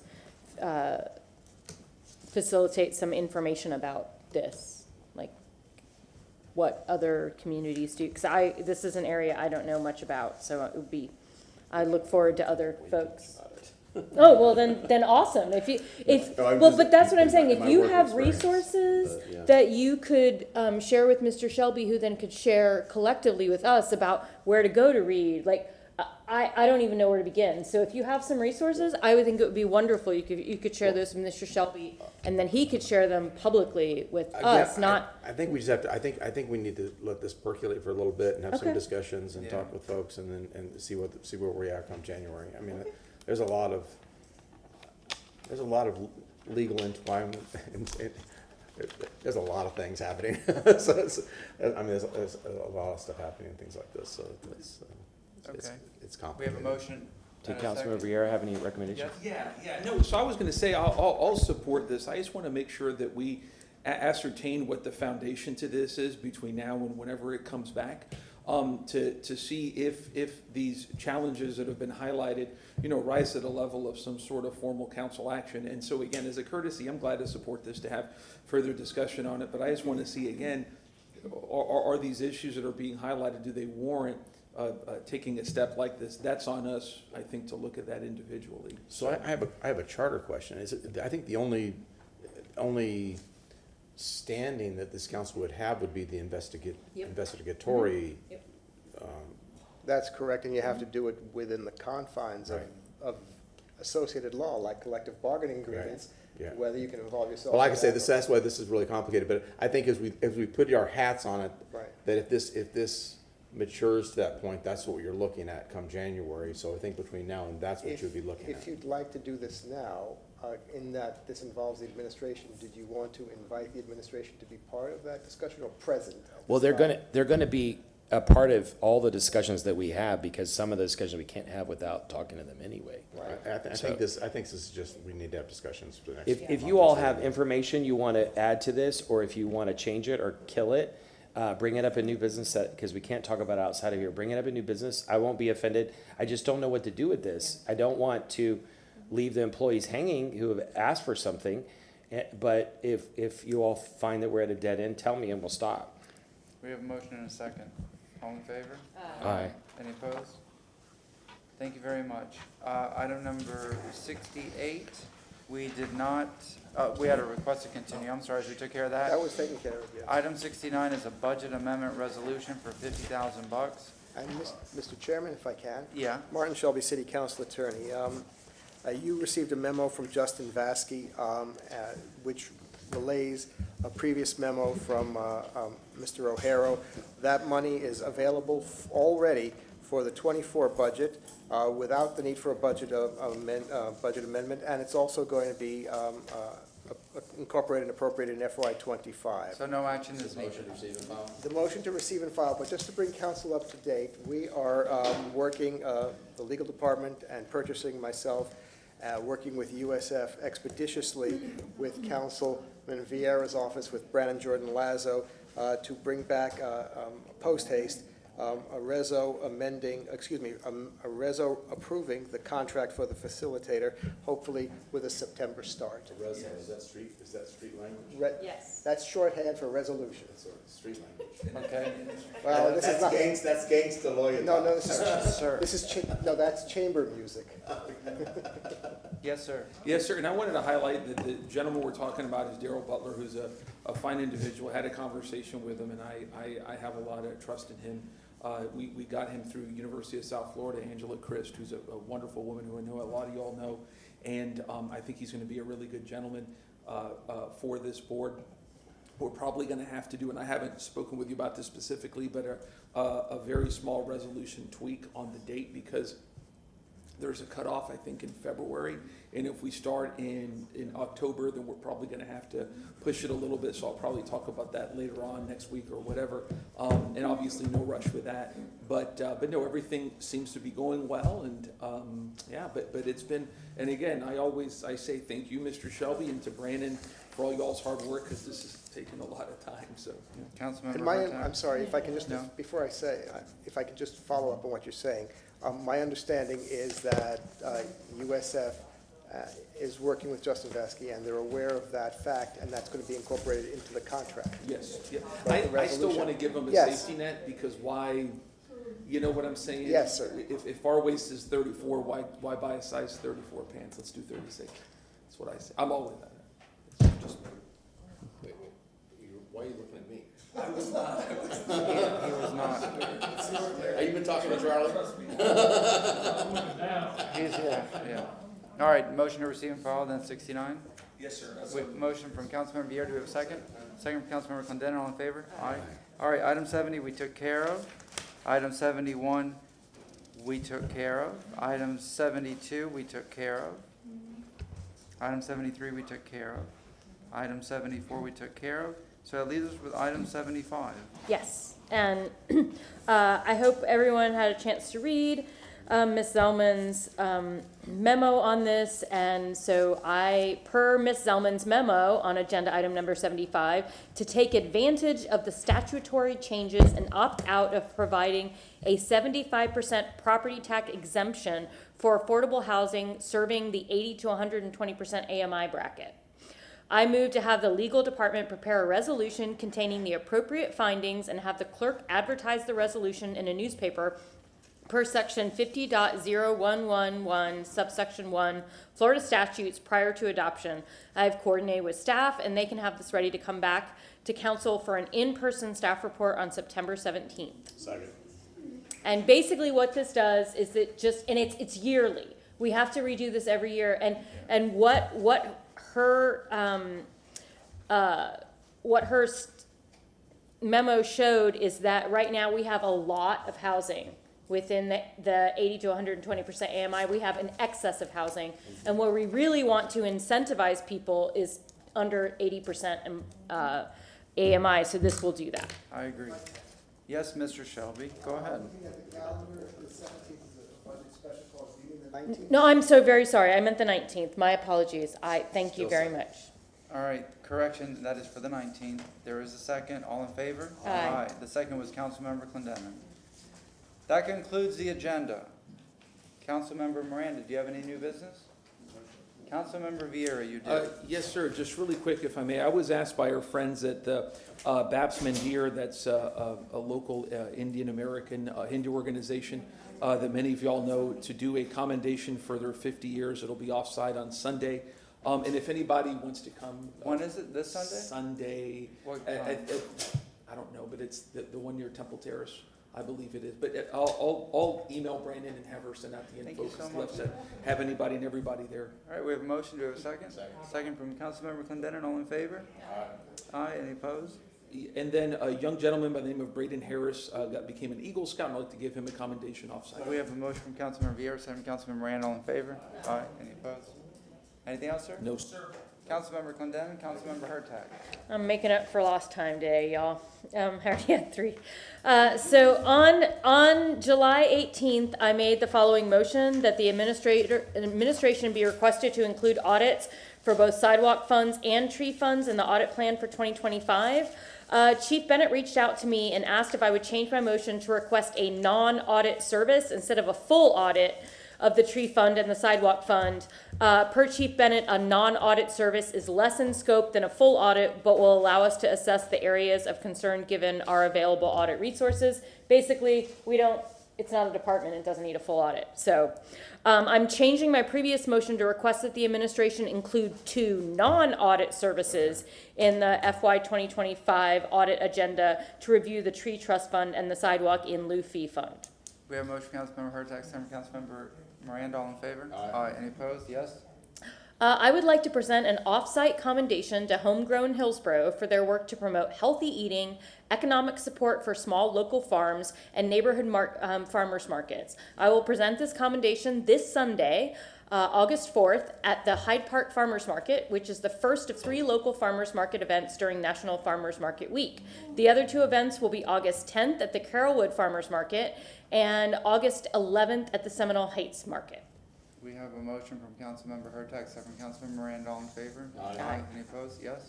And one more. I have met with staff and they will prepare a sidewalk update report, specifically including the number of sidewalks and linear feet built with sidewalk in lieu fee funds for council that can be used to inform our decisions moving forward with the adjustment of the sidewalk in lieu fee. I move that the staff provide the sidewalk construction funded by in lieu fees report as a written staff report on August 22nd, 2024. Based on my conversation with staff, then I move to continue the resolution to adjust the sidewalk in lieu fee to January 9th, 2025. This will give staff time to gather more data to determine the actual construction cost and to meet with stakeholders. This was by their request. Councilmember Hurtak has a motion, second from Councilmember Clendenin. All in favor? Aye. Anything else? Nope, that doesn't. Councilwoman Lynn Vieira Hurtak. Councilmember Carlson. This one was given to me by my legislative aide who worked out the dates and everything. But I would like to make a motion to have the Planning Commission present, quote, by 2050, 81% of Tampa's population outside coastal high hazard area, unquote, at the January 30th, 2025 Tampa City Council workshop session.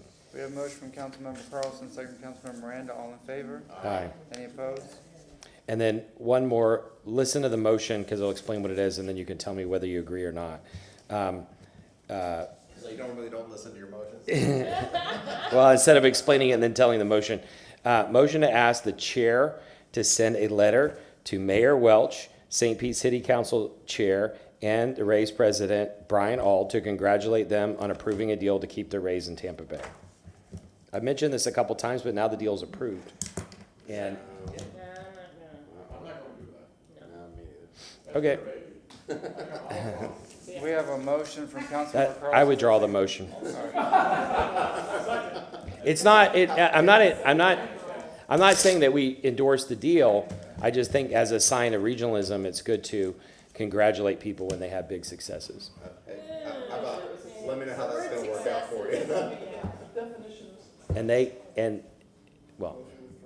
Motion withdrawn. Do you have a motion to receive and file? Motion to receive and file from Councilman Miranda, a second? Second? Second from Councilman Vieira, all in favor? We are adjourned, thank you very much. Everybody to Charlie. I predicted 7.